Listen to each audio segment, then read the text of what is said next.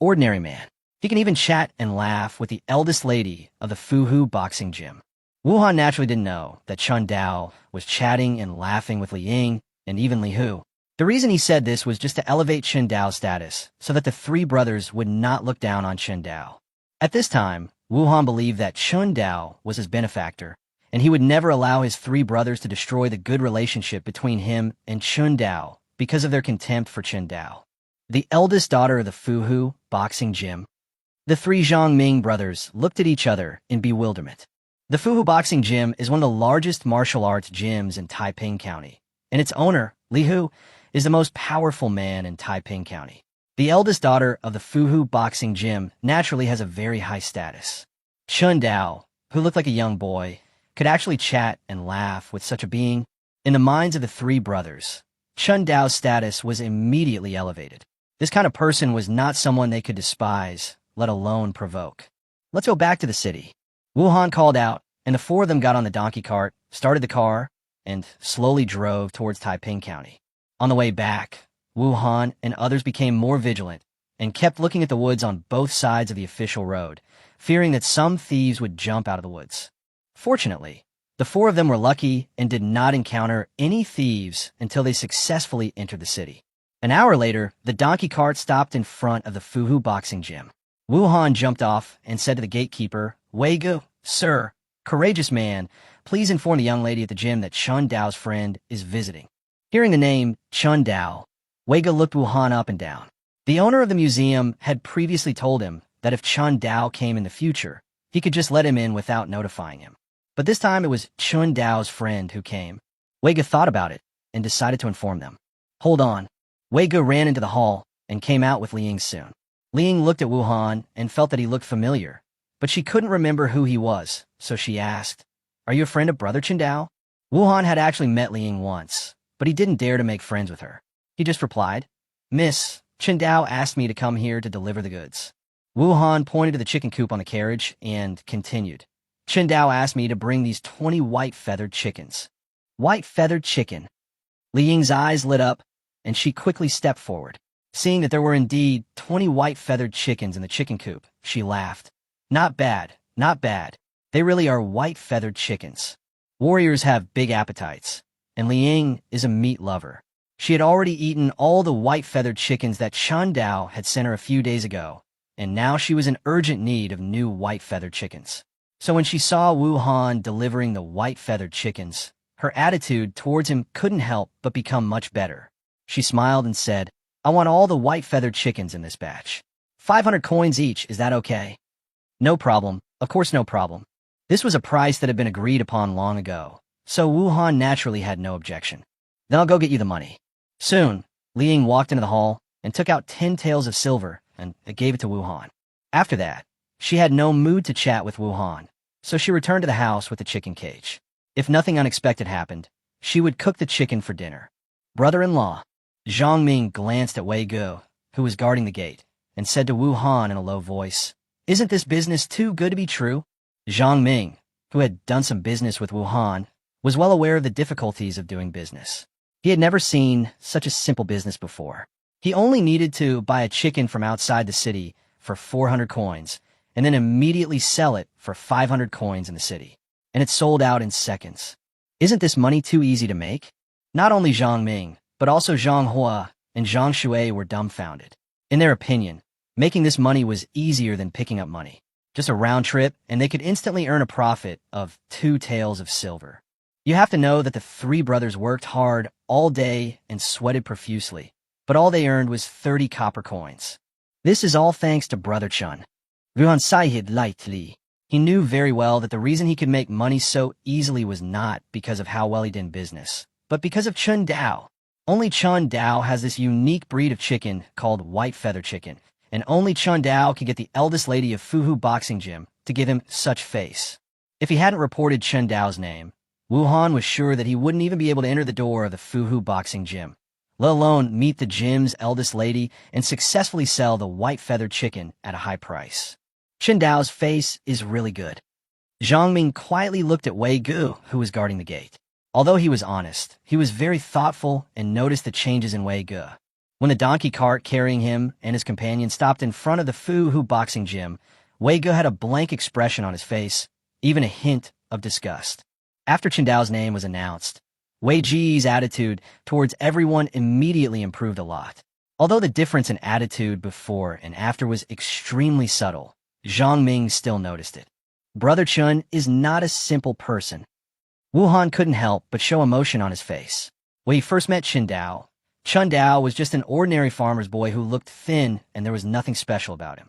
It wasn't until after several encounters that Wu Han discovered Chen Dao's extraordinary qualities. Not only could he catch the precious white-feathered chicken, he was even close to the eldest daughter of the Fu boxing gym. At this moment, Wu Han couldn't help but feel very fortunate that he had kindly helped Chen Dao at the beginning.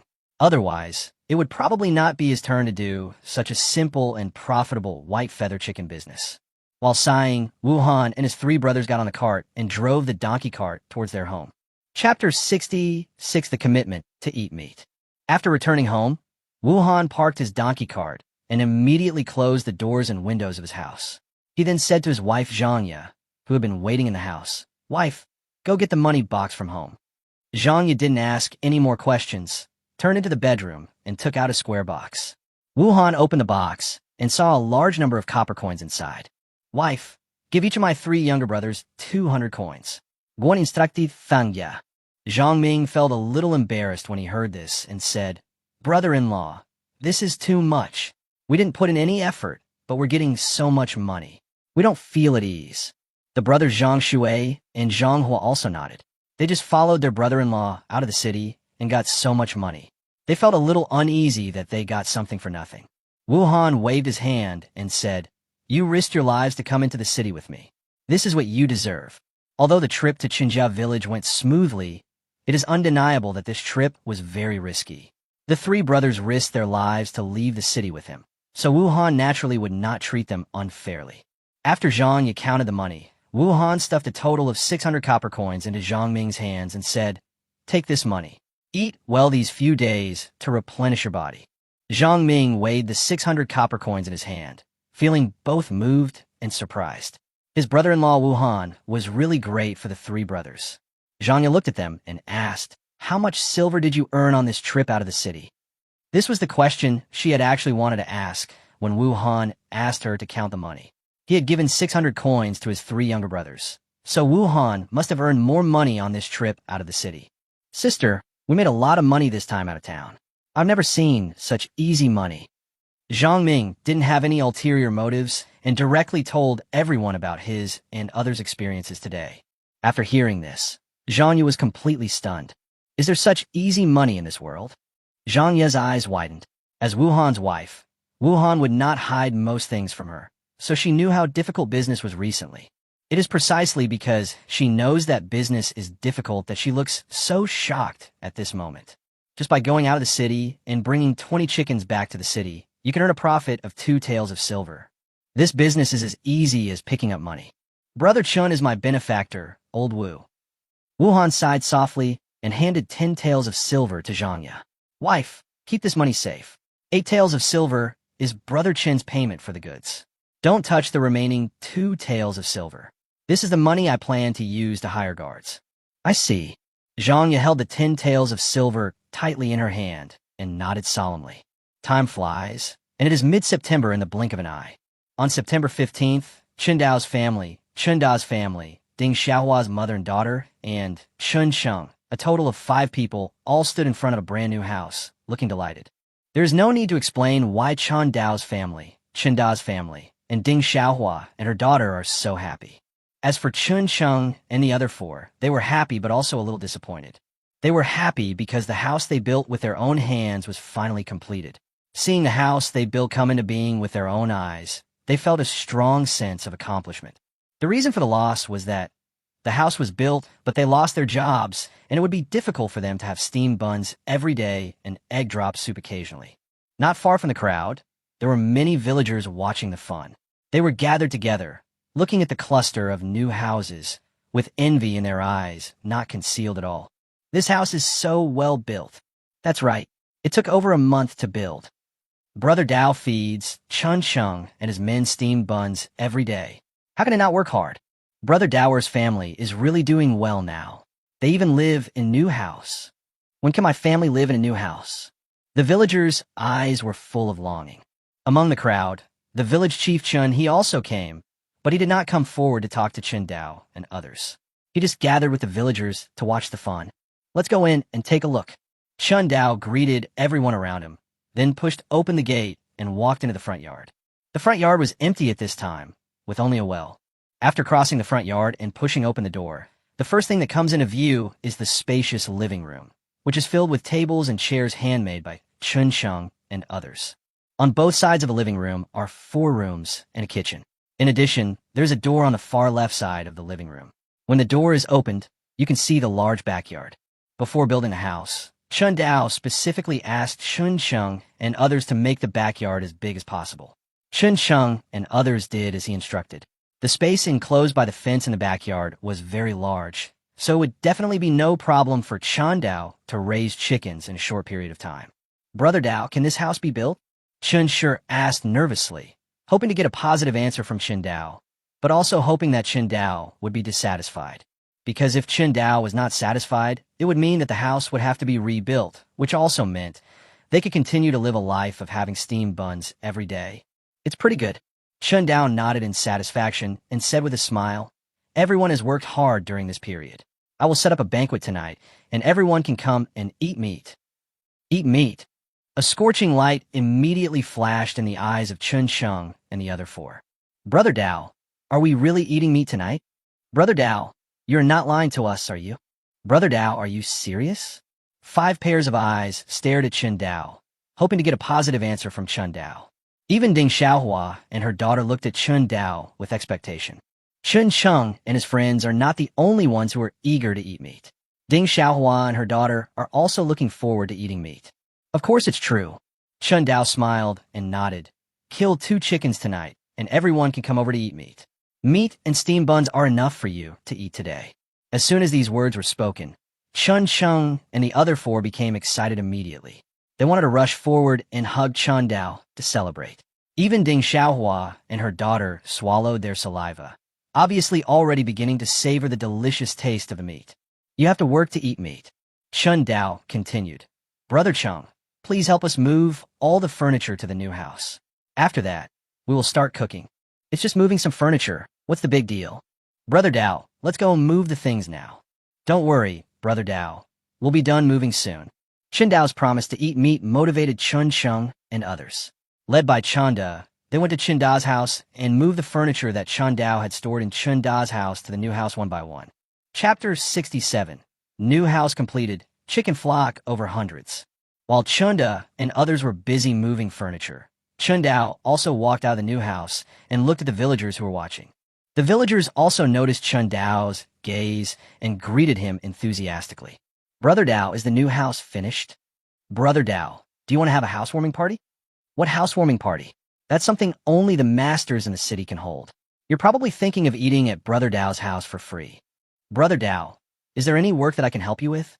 Facing everyone's gaze, Chun Dao thought about it and decided to win their hearts. Good morning, everyone.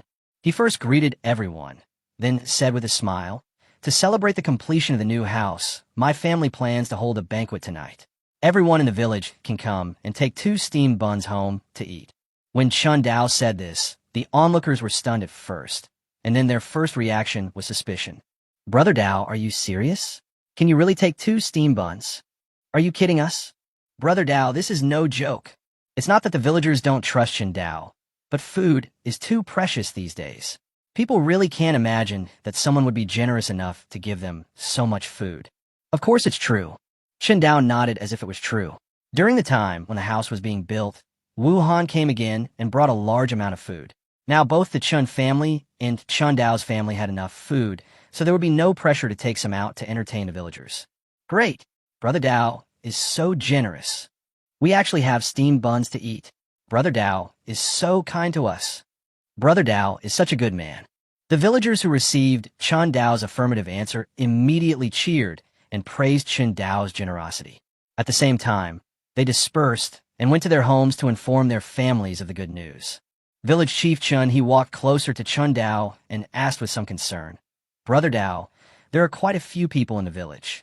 Do you have enough food? Chen worries were not unreasonable. There were a total of 103 households in the entire Qinjia village, with a population of more than 500. If each person had 2 steam buns, that would be more than 1,000 steam buns.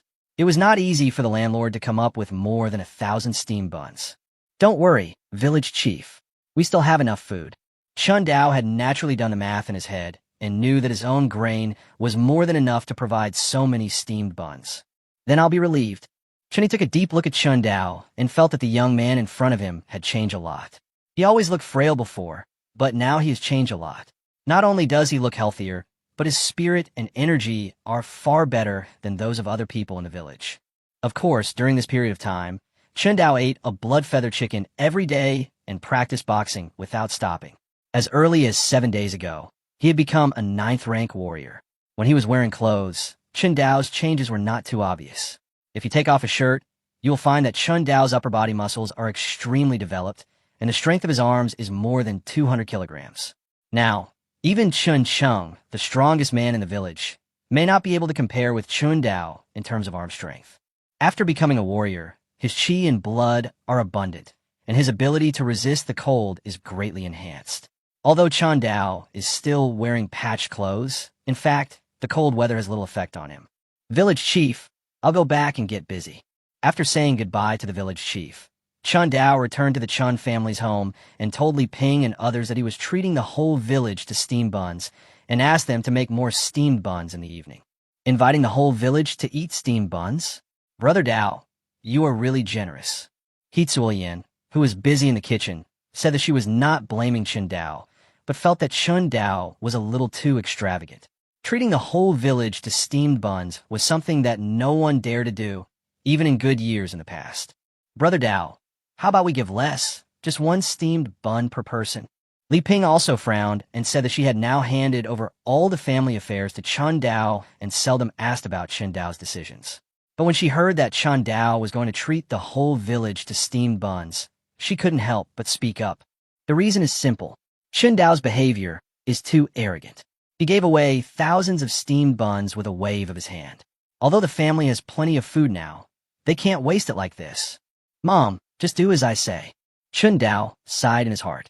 The reason why he invited the whole village to eat steamed buns was not purely to win people's hearts, but more because he sympathized with those villagers. Just a few days ago, several elderly people in the village starved to death at home due to lack of food at home. Their families did not even have the money to hold a funeral, so they hurriedly wrapped the bodies of the elderly in straw mats and buried them on the side of the vast mountain. After witnessing the grief on the family's faces, Chun Dao came up with the idea of treating the entire village to steamed buns. The idea was not for anything else, but just so that the villagers could have a full meal and fewer people would die. Okay. Li Ping and He Zuoyan hesitated for a moment, but still agreed to it. In fact, they would not object to Chun Dao's decision at all. After all, the reason why the 2 families could live a good life now was all because of Chun Dao. Even Chun Da would not object to the decision made by Chun Dao, let alone the 2 women. So the kitchen began to get busy, and the 3 women, Li Ping, Ding Xiaohua, and He Zuoyan, were making steamed buns in the kitchen. Chun Dao went to the front yard to check on the chickens he raised. I still underestimated the reproduction speed of yellow-feathered chickens. Looking at the chickens in the front yard that had long been out of control in the cages and were running around all over the floor, Chun Dao felt both happy and worried. He was happy because after more than 10 days of breeding, the number of yellow-feathered chickens had exceeded 100. Among them, there are 40 adult yellow-feathered chickens, 62 young yellow-feathered chickens, and 3 blood-feathered chickens. In order to grow the chicken flock, Chun Dao did not choose to breed too many blood-feather chickens, but let the yellow-feathered chickens continue to reproduce. The yellow-feathered chickens did not disappoint Chun Dao. In just over 10 days, they reproduced to more than 100. Now, about 12 yellow-feathered chicks are born every day, and the reproduction speed has further increased.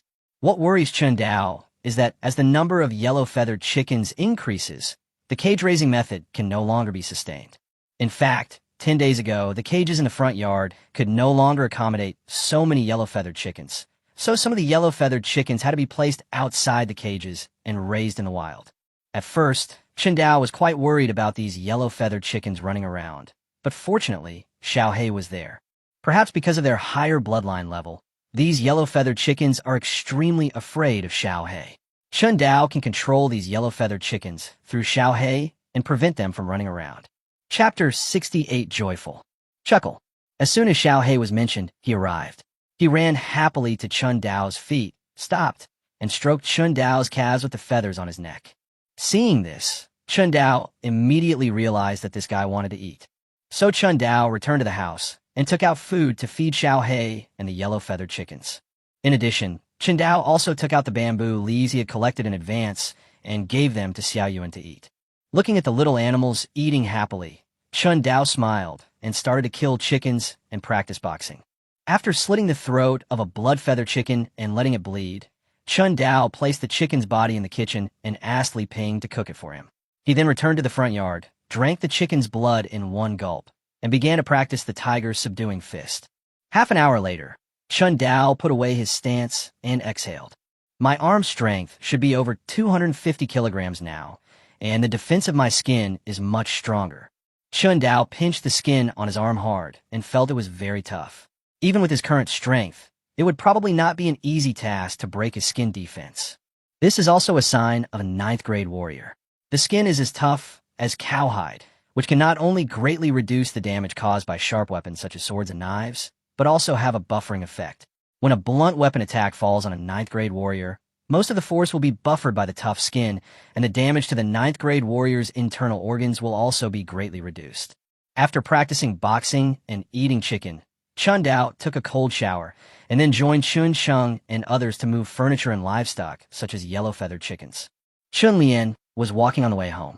Although she was extremely cold, her heart was burning with warmth. After hearing Chen Dao's promise to treat the whole village to steamed buns, Chun Lian did not dare to delay for a moment and hurried back home. The reason why she was so anxious was because her family was almost unable to make ends meet. Chun Lian's parents died early, and she depended on her grandmother for support. In today's times, it is obviously very difficult for the two women to survive. Fortunately, in the past, during the peaceful years, other relatives and friends in the village would provide some help, so that Chen Lian and her grandmother would not starve to death. But with the arrival of the coal disaster, every household had a hard time, and the villagers naturally stopped providing aid to Chen Lian's family. This caused the situation in Chen Lian's family to take a sharp turn for the worse. If there had not been some stored food, Chen Lian and her grandmother would probably have starved to death at home. But the stored food had been exhausted long ago. These days, Chen Lian saw the food in the rice jar at home gradually decreasing and felt anxious. There was not a single penny left in the house. Once the food ran out, Grandma and she would starve to death. It was precisely because of the difficulties at home that Chen Lian was extremely excited when she heard Chen Dao promise to give each villager 2 steamed buns. She wanted to go back home immediately to tell her grandmother the good news. Fortunately, Qinjia village is not big, and Chen Lian returned home in less than a quarter of an hour. Grandma! Chen Lian immediately shouted excitedly when she returned home. Hearing the noise, Grandma Hishiwahua walked out of the house and asked in confusion, Xiao Lian, what's wrong? Grandma, let's go inside and talk. Chen Lian helped her hunched grandmother into the house, trying to protect her from the cold wind as little as possible. After sitting down in the house, Chen Lian said excitedly, Grandma, I have good news. Do you know Dao Guer in the village? Brother Dao. Hishiwahua thought about it carefully and said, Isn't he Chen Ping's son? Hishiwahua seldom goes out because of her old age and poor legs and feet, but she has heard of Chen Dao's reputation. There is no way. Chen Dao's name is now a star-level existence in the village.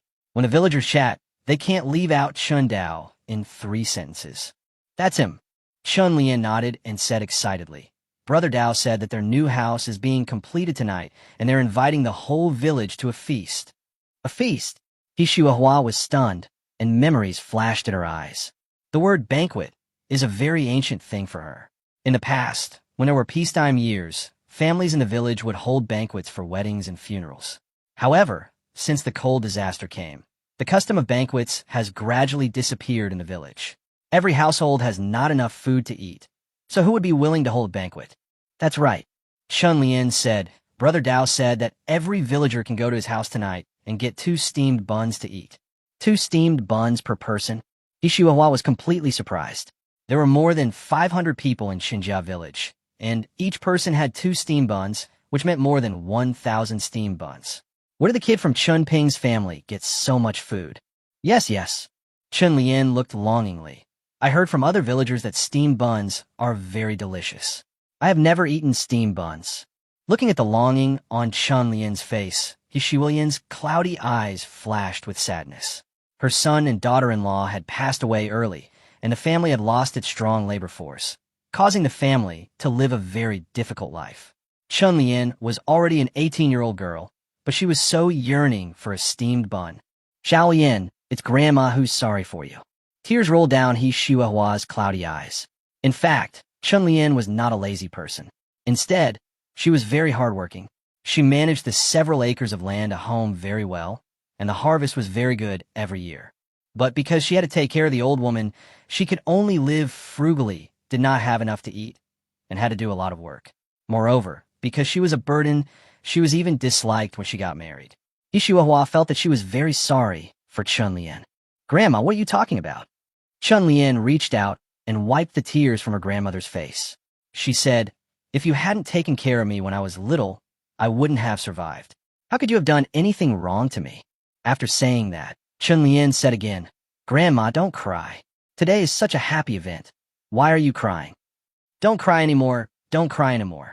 Ishiwahua wiped the tears from her face, forced a smile, and said, let's go to Daojui's house to eat steamed buns tonight. Yeah. Chun Lian nodded repeatedly. I have smelled the smell of that steamed bun many times. I know it is delicious just by smelling it. After saying that, Chun Lian couldn't help but sigh. Brother Dao is such a good man. He's willing to share so many steamed buns with us. Conversations similar to the one in Chun Lian's family were being played out in every villager's home. Within half an hour, the news that Chun Dao's family was going to hold a banquet and give every villager 2 steamed buns spread throughout the village. As a result, all the villagers in the village became excited. Cheers rang out in one house after another, and the whole village was like the new year, with joy everywhere. Chapter 69, County Magistrate Chun Dao. In the afternoon, when the sun was setting in the west, the villagers excitedly walked out of their homes and headed straight for Chun Dao's house. Chun Lian also helped Ishiwahua out of the house and walked to Chun Dao's house as quickly as possible. It smells so good. Chun Lian, who was near Chun Dao's house, twitched her nose and inhaled the unique aroma of steamed buns that permeated the air into her lungs, instantly making her feel hungry. The village hasn't been lively for a long time. Ishiwahua looked ahead with her cloudy eyes and saw one villager after another lining up to enter Chun Dao's house to receive steamed buns, with joy on their faces.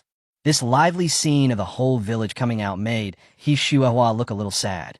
In the good times, Xinjia village was barely a relatively wealthy village, and lively scenes like the one before us would occasionally appear.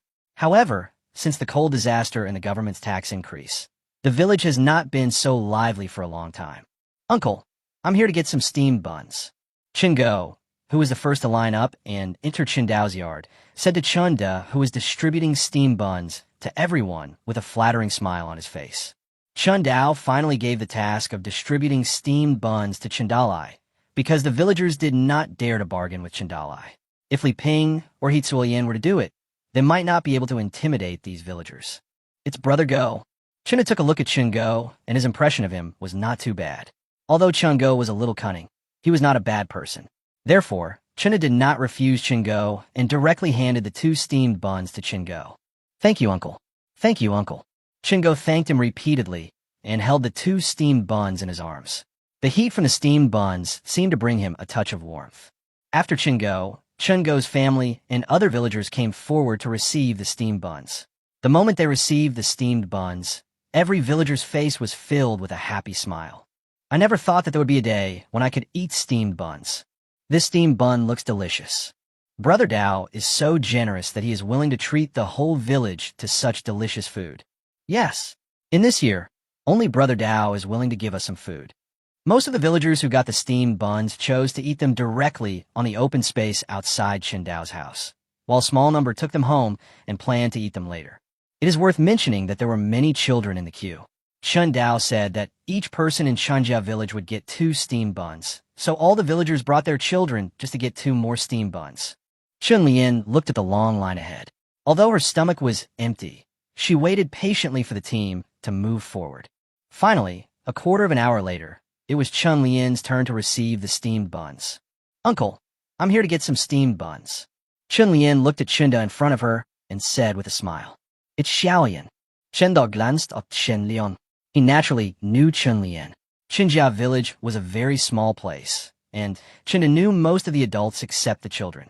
Chunda also knew the situation at Chun Lian's home, but he didn't mean to give Chun Lian more steamed buns. He just handed a total of 4 steamed buns to Chun Lian. "Xiao Yin, these are steamed buns for you and your grandma." "Thank you, uncle." Chun Lian carefully took the 4 steamed buns and expressed her sincere gratitude to Chunda. These 4 steamed buns might be just a full meal for the villagers who could still make ends meet, but for her and her grandmother, they were the hope that kept them alive and from starving to death. Chun Lian held the 4 steamed buns in her arms as if they were treasures, trying her best to prevent them from getting cold, and then helped her grandmother to a tree to shelter from the wind. At this time, many villagers were enjoying the delicious steamed buns under the tree. When they saw Chun Lian coming, they greeted her with smiles on their faces. "Xiao Yin is here," a middle-aged woman said enthusiastically. "Grandma, come and sit here with me." After saying that, the woman walked forward, supported He Shuehua, and sat down next to her. He Shuehua took a look at the woman, recalled something, and said, "You are Mr. Chen's wife, right?" "It's my wife." Mr. Chun, who was sitting not far away, smiled and said that he was Chungo's father, and the woman Lu Jie, who was supporting He Shuehua, was Chungo's mother. "Sister Lian, quickly give the steamed buns to Grandma to try." Chingo, who was sitting next to Chen Sheng, said, "This steamed bun is delicious, soft and tasty, perfect for an elderly person like Grandma." Hearing this, Chun Lian nodded, stuffed a steamed bun into He Shuehua's hand, and said with a smile, "Grandma, eat it quickly while it's still hot." As she spoke, Chun Lian also took out a steamed bun and started eating it. She had only eaten breakfast today, and her stomach was already burning with hunger. He Shuehua also ate the plump steamed bun in her hand bit by bit.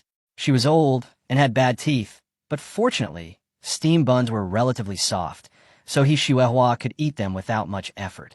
As she savored the sweet taste in her mouth, she sighed, "I always thought Brother Ping was a capable man, but it was a pity he passed away so early. I never thought his son would be so capable and treat the whole village to steamed buns." He Shuehua's words immediately attracted the support of the people nearby. "Yes, Dao Gur has really made great progress. Grandma, you don't go out much, so you haven't seen the scene every time Dao Gur goes to the city and comes back. Every time he brings back carts of grain, it makes us cry. Brother Dao is really kind-hearted. He's willing to treat us to such a precious delicacy as steamed buns. I heard that steamed buns in the city cost 5 cents each. So expensive? Of course. The price of food is getting higher and higher every day, and food is also getting more expensive. Oh, this damn cold weather, I don't know when it will end. My family can hardly afford to eat. Damn the government. We've always paid taxes on our land, but now we've been hit by a disaster, and the government doesn't care about our lives at all." As they talked, the topic turned to the cold disaster that was currently raging and the inaction of the government, and the mood gradually became depressed. "Fuck it." Chungo took a big bite of his steamed bun and said viciously, "Those officials in the city don't care about our lives at all. In my opinion, it would be better for Dao Gur to be the county magistrate. At least he can give us steamed buns to eat." Yes. If the county magistrate were Dao Gur, he would definitely not ignore our lives. Brother Dao has a very kind heart. If he were the county magistrate, everyone in Taiping County would definitely have enough to eat. Isn't it? If Dao Gur becomes an official, he will definitely be the most conscientious official in the world. Chapter 70 Hornet's Nest. Chun Lian ate steamed buns while listening to the voices of the crowd without expressing any opinion. She didn't know who the county magistrate was, but she knew who was good to her. If she were asked to choose someone to be the county magistrate, she would definitely choose Chen Dao. After all, apart from Chen Dao, no one gave her steamed buns. "What are you doing here?" While everyone was chatting under the tree, Chunda, who was distributing steamed buns in the front yard of Chen Dao's house, stared at the 3 people in front of him with a look of disgust on his face. The 3 people in front of him were none other than the 3 Chin Jin brothers who had previously tried to break into his house. After a month of recuperation, the three brothers' injuries had finally recovered. But at this time, all three of them had been disfigured. When Xiao attacks people, he will not show mercy or avoid the vital parts. Instead, he will peck at whatever he can get. The three Qinjin brothers who were attacked by Xiao that night now have small pits all over their faces. Their whole faces look like a hornet's nest, which is very creepy. It's not just their faces, there are even more bumps on the three people's bodies, but they are not visible because they are covered by clothes. It can be said that these three brothers are quite lucky. If ordinary people were pecked all over by Xiao and then beaten with a stick by the village chief, they would be half dead, if not dead. But after resting at home for a month, the three brothers miraculously recovered.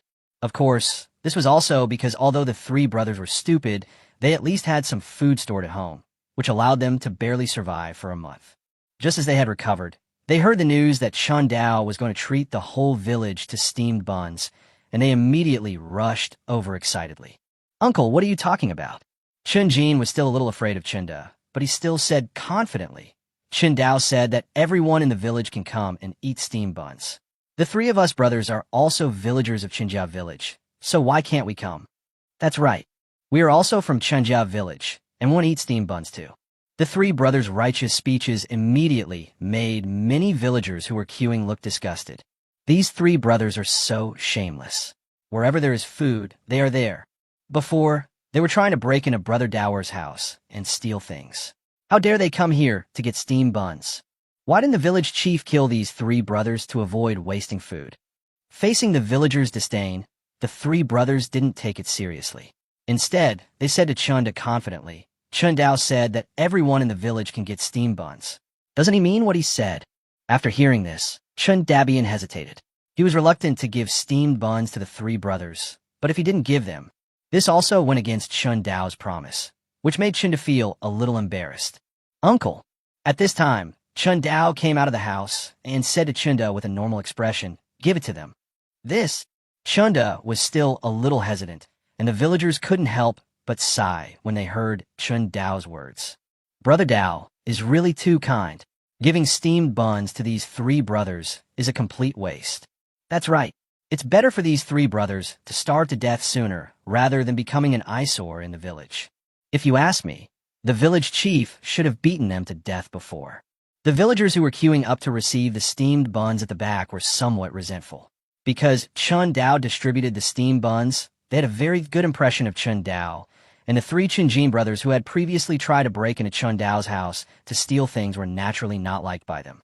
Therefore, when the villagers saw Chun Dao say that he would give steamed buns to the three brothers, they were very dissatisfied. Of course, this dissatisfaction was not directed at Chun Dao, but at the three brothers Qinjin. These three brothers were so shameless that they wanted to steal other people's things a while ago, and now they come to eat for free. It's really shameful. Brother Dao is still sensible. Chun Jin said with a grin, "That's right. The three of us brothers are also from Qinjia village. Why shouldn't you give us steamed buns to eat?" "That's right." The two brothers agreed.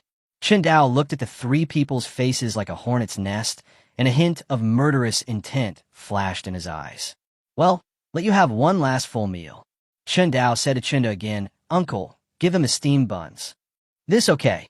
Seeing that Chun Dao had made up his mind, Chunda didn't say much and directly handed the 6 steamed buns to the 3 Qinjin brothers. The 3 brothers who got the steamed buns didn't even say thank you and left Chun Dao's house without recognizing any relatives.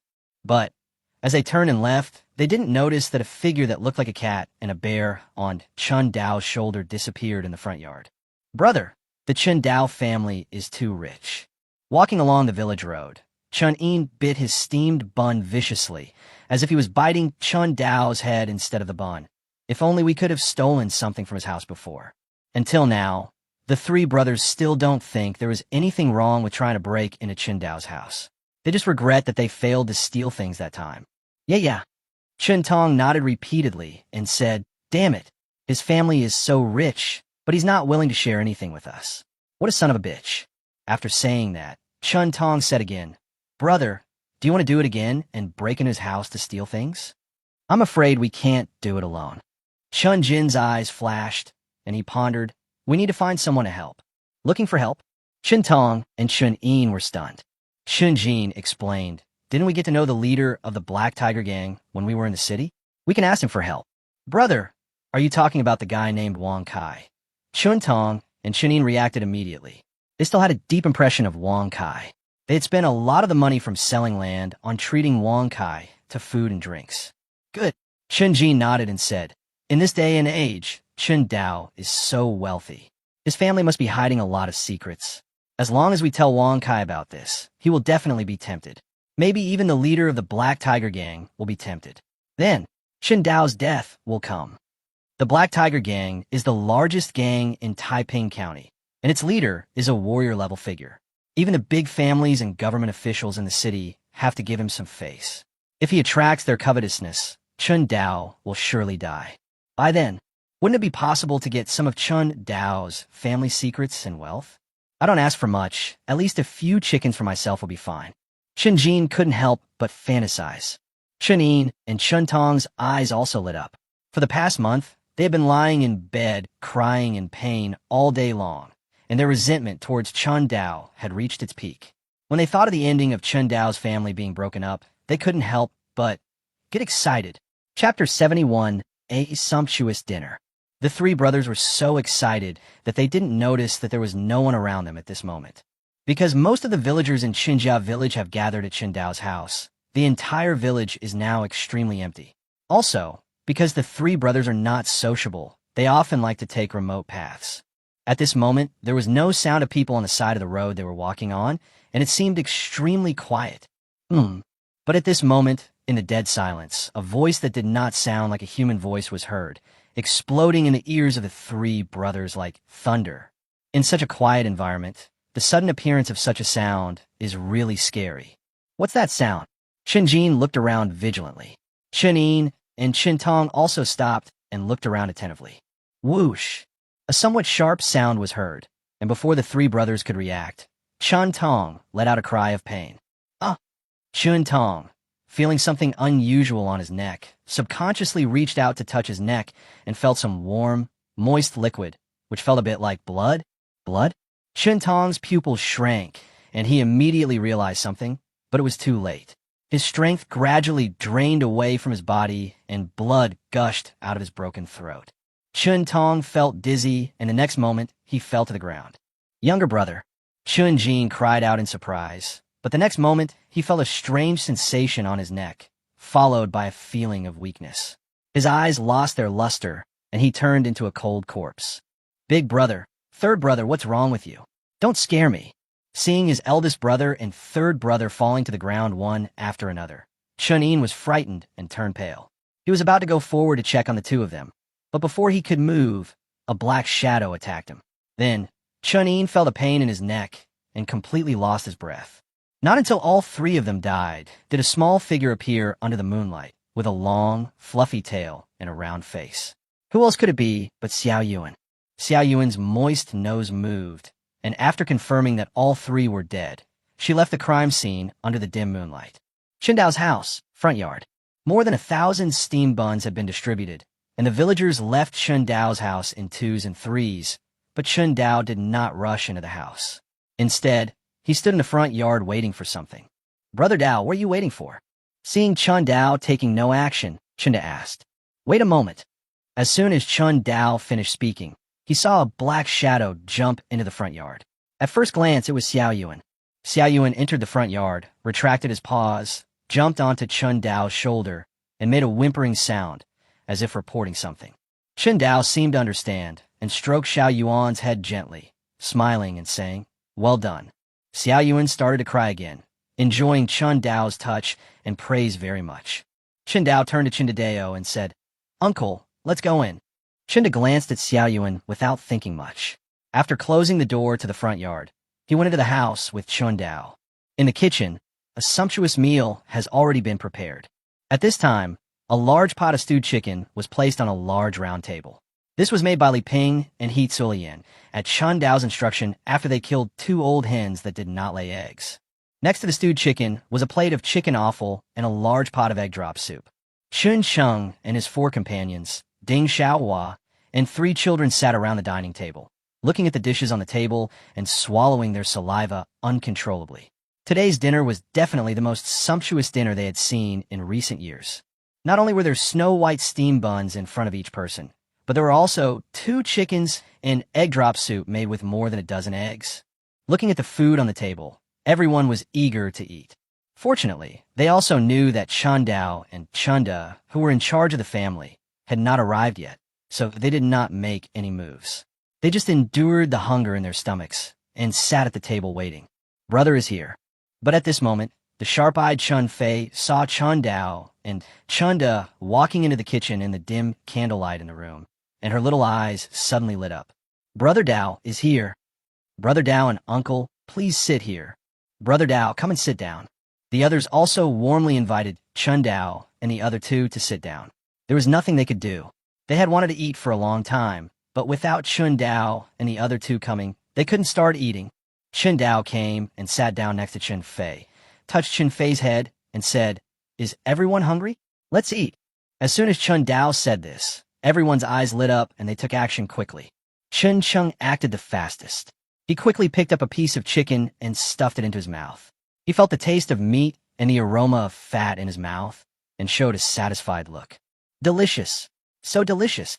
Chun Chung shook his head and exclaimed in admiration. The others were also quick in their movements. They stared at the large bowl of chicken and quickly put piece after piece of chicken into their mouths, making sounds of praise as they ate. Meat is delicious, even better than steam buns. That's right. It's so delicious. It smells so good. Looking at the satisfied faces, Chun Dao couldn't help but laugh. He ate a blood-feather chicken every day these days and had no desire for meat. On the contrary, Chun Chung and others, because they had not eaten a bite of meat for many years, behaved in an extremely exaggerated manner at this time, as if they were eating delicacies from mountains and seas. Chun Dao ignored the chicken on the table. Instead, he filled a bowl of egg drop soup and ate steam buns with it. Don't just focus on eating meat. Drink some soup and eat some steam buns. Obviously, not many people listened to what Chun Dao said. After all, meat was too rare for the people present. When meat was placed in front of them, they simply looked down on other foods. The one who had the most exaggerated eating manners was Chun Chung. He didn't even spit out the bones. As soon as the chicken entered his mouth, he chewed the chicken and bones together and swallowed it into his stomach, which made Chun Dao admire his digestive ability. On the contrary, the families of Chun Dao and Chunda behaved better. Every day, when Chun Dao ate blood-feather chicken, he would share the chicken offal and chicken soup with them. Since they could eat meat occasionally, they would not behave as out of control as the 3 brothers Chun Chung. With everyone wolfing down the food, it didn't take long before a large bowl of chicken weighing more than 10 pounds was eaten up. Then, everyone set their sights on the small plate of chicken offal, and each of them ate up the offal with a chopstick. It was not until this time that everyone remembered the staple food, steam buns. It's funny to say that Chun Chung and others, who used to think that steam buns were the most delicious food in the world, turned a blind eye to the steamed buns in front of them after tasting meat. The contrast between the two is really shocking. Chapter 72, Loyalty. This dinner, although not entirely meat-filled, clearly satisfied everyone. At the end of dinner, Chun Chung and others touched their bellies with expressions of satisfaction on their faces. Brother Dao is so good to us. I have never eaten so much meat in my life. Chun Chung smiled with his eyes narrowed. He has lived for almost 25 years and has never had such a sumptuous dinner. Yeah, Brother Dao has been really nice to us. It's really worth working for Brother Dao. This is the best meal I've ever had. The others also echoed this, and their favorable impression of Chun Dao had reached its peak. Chun Dao smiled and said, "Everyone come over tomorrow morning. Let's go to the county town." After seeing everyone nod, Chun Dao continued, "All right, everyone, go home now that you're full. Brother Chung, stay a moment. I have something to tell you." At Chun Dao's command, everyone understood and left. The women were clearing away the dishes. Chun Dao, who led Chun Chung to the front yard, said, "Brother Chung, do you want to continue working with me in the future?" "Of course." Chun Chung nodded without hesitation. "Brother Dao, I am willing to work with you, as long as you provide me with food." "Very good." Chun Dao nodded secretly. He was not worried that Chun Chung would refuse. Now, it was a recognized fact in the village that one could have enough food by working for him. There were at least 490 people willing to work for Chun Dao. As for why Chun Dao looked for Chun Chung, The answer is naturally because Chun Sheng is stronger. Since coming to this world, Chun Dao has always been extremely insecure. When it comes to security, no matter how much he invests, Chun Dao will not feel that he has lost out. The reason why Chun Sheng continued to work with him was because Chun Dao planned to train Chun Sheng to be his bodyguard. He even planned to train Chun Sheng to be a warrior. With Chun Sheng's 1.8-meter tall body and muscular body, once he becomes a warrior, he will definitely be the best among his peers. By then, I will have Chun Sheng and Xiao Yuan as my bodyguards, so won't I be safe and worry-free? After observing for a period of time, Chun Dao has completely confirmed Chun Sheng's loyalty. It may be difficult to let Chun Sheng die for him, but Chun Dao is sure that Chun Sheng will never betray him. Therefore, he does not mind spending some resources to train Chun Sheng into a warrior and serve as his personal bodyguard. Then you will follow me from now on, Brother Cheng. Chun Dao said, I will not only provide you with food, but also give you a salary every month. And a salary? Chun Sheng's eyes lit up. Not only would he be provided with food, but he would also receive a salary. This was such a great thing. Certainly. Chun Dao nodded, took out 5 eggs that had failed to hatch, and stuffed them into Chun Sheng's hands. He said, with this salary, you don't have to worry about your family not being able to afford food. Take these 5 eggs and go back to nourish your brothers and sisters. Chun Sheng looked at the 5 eggs in his hand. His heart moved, his eyes moistened. Brother Dao, you are so good to me. Chun Dao not only feeds himself, but also considers his family. At this moment, Chun Sheng was completely devoted to Chun Dao. Ever since he was old enough to understand, no one had ever been so kind to him except his mother. Chun Dao patted Chun Sheng on the shoulder and said, Brother Cheng, go back quickly. Don't keep your mother waiting. After saying that, Chun Dao turned around and went back into the house. Chun Sheng stayed there for a long time before turning around and leaving, returning to his home. At Chun Sheng's home, his mother Lu Yanzheng, Chun Shi, and Chen Muzheng were sitting in the not very spacious living room. With the dim moonlight coming in from outside the door, one could see the sadness on the 3 people's faces. With the completion of the construction of Chun Dao's house, the 3 brothers, Chun Sheng, completely lost their jobs that could support them in making a living.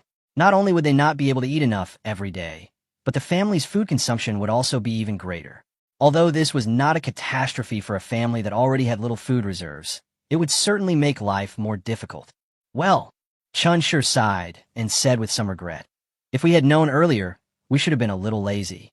That way, Dao Guer's house could have been built more slowly, and we could have eaten a few more days. How could you have such thoughts? Lu Yin glared at Chun Shi and said, Brother Dao provides you with plenty of food and even sends steamed buns home, yet you're thinking of slacking off? As soon as his mother got angry, Chun Shi immediately felt guilty. He scratched his head and said embarrassedly, Mom, I was just talking. I don't intend to do it. In fact, Chun Shi was very grateful to Chun Dao and had never thought of being lazy. The reason why he said that just now was just a subconscious complaint because there was not enough food at home. How about we go into the city to work? Chun Mu said, I heard that you can earn a lot of money by selling your labor in the city. The 3 of us are not short of strength, so we will definitely be able to find work. No. Chun Shi shook his head and said, when that peddler Wuhan came here before, I asked him about it. He told me that there are so many people vying for hard labor in the city right now that it's not even our turn. Chun Mu opened his mouth, feeling helpless. He couldn't farm in the village, and he couldn't work as a laborer in the city. Could it be that so many people in his family would really starve to death? Mother, 2nd brother, and 3rd brother. Just when the 3 of them were looking worried, Chun Sheng ran in excitedly with a happy look on his face. Big brother is back. Noticing the joy on Chun Sheng's face, Chun Shi hurriedly asked, Brother, why did Dao Guer keep you here just now? Brother Dao asked me to continue working with him. Chun Sheng smiled innocently and said, he said that if I work with him in the future, not only will I have enough to eat every day, but I can also get a salary. Is there such a good thing? Chun Shi and Chun Mu were stunned, and then their eyes flashed with strong envy. Brother, this is good news. Chun Shi's eyes lit up as he said, who in the village doesn't want to help Brother Dao with his work these days? It's your good fortune that Brother Dao has taken a liking to you. After saying that, Chun Shi said with great regret, why didn't Brother Dao take a fancy to me? Are you being lazy at work? Lu Yin obviously hadn't forgotten what Chun Shi had said. Brother Dao saw that you weren't working hard, So he didn't ask you to continue working? It's unfair, mother. Chun Shi quickly protested. I have never been lazy when I was working. If you don't believe me, ask my eldest brother and third brother. Lu Yin looked at Chun Cheng and Chun Mu and saw that they both nodded. They saw Chun Shi working, and he had never been lazy. On the contrary, because he could eat enough every day, he was very hardworking. Is that so?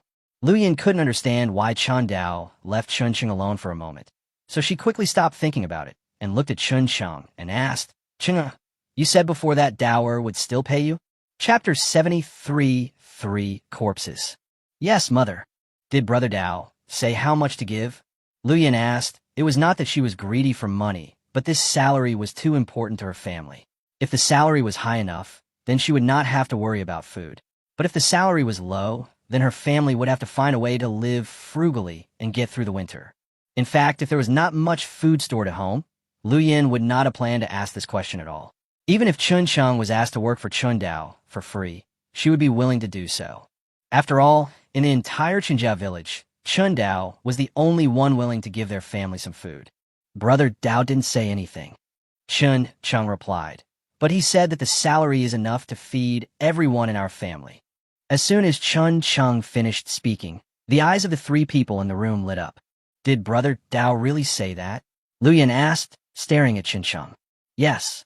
Chun Cheng nodded, took out the 5 eggs he had brought back, and handed them to Lu Yin. Mom, these are the 5 eggs that Dao Gur asked me to bring back.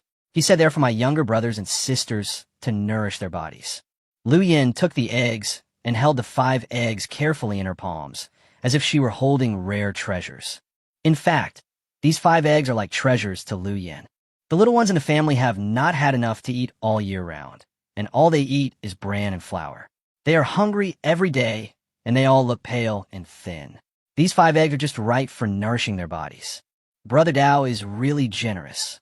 Looking at the 5 eggs, Chun Shi couldn't help but sigh. 5 eggs are enough. Even the landlords in the city are not so generous. Hasn't Dao always been like this? He treats the villagers very well.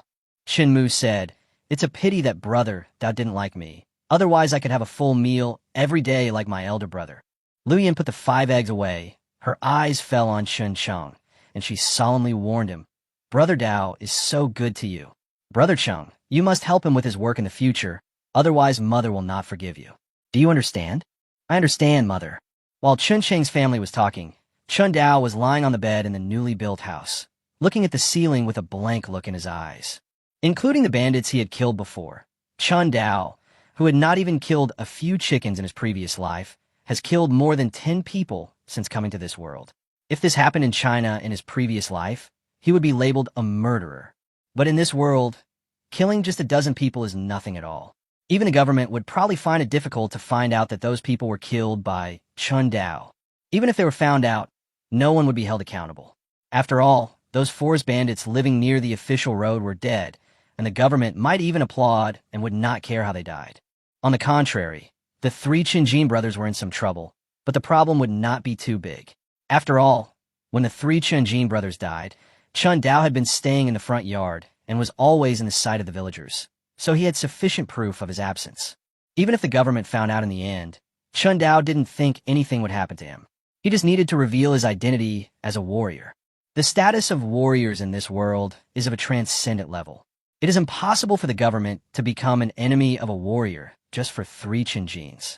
In short, Chun Dao was not worried about the impact of killing the 3 Qinjin brothers on himself. He just couldn't help feeling a little emotional. Human life in this world is too worthless. Countless refugees have starved to death outside the city, but no one has ever cared about their lives. Well, Chun Dao sighed lightly and fell asleep unknowingly. Early the next morning, the 3 Cheng brothers woke up. Instead of having breakfast at home, they went out and went straight to Chun Dao's new home. They all knew that Chun Dao's family must have prepared breakfast for them, so they didn't waste food at home. When I arrived at Chun Dao's house, I saw that Chun Jiang and Chun Si had already arrived early.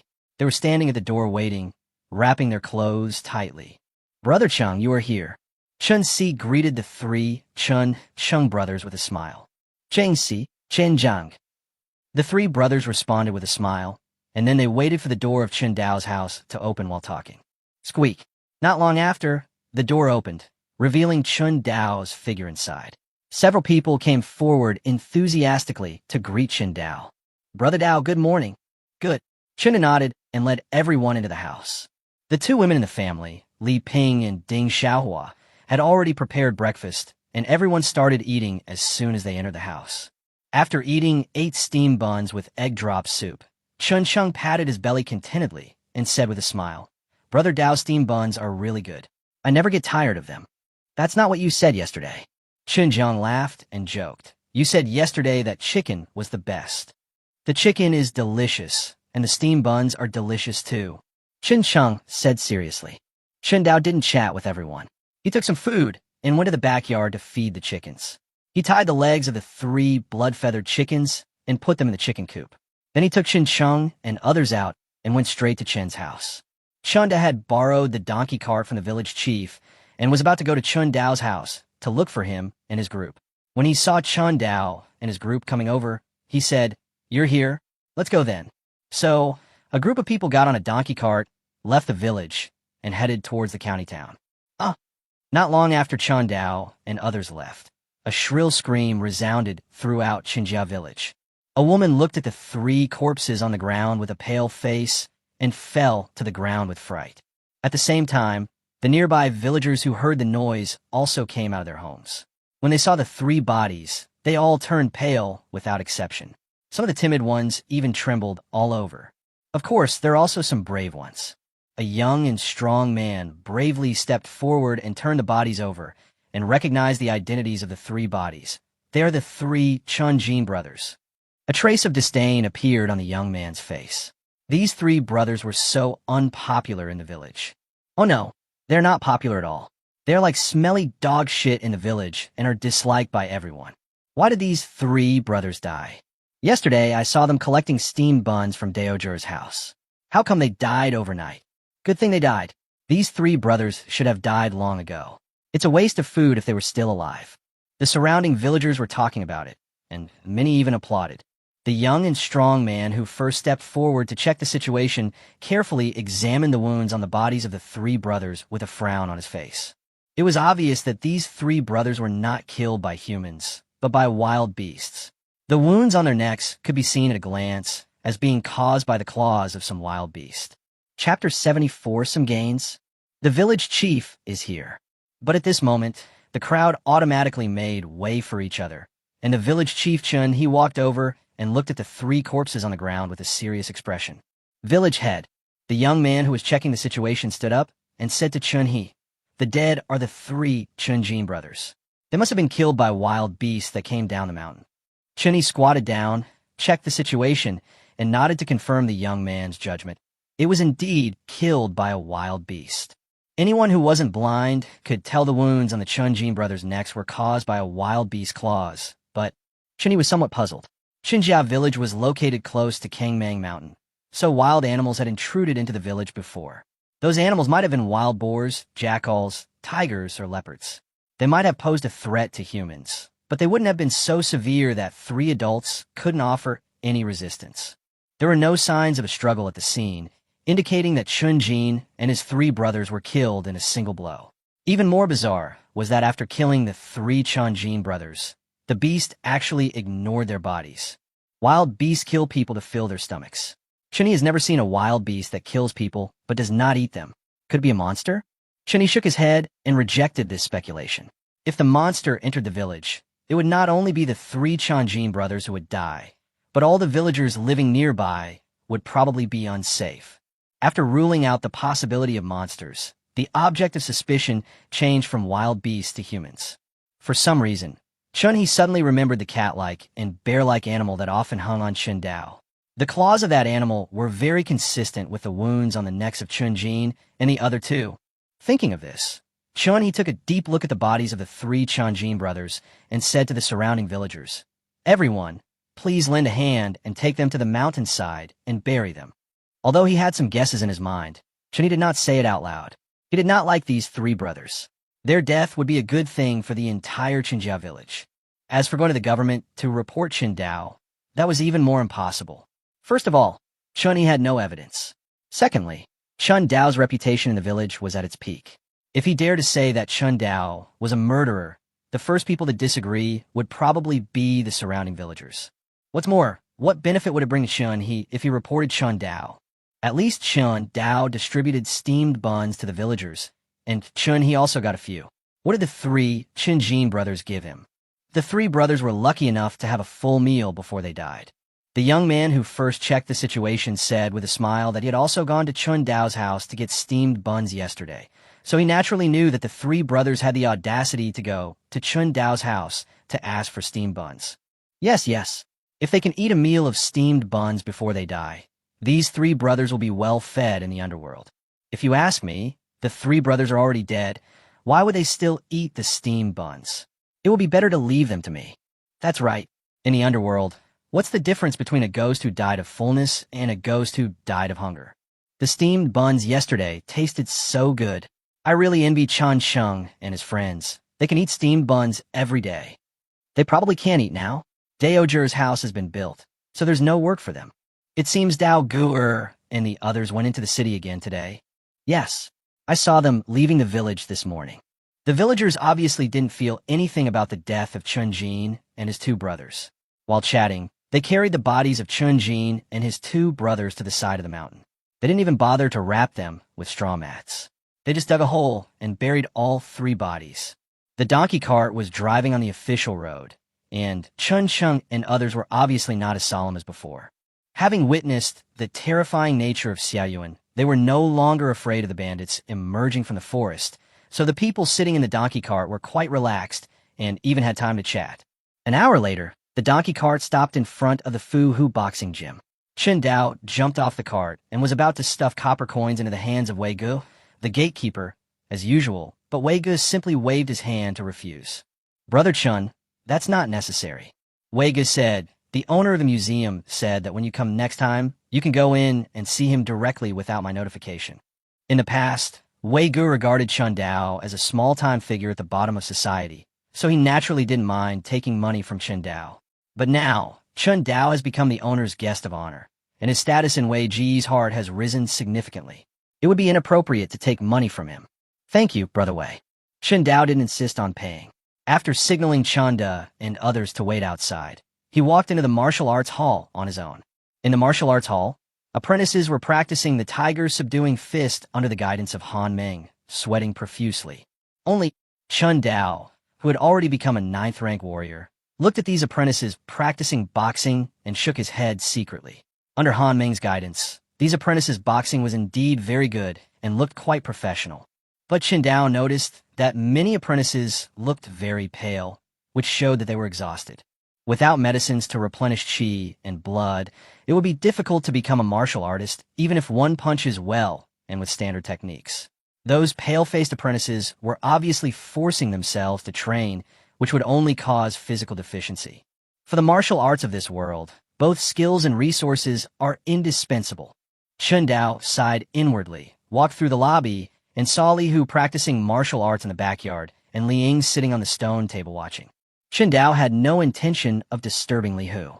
He tiptoed over to sit across from Li Ying and said with a smile, Ms. Li, long time no see. Brother Chun is here. Li Ying was still as enthusiastic as ever when she saw Chun Dao.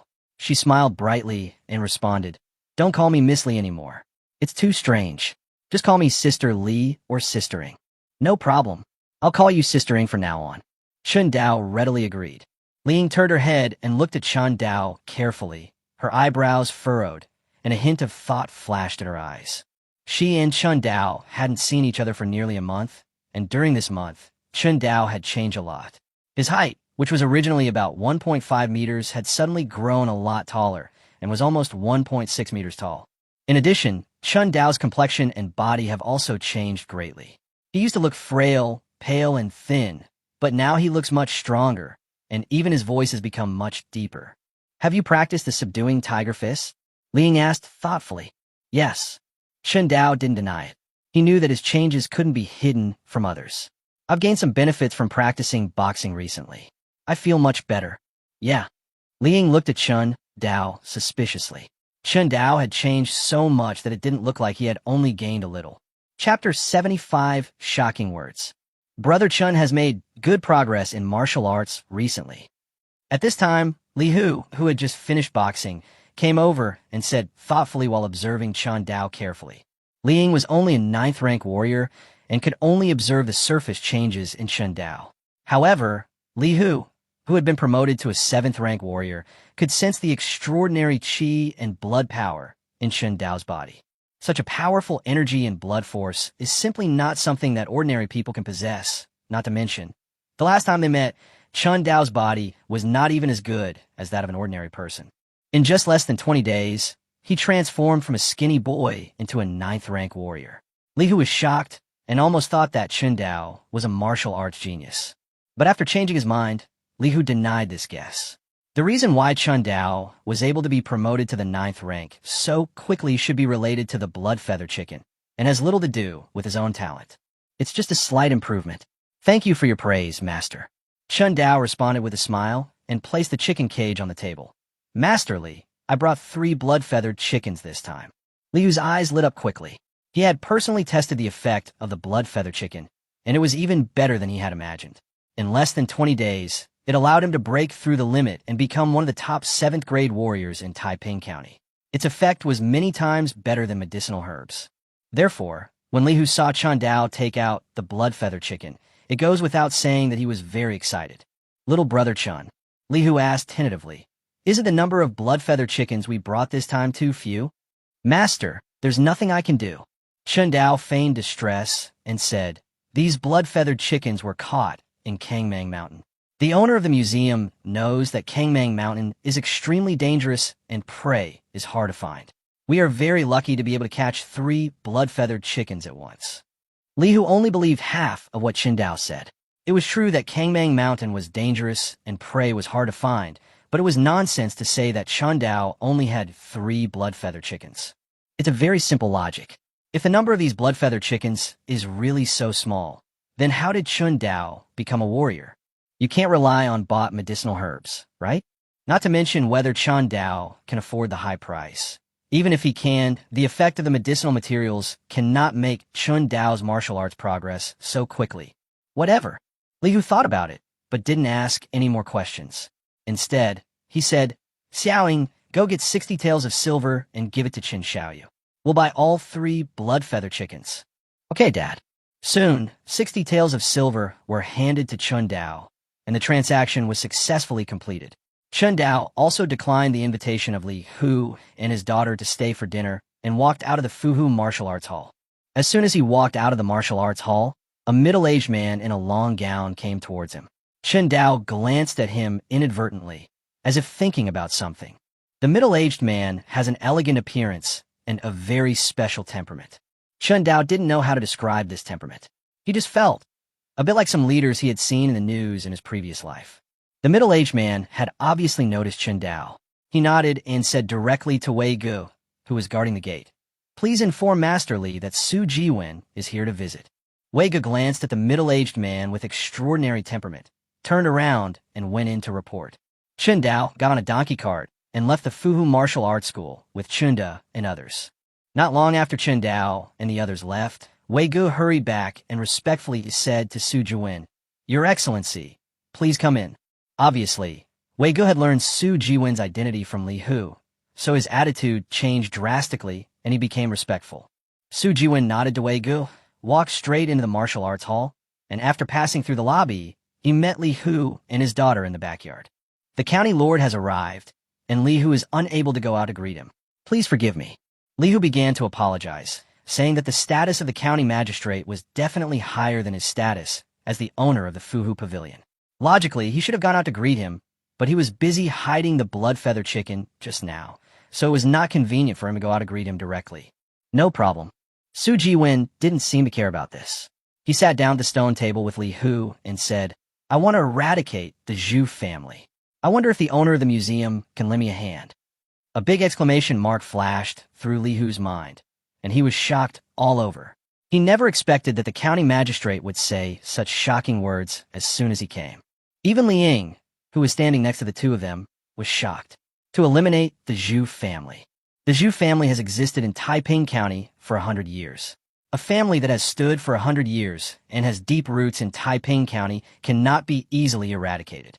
In fact, the county magistrate before Su Jiwen had also thought about moving against the three major families. But the result was that the county magistrate died suddenly, and then it was Su Jiwen's turn to take office. "Don't joke, my lord," Li Hu said seriously. "If this gets out, I'm afraid neither you nor I will be able to live in peace." Li Hu did not have much affection for the three major families in Taiping County, and even felt more disgust towards them, but this did not mean that he wanted to be an enemy of the three major families. You have to know that in this small area of Taiping County, the three major families have a much deeper foundation than the Fuhu fiscal. And although the three major families occasionally have some small conflicts, they are ultimately related by blood. Once the Zhu family is touched, the other two families will definitely help.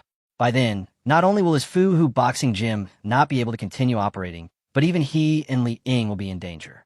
I never thought that Master Li would be so cowardly. Su Jiwen used the method of provoking the opponent. Li Hu, however, remained unmoved. "Your Excellency, there's no need to provoke me. I'm certainly courageous, but I wouldn't dare to become an enemy of the three great families." "Really?"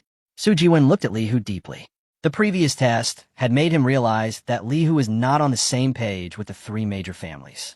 "What if I say I'm sure I can eliminate the Zhu family?" "How can the county master be so sure?" Li Hu shook his head and did not believe what Su Jiwen said. Su Jiwen, the seemingly noble county magistrate, was just a mascot in the open. He could not even control the clerks and constables in the county government. How could he have the ability to eradicate the Zhu family? "Master, this table should be made of blue stone, right?" Su Jiwen did not directly answer Li Hu's question, but looked at the table. Suddenly, Su Jiwen reached out and grabbed a corner of the round table and exerted force suddenly. Crack! A piece of the bluestone table broke off instantly. This scene immediately made Li Hu and Li Ying's eyes widen. Bluestone is a precious stone from the Xia Kingdom. Not only is its color beautiful, but it's also incredibly strong. Even hammering with a hammer wouldn't easily damage it. And yet, Su Jiwen simply broke off a corner of the polished bluestone tabletop with a single flick of his hand. Chapter 76 Rebellion. Li Hu and Li Ying looked at Su Jiwen with shocked expressions. Everyone with a little status in Taiping County knew that the county magistrate Su Jiwen was just a figurehead, a scholar with an empty official position but no power. Li Hu and Li Ying also thought so. But Su Jiwen's performance at this time was obviously contrary to their understanding. Even an 8th grade warrior could not break a piece of bluestone with bare hands. This means this county lord, who is regarded as a mascot, is a 7th rank warrior. A seemingly weak scholar, but secretly a rare 7th grade warrior in the entire Taiping County. The county master is really hiding something. Li Hu looked at Su Jiwen with a deep gaze. Even he had never felt the existence of qi and blood in Su Jiwen. Su Jiwen smiled and said, "To be honest with you, Master Li, I have had a talent for martial arts since I was young. My father originally wanted me to learn martial arts, but my mother wanted me to study literature. The two elders were deadlocked in opinion, so they made a compromise and let me practice both martial arts and literature. Since I was a child, I have studied in the mornings and practiced martial arts in the afternoons. Fortunately, I have a good talent for both studying and practicing martial arts, and I have made some achievements in both martial arts and learning." Some achievements. The corners of Li Hu's mouth twitched. It was just that he didn't understand the internet memes on Earth. Otherwise, he would have angrily criticized Su Jiwen for being Versailles. Nima. He cultivated both civil and military skills, passed the imperial examination, and even became a 7th rank warrior. At this moment, Li Hu felt a sense of dreadful comparison. Others, through both martial arts and literature, could become 7th rank warriors, while he, who focused solely on martial arts, had such a difficult time reaching the 7th rank that he even needed the help of a blood-feathered chicken to reach the 7th rank. Li Hu almost shed tears of weakness. It was so fucking infuriating. "Now, Master Li, do you believe what I said?" Su Jiwen ended his Versailles behavior and asked, "I have a question. Could the county master help me solve it?" "Please go ahead. Why is the county magistrate so determined to deal with the three major families?" Li Hu asked. "Master Li, you should have seen those refugees outside the city, right?" "Of course I have seen it." Although Li Hu rarely went out, he still visited the refugees gathered outside the city and even arranged for people to distribute porridge outside the city. My background is not good. Su Jiwen suddenly changed the subject and talked about his family background. My father was just the son of a merchant with a small fortune. He spent money to learn some basic moves in a martial arts school. My mother also came from a humble family. I have seen with my own eyes how difficult it was for them to support me in my studies and martial arts training. I also know how difficult it is for the common people at the bottom of society. I'm a dull person. I have read countless books over the years, but I have never fully comprehended the principles in them. However, I have learned some of them. I have never farmed, yet I have food to eat. I have never raised chickens or ducks, yet I have meat to eat. I have never chopped wood, yet I have countless firewood to burn. All of this was earned through the sweat of millions of ordinary people. Every penny of my salary comes from the people, yet right now, those people outside the city who once supported me are starving to death every day. This makes me feel guilty, so I have no choice but to borrow food from the Zhu family to help them. After hearing what Su Jiwen said, Li Hu couldn't help but fall silent. He had guessed countless reasons why Su Jiwen wanted to eradicate the Zheng family, and most of his guesses were based on interests and power. But I never thought. The reason why Su Jiwen wanted to eradicate the Zhu family was so simple. It was just for the refugees outside the city, and because he couldn't bear to see the people starving to death. At this moment, Li Hu couldn't help but stand in awe. Having lived for more than 40 years, he had seen countless corrupt officials and countless powerful people fighting for power and interests, but he had never seen an official like Su Jiwen, who only cared about the people. I wonder how the county magistrate plans to eradicate the Zhu family. Li Hu asked. Su Jiwen's eyes lit up when he heard this. Since Li Hu was asking about eradicating the Zheng family, it meant he was planning to side with him. I've already made all the necessary arrangements. Su Jiwen calmly told his plan, and Li Hu and Li Ying nodded repeatedly. The county magistrate's plan had a high success rate, and both of them felt it was very feasible. But Li Hu's eyes rolled, and he asked, after the Zhu family is eradicated, how does the county magistrate plan to distribute the Zhu family's resources? Everything has to do with interests. Although Li Hu is a kind-hearted person, he would never take the risk to deal with the Zhu family just to benefit the people. I've thought about this in advance. Su Jiwen said confidently, after the Zhu family falls, all their grain and land will be owned by the government, and the Fuhu Fifth School, which assisted me, will be able to obtain all of the Zhu family's herbal medicine shops and fields. The Zhu family's largest industries are grain and medicinal materials. This is not only true for the Zhu family, but also for the three major families in Taiping County. The county magistrate took the grain and land, and the medicinal herbs went to the Fuhu boxing gym. Li Hu could still accept this distribution, so he nodded and agreed. Then it's settled. After the Zhu family falls, the medicinal herbs will belong to me, and the grain will belong to the county magistrate. Very good. Su Jiwen stroked his beard with a smile on his face. With Li Hu's joining, he was more confident about eradicating the Zhu family. As a result, the atmosphere in the yard became more relaxed. Li Hu asked Li Ying to make a pot of tea and sat face-to-face with Su Jiwen, drinking tea and chatting. That's right. But at this moment, Su Jiwen seemed to remember something. He took out a piece of paper covered with words from the inner layer of his clothes and handed it to Li Hu, saying, Master Li, you might want to take a look at this. Li Hu took it and looked at it. His pupils trembled suddenly. There is not much content on this piece of paper, but the content is very shocking. Someone in Liangzhou actually rebelled. Li Hu spoke in a hoarse voice as if talking to himself. The content on the paper should have been copied by Su Jiwen from the government gazette, and it contained news about a rebellion in Liangzhou. In Liangzhou, a young man, conscripted to the battlefields of the Great Wall, was dissatisfied with the government's actions.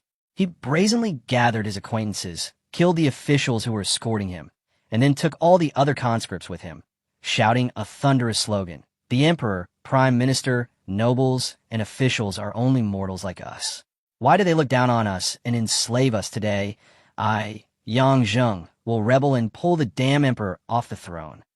Perhaps it was because Yang Zheng's words were too inflammatory, or perhaps it was because the people of Liangzhou had long been dissatisfied with the actions of the court. But Yang Zheng's rebellion was surprisingly successful. He brought along young and strong men who had been conscripted and refugees and captured one county after another. Every time he entered a county, The first thing he did was to kill all the officials and clerks in the city, and then open the county's granary and distribute it to his men and the poor people in the city. This move made Yang Zheng very popular, and his rebellion also gained more support from the poor people. Chapter 77, it's almost over.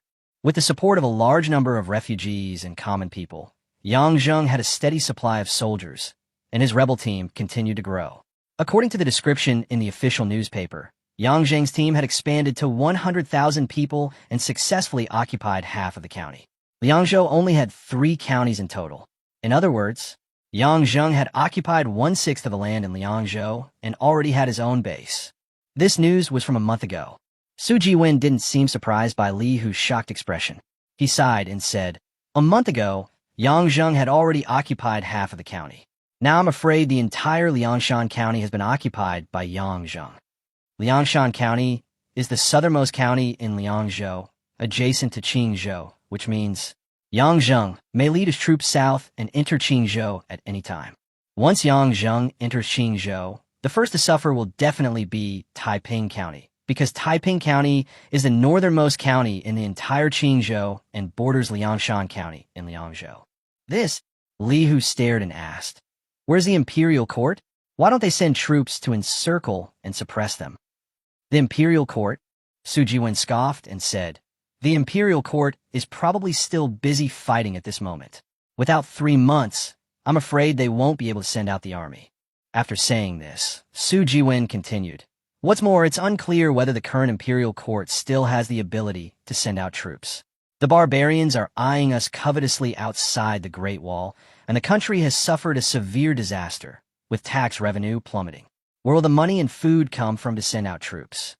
Deploying a large army requires money and food, and it is not a small amount. From what Su Jiwen knows, the current imperial court is probably unable to take care of itself, let alone send troops to eliminate Yang Zheng, the rebel. Is the imperial court just going to sit back and watch Yang Zheng grow stronger?" Li Hu asked in disbelief. "Yang Zheng is rebelling. This is a world-shattering thing, and the court has no reaction at all? The imperial court is naturally unwilling to sit idly by and watch Yang Zheng grow stronger." Su Jiwen said, "This official speculates that the imperial court will most likely send a symbolic army to encircle and suppress the enemy. If the encirclement and suppression fails, they will choose to recruit Yang Zheng." After saying this, Su Jiwen continued, "In fact, Yang Zheng wasn't the first person to rebel. Since the coal disaster hit the 3 northern states, countless people have rebelled, but most of them were just a lot of noise and little action, and were quickly suppressed. Only Yang Zheng caused such a big commotion. Has the situation deteriorated to this point?" Li Hu's eyes widened even more. He was not aware of the news that Su Jiwen said while he was in Taiping County. Only a court official like Su Jiwen could learn about this news from the official gazette. Li Hu's scalp tingled when he thought about the rebellion that had spread across the 3 northern states. No matter how he looked at it, it looked like the Xia kingdom was about to be destroyed. How can it not be corrupted? Su Jiwen sighed softly. The cold weather has left most of the people in the north without a single grain of harvest. The court is also constantly levying conscription and taxes, and the people are already overwhelmed. Yang Zheng is only the first rebel to cause such a commotion, and he will definitely not be the last. This is also the reason why I am determined to eradicate the Zhu family. If we cannot properly resettle the refugees outside the city, there is a possibility that another Yang Zheng will appear in Qingzhou." Su Jiwen looked at Li Hu and said, "Master, do you think that as a warrior, you can stop Yang Zheng's 100,000-man army?" "Of course not." Li Hu shook his head without hesitation. Warriors were not invincible.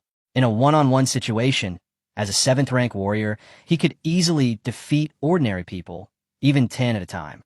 But once he faced a large number of fearless troops surrounding him, Li Hu didn't think he had any chance of winning. Even the most powerful warrior would eventually run out of strength. A warrior could kill 5 or 10 people, but he could never kill 100, 1,000, or even 10,000 people. "That's it," Su Jiwen said. "We must treat the refugees outside the city well and at least give them something to eat. Otherwise, if these refugees rise up in rebellion, we will be the first to suffer." While Su Jiwen and Li Hu were talking, Chun Dao had already arrived in front of pharmacy. Standing outside the door, he looked up at the pharmacy's plaque, on which were written 4 big characters: Yuan's pharmacy.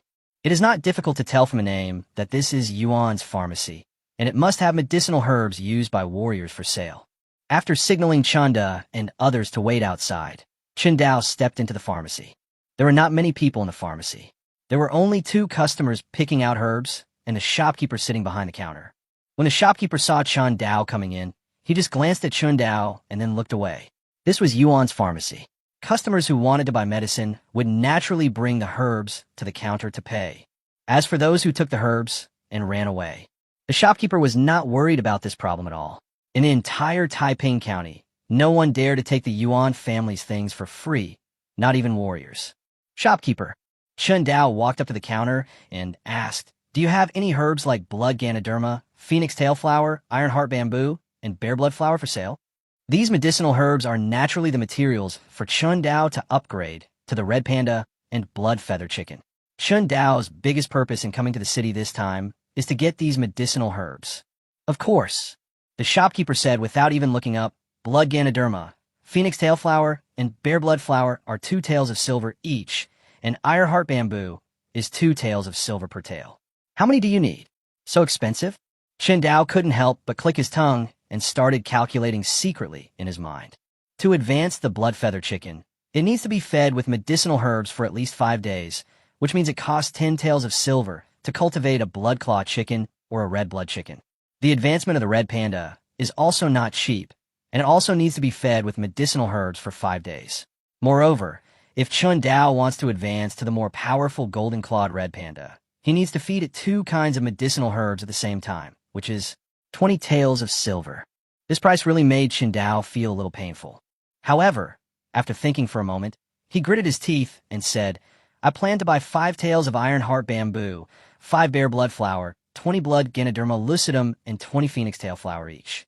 Please, shopkeeper, pick up the goods for me." So much. The shopkeeper's expression finally changed. He bought so many medicinal materials at one time. He must be a big customer. When dealing with big customers, we naturally cannot be as cold as before. The shopkeeper smiled and said, "Please wait a moment, sir. I'll get it for you." Soon, the shopkeeper took out a large amount of herbs from the medicine cabinet and placed them on the counter. He said with a smile, "Sir, these are the herbs you ordered. You can order a certain amount." Chen Dao went forward to check, and after confirming that everything was correct, he took out 100 taels of silver from his purse and handed it to the shopkeeper. Then he put all the herbs into the cloth bag given by the shopkeeper, and then turned around and walked out of the pharmacy carrying the cloth bag. Chapter 78, Summer Country Dog. After Chen Dao left, the smile on the shopkeeper's face slowly faded.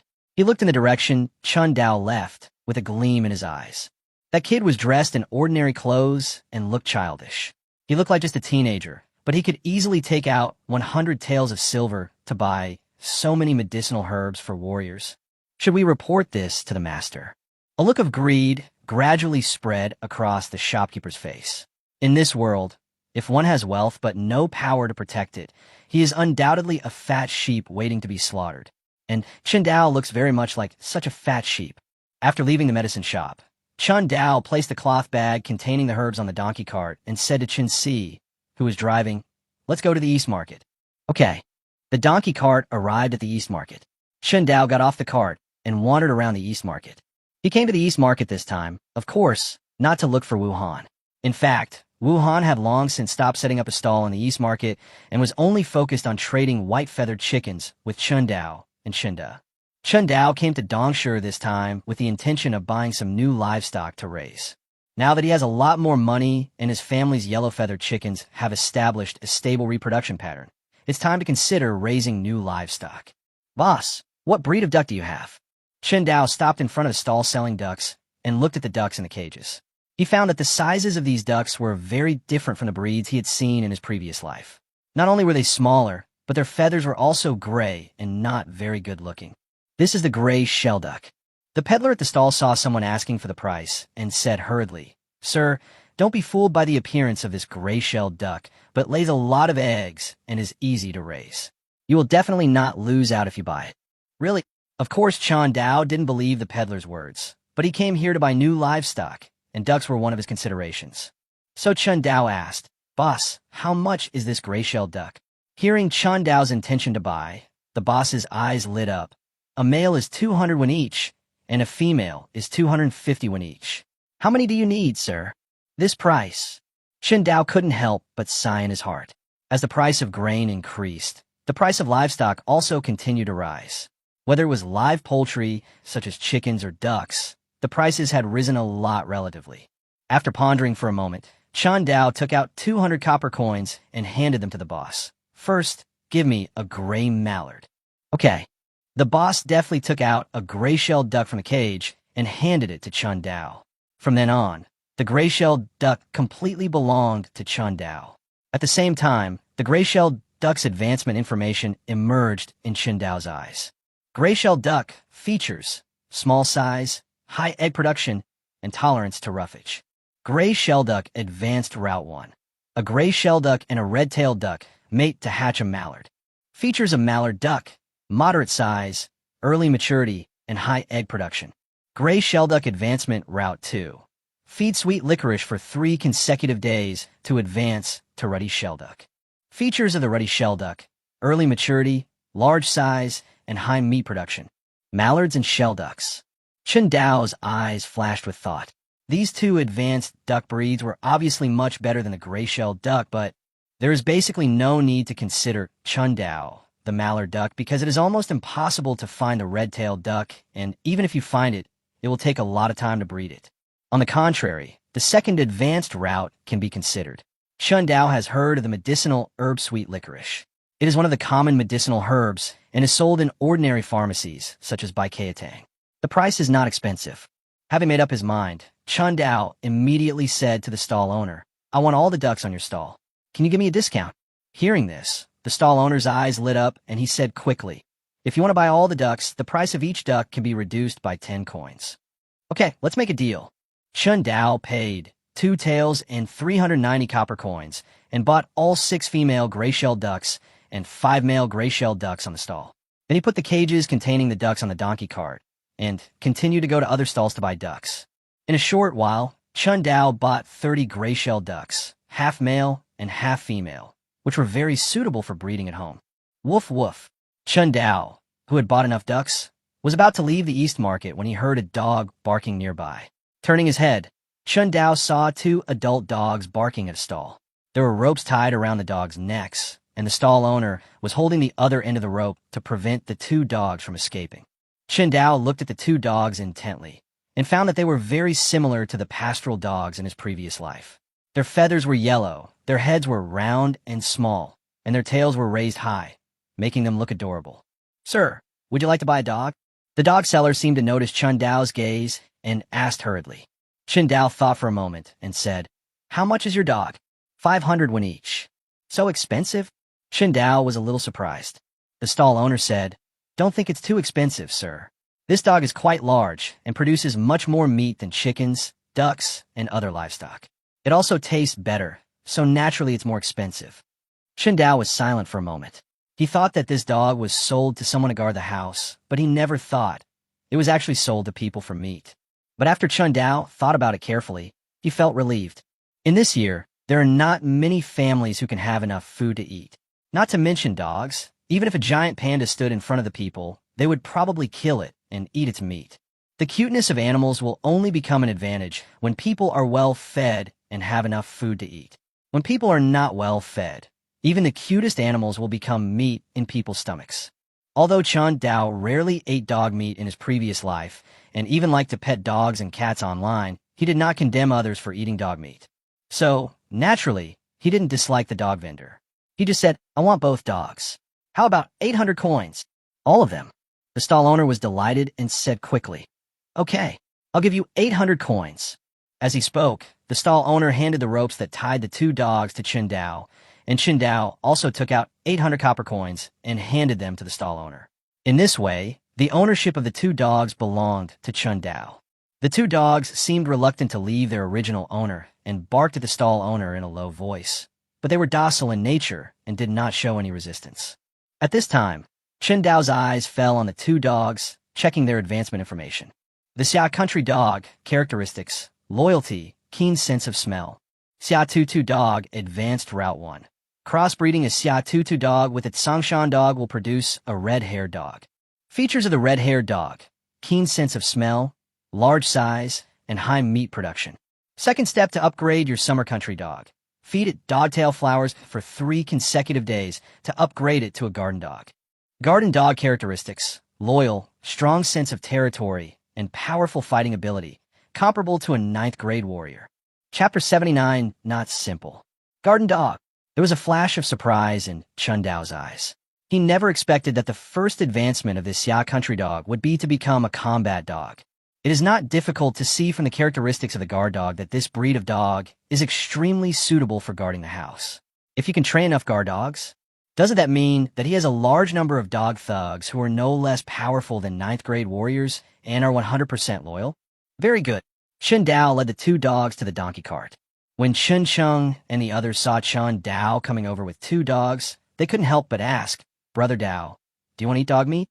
When asking questions, there was a gleam in the eyes of several people, as if they had begun to imagine the taste of dog meat. Unfortunately, Chun Dao gave a negative answer. "No, I plan to use these 2 dogs as guard dogs." After saying that, Chun Dao carried the 2 dogs onto the donkey cart one by one. The 2 docile dogs did not resist, and let Chun Dao pick them up and put them on the cart. Then everyone got on the cart together, started the donkey cart, and headed towards Baikayatang. "Uncle, do you think Brother Dao is interested in the granddaughter of the owner of Baikayatang?" Outside Baikayatang, Chun Si couldn't help but ask curiously as he watched Chun Dao walk into Baikayatang. Chun Dao would come to Baikayatang every time he came to the city, so it was hard for him not to have such suspicion. The granddaughter of the owner of Baikayatang is indeed beautiful. Chen Jiang also said that he had seen Su Qiaoxi and knew that she was beautiful, but he was just impressed by her beauty. As for pursuing her, that's impossible, not to mention whether there is free love in this era. Even if there is, the gap in status cannot be bridged. He was just a farmer's son who could barely get enough to eat, while Su Qiaoxi was the granddaughter of the owner of Baikayatang in the county town. The difference in their status meant that they could never be together. Chunda did not respond to the 2 of them, but he had some doubts in his heart.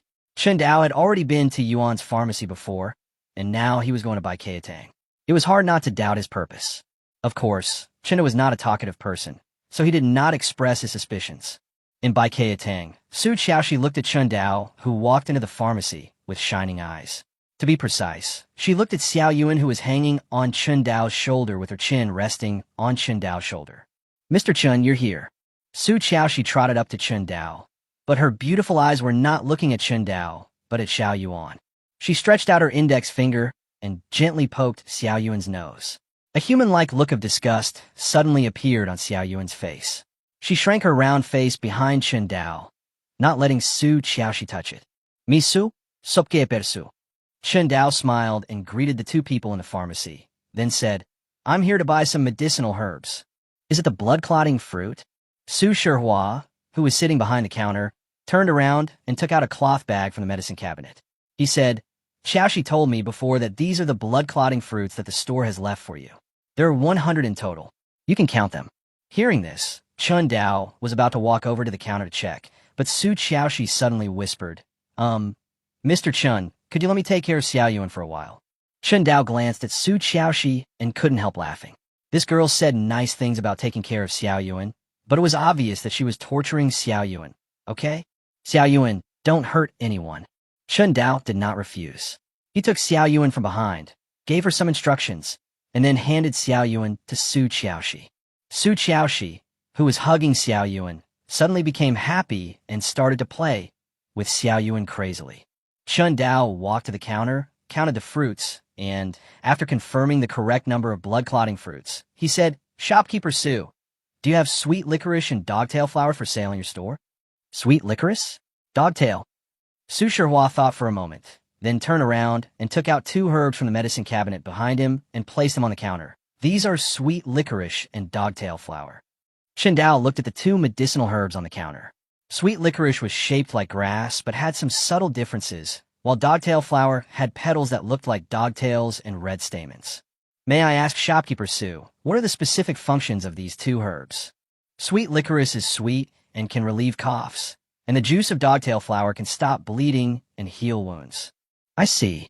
Chun Dao nodded, asked about the price of the herbs, and said, "I wonder how many dogtail flowers and sweet licorice roots the store has." I plan to buy them all. Buy all. Su Shihua glanced at Chun Dao in surprise. Although he was a little puzzled as to why this man wanted so much, he didn't ask any further questions. Instead, he said, "We have a total of 80 sweet licorice roots and 60 dogtail flowers in the store. If you want them all, I'll charge you 250 coins." The price of sweet licorice and dogtail flower was 2 cents each, and Su Shihua gave Chun Dao a discount of 30 copper coins. Become. Chun Dao took out 2 taels of silver and 50 copper coins from his purse, bought all the medicinal herbs, including 100 blood-clotting fruits, and then planned to leave. At this time, Su Qiaoshi obviously didn't have enough fun with Xiao Yuan. Seeing Chun Dao preparing to leave, she couldn't help but beg, "Master Chun, can you stay a little longer?" Chun Dao opened his mouth, unable to refuse the girl's plea, so he had no choice but to sit in Baikayatang and watch Su Qiaoshi and Xiao Yuan play. Su Shihua looked at the two of them, and a smile appeared on his old face. After half an hour, Su Qiaoshi reluctantly handed Xiao Yuan back to Chun Dao. "Mr. Chun, come often in the future." "Okay, Misu." Chun Dao agreed with a smile, then hung Xiao Yuan on his shoulder and walked out of Baikayatang. Su Qiaoshi looked towards the gate reluctantly and murmured, "How on earth did Master Chun find such a cute animal? I want one too." "This Mr. Chun is not a simple man," Su Shihua said with a deep look in his eyes.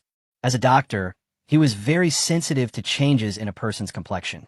The last time he saw Chun Dao, he looked extremely pale and sickly, as if he had just recovered from serious illness. When I saw Chun Dao again this time, he not only looked healthy and vigorous, but also walked with the gait of a dragon and a tiger, which is definitely not the state an ordinary person should have. Su Shihua even suspected whether Chun Dao had become a warrior, but he felt that this was a little unrealistic. Chun Dao just bought some blood-clotting fruits.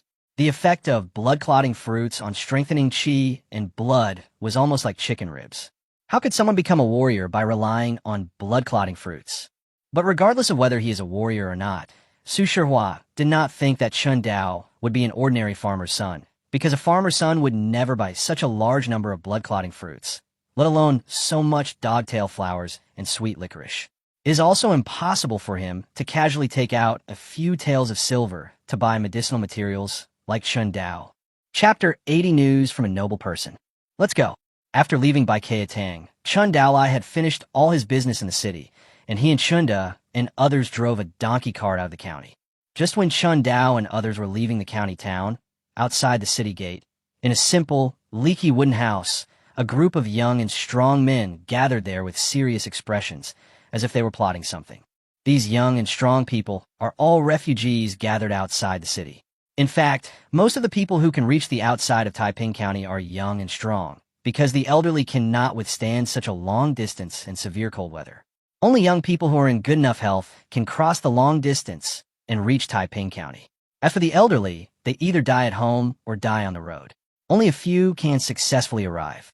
Even if they arrive, there's a great probability that they will starve to death outside the city. As we all know, wherever there are many people, the embryonic form of a collective will often appear. These collectives may be called societies or gangs. Regardless of whether they are societies or gangs, there will always be a leader. Zhang He, a man with a square face, sitting right in front of the crowd, is the leader elected by these refugees outside the city. Zhang He was originally just an ordinary farmer from Nanha County, Liangzhou, but he did not like doing farm work. Instead, he yearned for the world outside the village. Since he became an adult, Zhang He has liked to leave the village with his friends of the same age and go to the county town to help others with work and earn money. At the same time, he has also seen the outside world. Moreover, because of his loyalty, he has always been a leader or the eldest brother among his many friends. Originally, Zhang He's life should have continued like this, relying on the money earned from working hard in the county town. Although he would not become rich, he could support his family. Maybe he would be lucky enough to marry a girl from the city and live a happy life. Zhang He was very satisfied with his life. He thought his life would continue to be so ordinary yet happy, until the cold disaster came. 4 years ago, a cold disaster swept across the entire Liangzhou area. Although the huge Liangzhou was not completely harvested, the harvest in the fields had dropped by at least 70%. Such a large-scale harvest failure affected not only farmers, but also young and strong people like Zhang He who worked in the city. Before the cold disaster, Zhang he could earn 50 copper coins a day by doing odd jobs.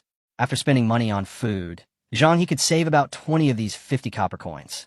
But with the arrival of the cold disaster, not only did the wages earned from odd jobs decrease significantly, but the price of food also soared. The money Zhang he earned from working hard all day was not even enough to support himself, let alone his family. Even Zhang he's parents, who could originally make a living by relying on the few acres of land at home, were completely unproductive as the cold disaster swept through. In just 2 years, the money Zhang he had saved from working was completely wiped out by the high price of food. What made him even more desperate was that, when his money was emptied, the government still wanted to increase taxes. At that time, Zhang he couldn't even get enough to eat, so how could he have the money to pay taxes? But if you can't pay the tax, you'll be sent to the northernmost part of the Great Wall as a soldier. To be honest, Zhang he could accept being exiled. As a soldier, at least he had enough food to eat. But being sent to the Great Wall as an exile was something he could not accept, because most of those who were sent to the Great Wall as exiles would not die on the battlefield of the Great Wall, but on the road along the way. When Zhang he was a child, many young and strong men were conscripted by the government and sent to the Great Wall as soldiers. After that conscription, Zhang he never heard any news about those young and strong men again, not even the letters they sent back. Zhang he heard from some experienced elders in the village that those young and strong men had most likely died on the way to the Great Wall, because Nanhe County, where Zhang he was located in the southernmost part of Liangzhou, 1,000 miles away from the northernmost Great Wall. In that era, relying on a pair of iron feet to walk such a long distance without sufficient supplies was almost certain to die. It was precisely because of this knowledge that Zhang he was extremely resistant to the idea of being exiled. Even Zhang he's parents were extremely afraid of this, fearing that something might happen to their only son. So, after discussing, the family made a major decision to flee Nanhe County and flee towards Qingzhou. After making the decision, the family no longer hesitated. After packing up all the valuable items in the house, the three of them set off for Qingzhou. However, Zhang he and his family had a wonderful dream. When they arrived in Taiping County, Qingzhou, the government would provide disaster relief and they would have enough food to eat. But in reality, Zhang he's parents died on the way to escape before they even reached Taiping County or Chengdu. As for the causes of death, they're also very simple. One is cold and the other is hunger. Liangzhou was bitterly cold, and Taiping County, which was adjacent to Liangzhou, was not much worse. Zhang he's elderly parents obviously could not bear the cold wind and eat the simplest dry food.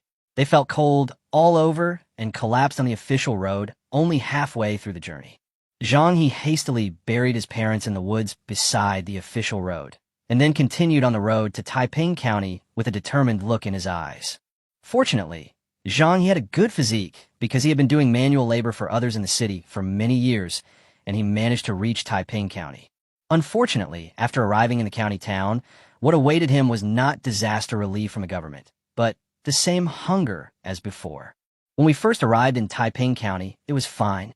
The government would at least give out some porridge, but recently, there is not even any porridge. Many refugees gathered outside the city can only eat tree bark and dig guanyin soil. Of course, occasionally some kind-hearted people in the city would go out to give out porridge, but there was not enough porridge and there were too many people, so the porridge was not enough for the refugees outside the city. In short, the refugees outside the city are in a state of hunger all the time, and even human flesh. The extremely hungry refugees don't mind having a bite. In this case, the refugees who die first will become food for other refugees. Zhang he had never eaten human flesh. Because he was strong and loyal, he became the leader of this group of refugees. As the leader, although he could not avoid going hungry, he could always get a bite of food. And at this time, everyone gathered here to discuss an important matter. Skinny monkey. Zhang he looked at a skinny man to his right and asked, "Any news from the nobles in the city?" "Here I come." The man named Shoho nodded and said in a deep voice, "A nobleman in the city just sent us a message. If we help him get his way, he will give us enough food, money, and status as promised. He will even give us medicinal herbs and give us a chance to become warriors." Chapter 81. A big event together. Very good. Zhang he nodded in satisfaction. Just a few days ago, a nobleman in the city contacted him and asked him to help with something. The nobleman didn't say what it was. It was not until today that the nobleman told him what they needed to do, which was Kill people. Zhang, he looked up at the people in the room and said, "Brothers, do you want to have enough food and become warriors? Think." The young men in the room gave their answers without hesitation. For these miserable refugees, even having a full meal was a blessing, not to mention the opportunity to become a warrior. Even before becoming refugees, becoming a warrior was something they hadn't dared to dream of. But now they had the chance to become a warrior. The young men in the room couldn't help but get excited. Warriors are high and mighty beings. If they could become warriors, then they wouldn't have to worry about not having enough food to eat or having no money to spend. Brother Zhang, whatever you say, we'll listen to you. Yes, we all listen to Brother Zhang. Anyway, Brother Zhang will definitely not harm us. The young men looked at Zhang, he with burning eyes, waiting for his answer. Zhang, he was very satisfied with their performance, but he still reminded them in a deep voice, "If you do this, you will most likely die. Why are you still following me?" These words were like a bucket of cold water poured on everyone's hearts, extinguishing the passion in many people's hearts. If they were only asked to work, they would have endless food and the opportunity to become warriors. Of course, they would be willing to do it. But if they had to risk their lives, they would have to think twice. After all, we only have one life. Even if we have to live on an empty stomach, it is better than dying. Of course, there are also some young and strong people who are still fearless. Of course I do it. The skinny monkey sitting next to Zhang, he said, "My family has all starved to death, and I'm the only one left. Why not use this worthless life to fight for wealth and fame?" After saying this, the skinny monkey looked at the young and strong men present and shouted, "Look at what you are like now. You can't even wear a piece of clothing without holes in it. You're starving to the point of living like this. What's the point of living like this? You are just a worthless life in the eyes of others. You can use your worthless life to fight for wealth and fame. If you succeed, you will have the opportunity to become a warrior. If you fail, you will just die. What is there to be afraid of? That's right. I'm going to use my worthless life to fight for wealth and fame. Even if we don't fight, we'll starve to death sooner or later. We might as well give it a try." "Brother Zhang, tell me, what do you want us to do? My family's all gone, and I'm the only one left. So what if I leave my life to Brother Zhang?" Lin Ro's words were recognized by the vast majority of young and strong people. Yes, even if they are still alive, they still cannot eat enough. Their stomachs are burning with hunger, which is not much better than death. Rather than living with an empty stomach all day long, it is better to fight for wealth with your life. If you succeed, you will never have to endure hunger again. If not, there is nothing to say when you die. Since you brothers trust me so much, I will lead you to do something big. Zhang, he turned to look at Shou Ho. "Shou Ho, have you figured out the situation of the city gate guards?" "I figured out." The skinny monkey nodded solemnly. Taiping County has a total of 20 soldiers guarding the city. 10 of them are responsible for the daytime and 10 for the nighttime. Their shift change time is every day at the hour of you. Is it the twilight hour? Zhang, he pondered for a moment. If that's the case, then we'll gather at 3 p.m. on the third day and do something great together. Qinjia Village. As expected, Chun Dao and his group were surrounded by villagers when they returned to the village. However, when they saw that there were no mountains of grain on the cars they had imagined, surprise appeared on the villagers' faces. Did Brother Dao and his companions buy any food this time when they went to the city? Did you spend too much on treating us to steamed buns? Don't you have enough money? That's definitely not the case. Otherwise, Brother Dao wouldn't have treated so many of us to steamed buns. I guess Daojir's family should have a lot of food, so there's no need to buy food. I think so too. While everyone was discussing, Chingo ran up to Chin Dao and said with a smile, "Brother Dao is back?" "I'm back." Chin Dao nodded and said, "Brother Go, what's the matter? I have good news for you." Chun Go said as if to take credit, "Brother Chin Jin San is dead." As soon as these words were spoken, the three brothers Chunda, Chun Chung, and Chun Si were all stunned. Yesterday, they saw the three Chun-Jin brothers jumping around, but today they are dead? Chun Dao, acting like a dramatic character, put on a surprised expression and said, "Go grr, you're kidding, right? They came to my house to get steamed buns yesterday, and they died today. I wouldn't lie to anyone but you, Brother Dao." Chingo answered seriously. This morning, the villagers saw the bodies of Chun-Jin and his three brothers. They died tragically, their throats slit by wild beasts. They have now been buried in the mountains by the villagers. So, it was killed by a wild beast. Chen Dao made an expression of surprise, and Chinda and others also looked at each other in confusion. There had been cases in the village before where villagers were killed by wild beasts coming down the mountain, but generally speaking, such incidents were relatively rare. The three brothers Qinjin were killed by wild beasts, which could only mean that they were unlucky. As for grieving over the deaths of these three people, that's impossible. No one in the entire Qinjia village likes the three brothers Qinjin. It's better for them to die so that they won't be an eyesore in the village. It's a good deal for the three brothers, Qingo said with some regret. I can still eat a meal of steamed buns before I die. Brother Dao, you are too kind. How could you give steamed buns to those three brothers?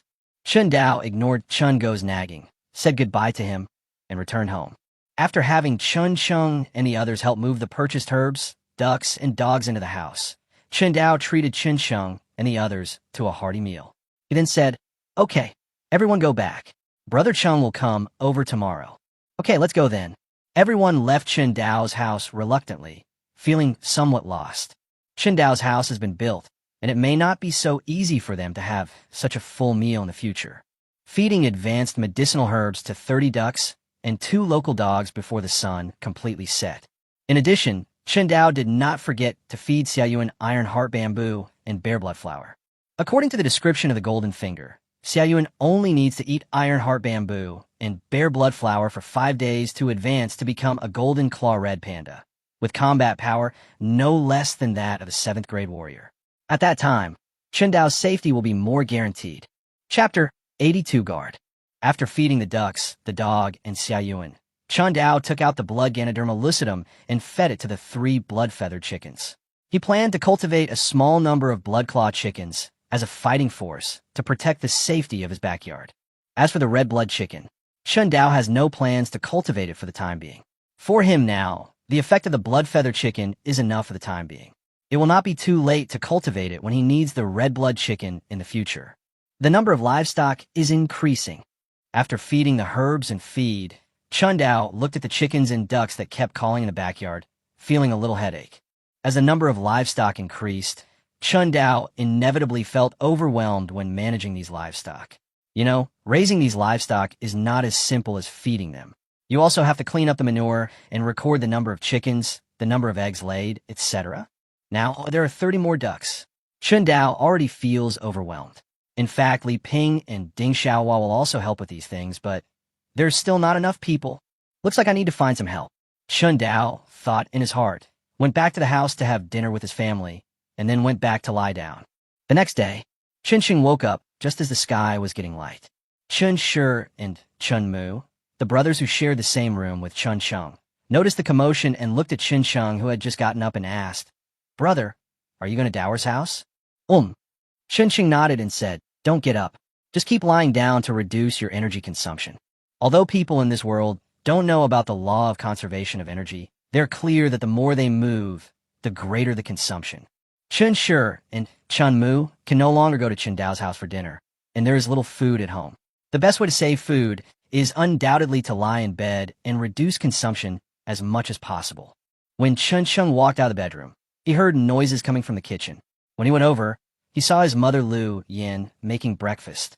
"Mother." Chen Sheng walked into the kitchen and took a look at the porridge cooking in the pot. The porridge was made by mixing a small amount of rice bran powder and a large amount of rice bran. In the past, even such food could not satisfy Chen Sheng. But now, after Chen Sheng had eaten the food at Chen Dao's house, he no longer had a good impression of this kind of food. After all, compared with steamed buns, egg soup, and chicken, the taste of rice porridge made from bran powder is very different, and eating too much of this stuff can make it difficult to defecate. "Is Cheng Ji up?" Lu Yin turned her head and glanced at Chen Sheng, saying, "Now that you're up, hurry over to Brother Dao's house to help. Don't delay Brother Dao's work."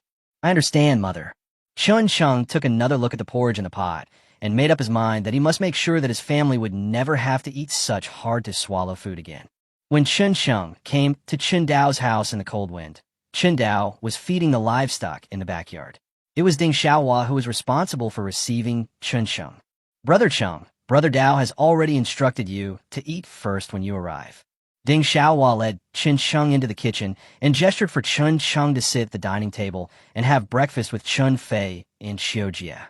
Today's breakfast was not very sumptuous, with only white flour buns and a small bowl of egg drop soup for each person. Chun Chung, who had eaten at Chun Dao's house several times, did not hesitate to sit down opposite everyone, grabbed the steamed bun, and started eating. Uncle Chung is such a big eater. Chun Fei, who was eating a steamed bun in small bites, looked at Chun Chung sitting opposite her and said with a smile. Little Chiu Jie beside her also nodded. Yes, yes. Uncle Chun Chung is such a big eater. He can eat 10 steamed buns at a time. I wish I could eat that much. This was a dilemma for the young Chiu Jie. The steamed buns were so delicious, but her stomach was too small and she could only eat 2 at a time. Hey. Chun Chung scratched his head and said with a simple smile, when you grow up, you can eat as much as your uncle. Really? The 2 children's eyes lit up. When they thought that they could eat as much as Chun Chung, they couldn't help but want to grow up quickly so that they could eat more steamed buns. Of course it's true. Chun Dao, who had returned from the backyard, patted the 2 children's heads and said, eat well. Maybe you can grow up to be as big as Uncle Chung in the future. I don't want to. Chun Fei shook her head like a rattle. She just wanted to be able to eat as much as Chun Chung, but she didn't want to be as strong as a calf like Chun Chung. After all, she was a girl. Chun Dao laughed and said to Chun Chung, Brother Chung, are you full? If you are, come with me. I'm full. Chun Chung nodded, and then followed Chun Dao to the front yard. After the 2 of them stood in the front yard, Chun Dao turned around and said to Chun Chung, Brother Chung, you still don't know why I'm looking for you, right? I don't know. Chun Chung scratched his head and said that Chun Dao only said that he should work with him, but did not say what to do specifically. I asked you to come here to be my bodyguard. Chun Dao explained, from now on, you will stay by my side and protect my safety at all times. Can you do that? I can do it. Chun Chung nodded without hesitation. He knew about the profession of guard, which was responsible for protecting the safety of important people. In Chun Chung's opinion, Chun Dao was the biggest figure in the village and was so good to him. He had no objection to protecting Chun Dao and even made a secret resolution in his heart. Even if it meant paying with his life, he would protect Dao Guer's safety. Very good. Seeing Chun Chung's statement, Chun Dao nodded and continued. Brother Chung, you should know about warriors? No. Chun Chung nodded. I heard that warriors are all-important people, almost like the county magistrate in the county town. Chun Dao twitched his lips, too lazy to explain. He just patted Chun Chung on the shoulder and said, I plan to train you to be a warrior. As soon as these words came out, Chun Chung's eyes suddenly widened, and he said in disbelief, Brother Dao, you are not kidding me, are you? Ordinary villagers like Chun Chung have very limited understanding of warriors. In their eyes, warriors are high and mighty figures, no less powerful than county magistrates. But at this time, Chun Dao said that he wanted to train himself to be such a person. Chun Chung really couldn't believe what Chun Dao said. Don't believe it? Chun Dao had long anticipated that Chun Chung would not believe him, so he did not explain, but simply grabbed Chun Chung's arm and pulled hard. Caught off guard, Chun Chung quickly tried to resist, but his strength was no match for Chun Dao's. Chun Dao pulled him off balance, and he fell headfirst to the ground, flat on his face. Chun Dao did not use too much force, so the fall did not cause much damage to Chun Chung. But Chun Chung, who fell to the ground, was completely dazed. Chapter 83, Complete Defeat. Although Chun Chung has a straightforward mind, he has been extremely strong since he was a child. No one in the entire Chinjia village can compare with him in strength. Even Chun Da, the strongest man in Chinjia village, is far from being able to compare with Chun Chung in terms of strength alone. Chun Chung is recognized as the strongest man in the entire Chinjia village.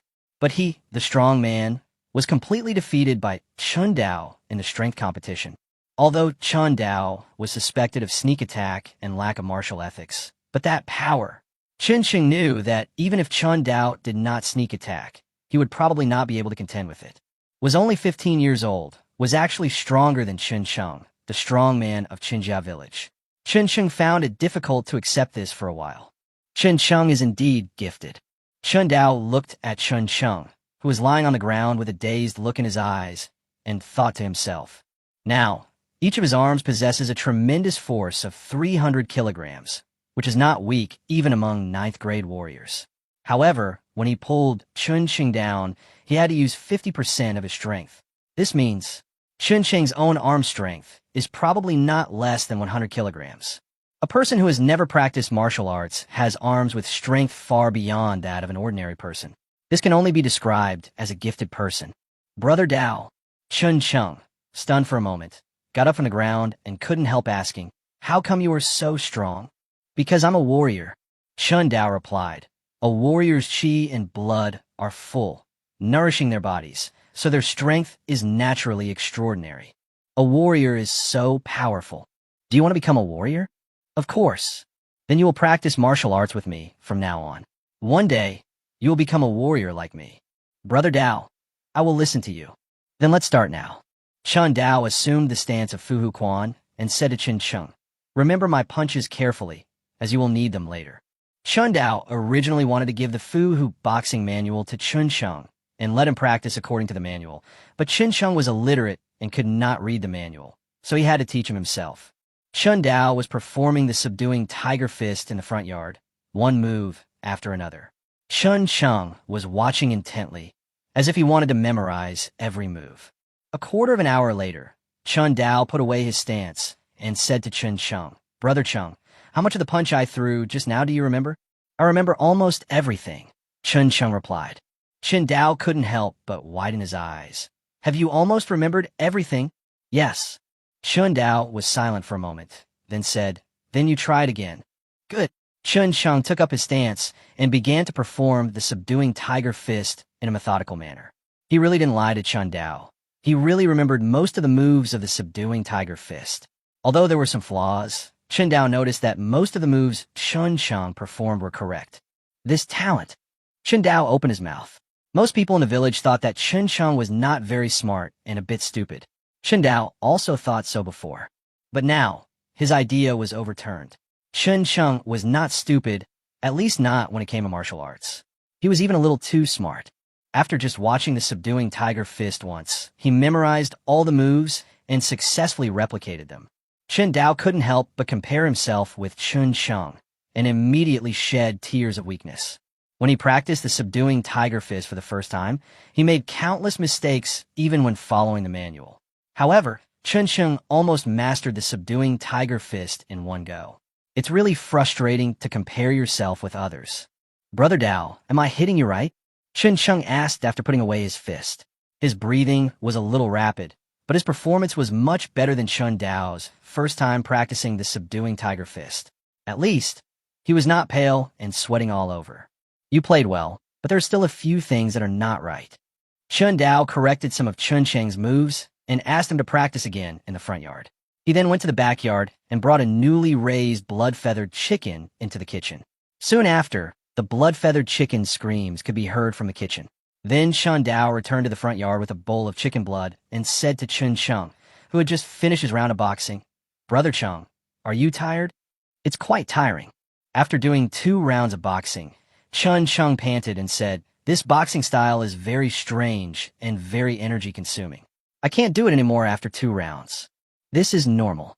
Chun Dao handed the bowl of chicken blood to Chun Chung and said, "Drink a mouthful of chicken blood, and your strength will be restored. Then you can continue boxing." "Good." Of course, Chun Chung would not question Chun Dao's decision. He took the bowl and drank a mouthful of chicken blood. Then a warm current appeared in his abdomen, and the warm current spread to his whole body, making Chun Chung feel warm all over, and all the fatigue in his body was swept away. "Brother Dao, what kind of chicken blood is this? It's so magical," Chun Chung asked with shining eyes after feeling the changes in himself. Chun Dao didn't explain, but said, "Keep boxing." Chun Dao also drank the chicken blood and practiced the tiger subduing fist over and over again in the front yard with Chun Chung. While Chun Dao and the other man were boxing, 2 men dressed in official uniforms walked into Chinjia village. "Is this Chinjia village?" A messenger looked up at the 3 characters Chinjia village on the plaque at the entrance of the village and said to the young man guarding the entrance, "We are messengers from the government. Take us to see the village chief." "Someone from a government?" The young man guarding the village entrance was stunned. Government officials rarely come to the village, and when they come, it is usually to collect taxes. The young man's heart tightened when he thought of this, and he was about to say something. The other officer said, "Hurry up, we don't have much time." Hearing this, the young man guarding the gate did not dare to refuse. and hurriedly led the two messengers into the village and knocked on the door of the village chief Chunhee's house. "Chunko, what are you doing?" The door opened, revealing Chunhee inside. He first looked at the young man who knocked on the door, and then noticed the two policemen behind Chunko. The moment he saw the two people, Chunhee immediately had a bad premonition in his heart. It was definitely not a good thing when the government sent people to Chinjia village. Chunhee even suspected that the death of the three Chanjin brothers had been discovered by the government, but he felt that it was unlikely. In the entire Chinjia village, except for Dao and his group, no one had entered the city recently. It was impossible for the government to know that the three Chanjin brothers had died. Even if they knew, they probably wouldn't take it seriously.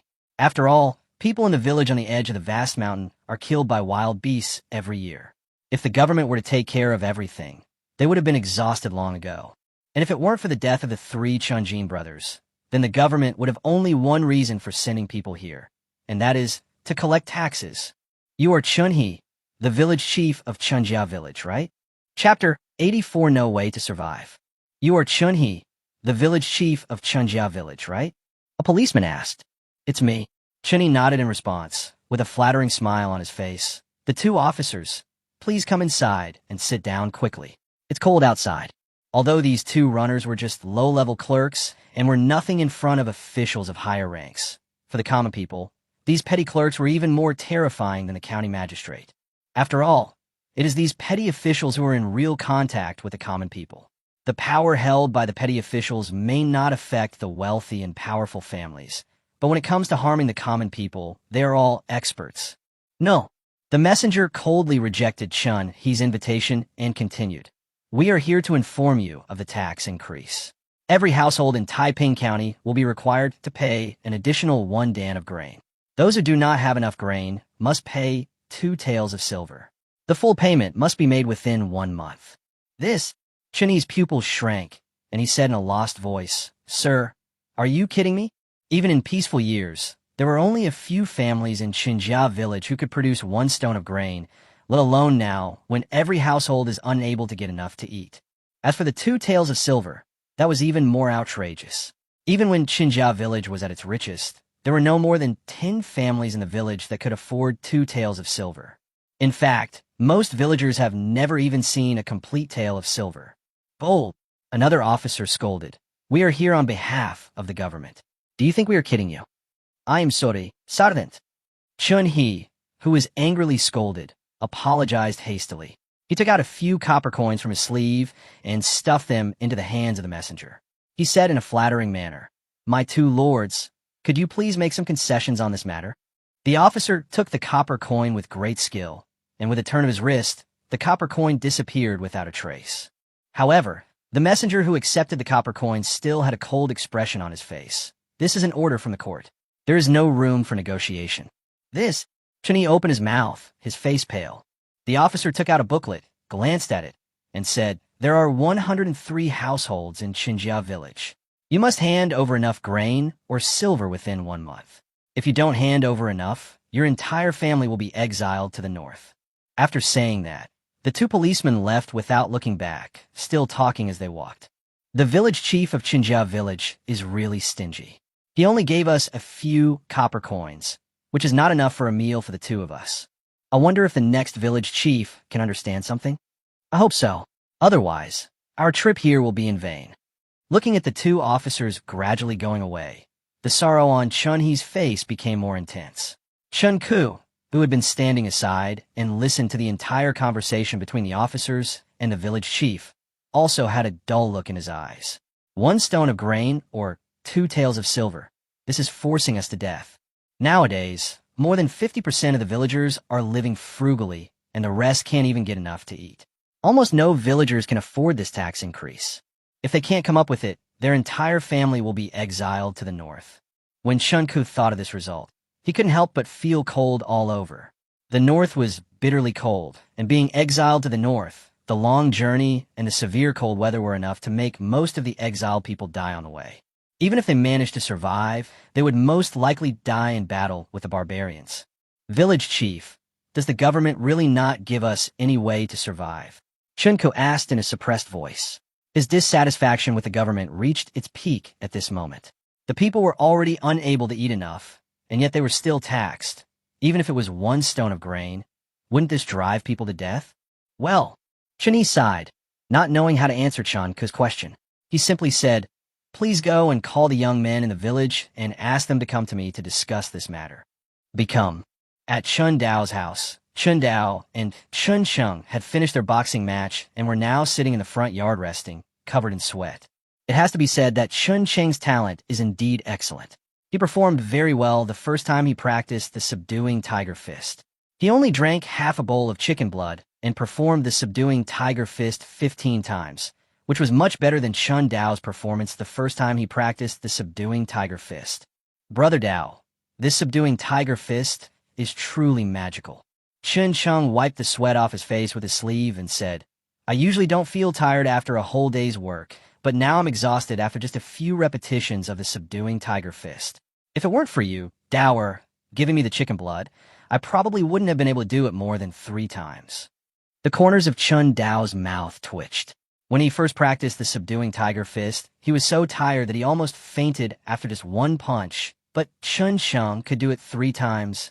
The difference in physical fitness between this person and others is really huge. Of course, Chun Dao is now a 9th grade warrior. He can perform the tiger subduing fist more than 10 times without drinking chicken blood. This is something that the current Chun Sheng cannot compare with. However, Chun Dao still envied Chun Cheng's physical fitness.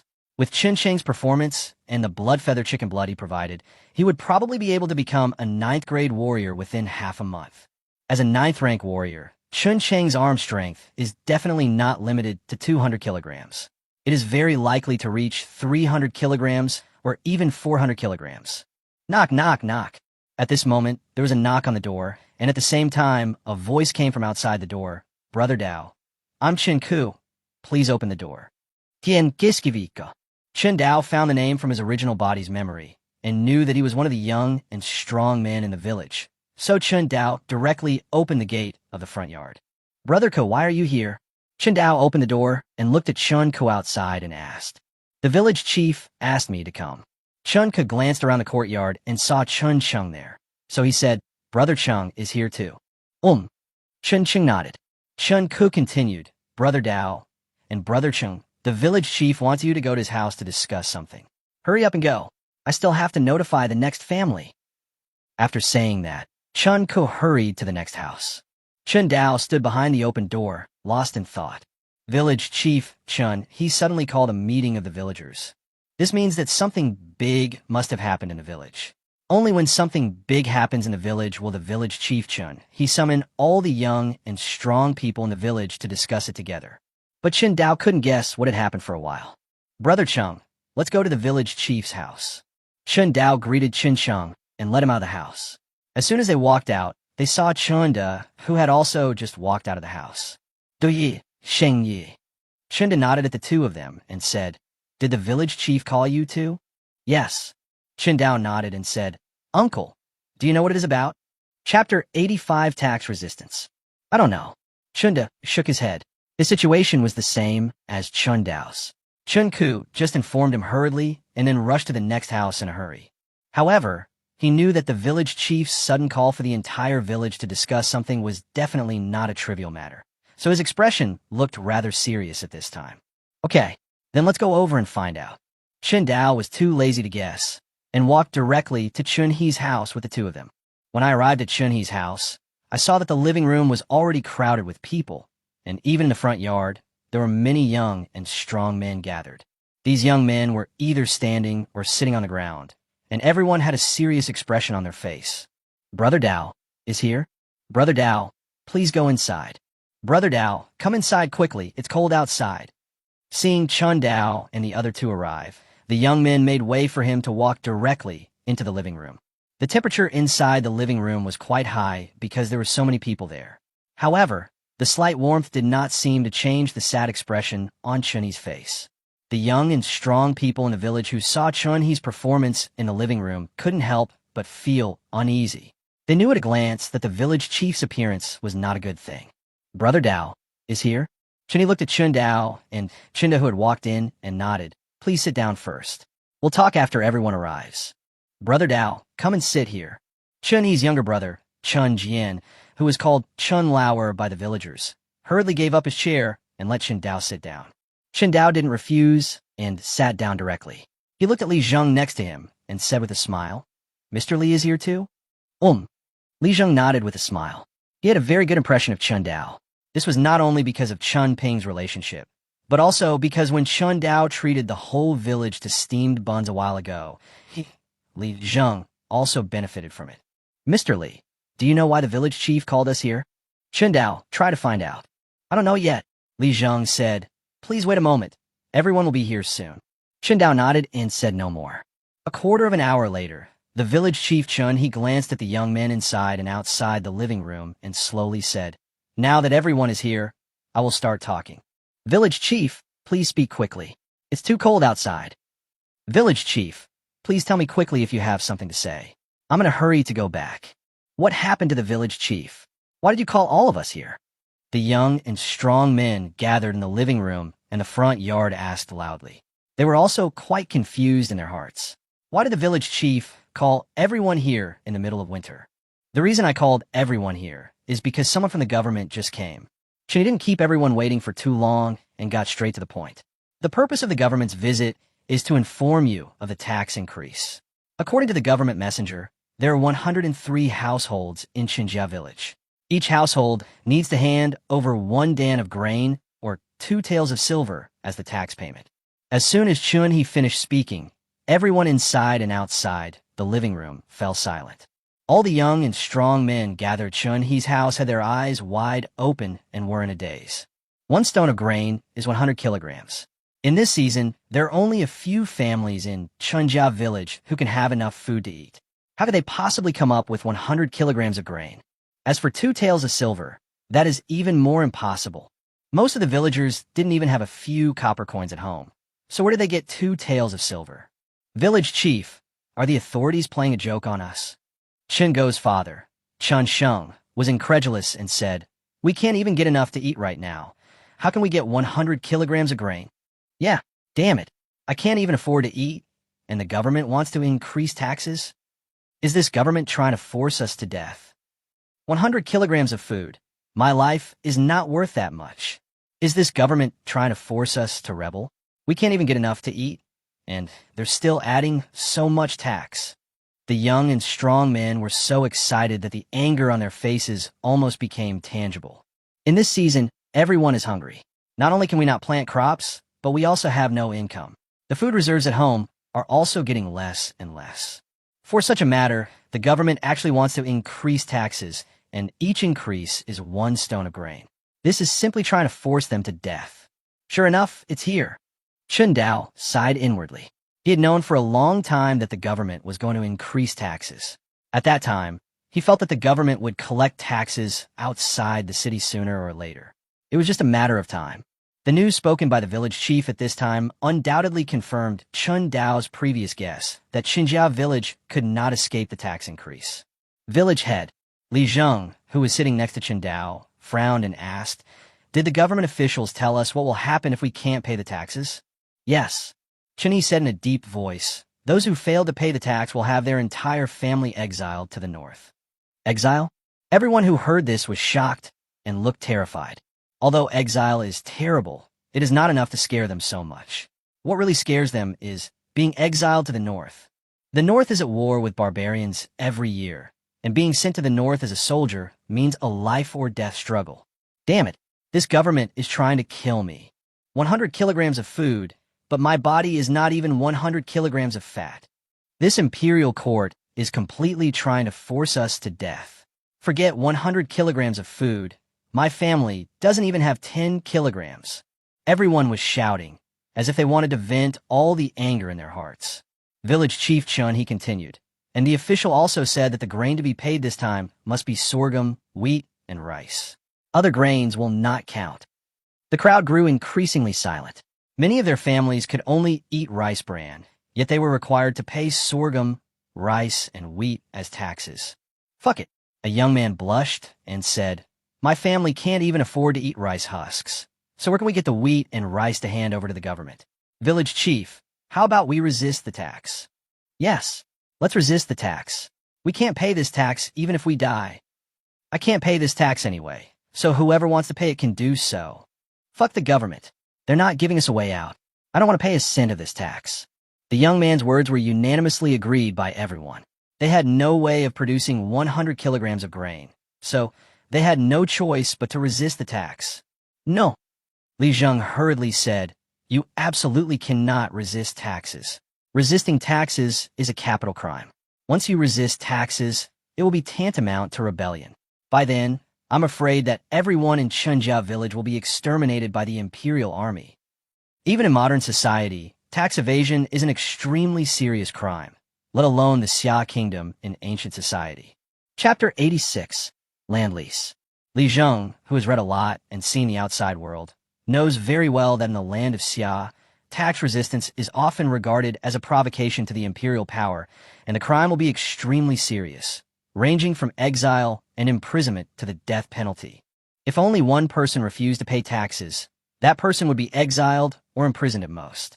But if the entire Qinjia village resisted paying taxes, there is a high probability that it will be regarded as a rebellion by the government, and rebellion is a crime punishable by the execution of 9 generations of the family.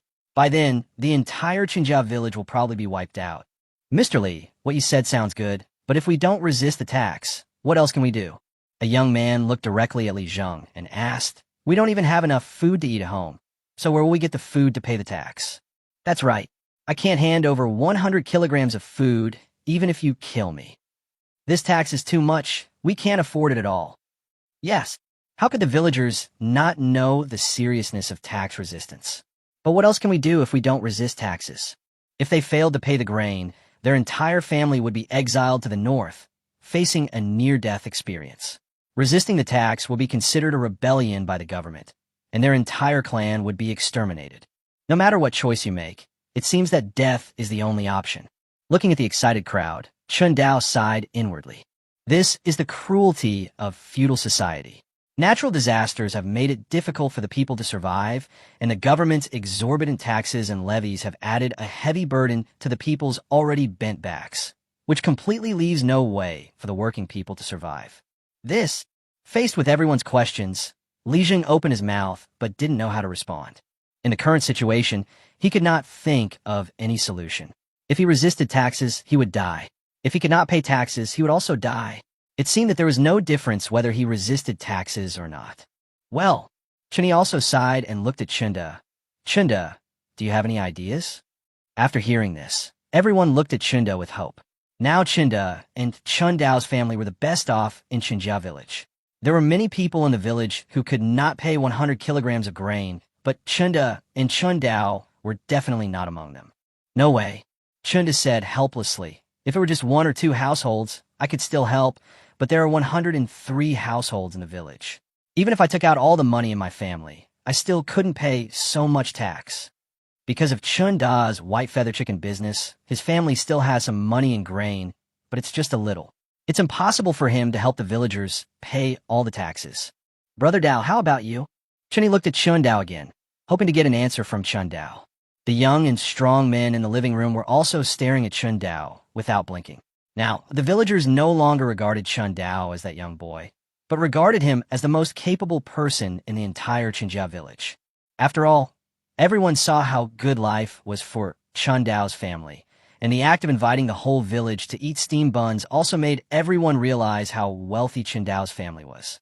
When people face desperate situations, they often hope that a capable person can stand up and help them through the difficulties. At this time, Chun Dao became the capable person in the eyes of the villagers. Facing everyone's gaze, Chun Dao pondered for a moment and said, "I have a way to help everyone in the village pay their taxes this time, but I have one condition." As soon as Chun Dao said this, everyone's eyes lit up. "Brother Dao, do you really have a solution?" Chun He asked in disbelief. It wasn't that he didn't trust Chun Dao, but what Chun Dao said was too shocking. Helping the entire village pay taxes. You have to know that there are 103 households in the entire Qinjia village. Even if you exclude the family of the 3 Chanjin brothers who have been buried at the foot of the mountain, there's still 102 households. In terms of grain, that is 102 stone of grain, and in terms of silver, it is 204 taels of silver. Although Chun Dao's family is rich, Chunyi doesn't think his family can afford so much grain and money. Brother Dao, just tell us what your conditions are, and we will definitely agree to them. Chengo's father, Chun Sheng, said that he had great trust in Chun Dao, which came from the 5 kilograms of sorghum flour that Chun Go brought home some time ago. Chun Go just helped to notify Chun Dao and received 5 kilograms of sorghum flour. This gave Chun Sheng a very deep understanding of the wealth of Chun Dao's family. If someone said that he could help the whole village overcome the difficulties of the tax increase, Mr. Chun would definitely be suspicious and wonder if he had ulterior motives. But since these words were said by Chun Dao, Mr. Chun felt that there would definitely be no problem. That's right, Brother Dao, just tell us what your conditions are, and we'll do whatever you say. Brother Dao, if you can help us pay the tax this time, I will sell my life to you. Brother Dao, if you have any ideas, please tell me now.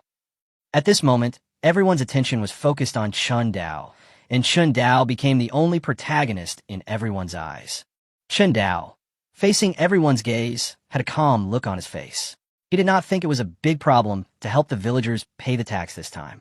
Selling a blood feather chicken was 20 taels of silver, and the taxes of all the villagers in Qinjia village added up was only equivalent to 10 blood feather chickens. But Chun Dao did not intend to help these villagers for free. He knew the principle that a little kindness would be met with resentment. Helping others for free might not gain gratitude from others, but might instead lead to hatred. So, after some thought, Chun Dao stated his conditions. My conditions are simple. Rent all the farmland in the village to me for 6 months. In return, I will help all the villagers pay the tax this time. Renting land? Everyone was stunned, as if they had never expected Chun Dao to put forward such a condition. For ordinary people, land is undoubtedly the most important property and the most important means of production.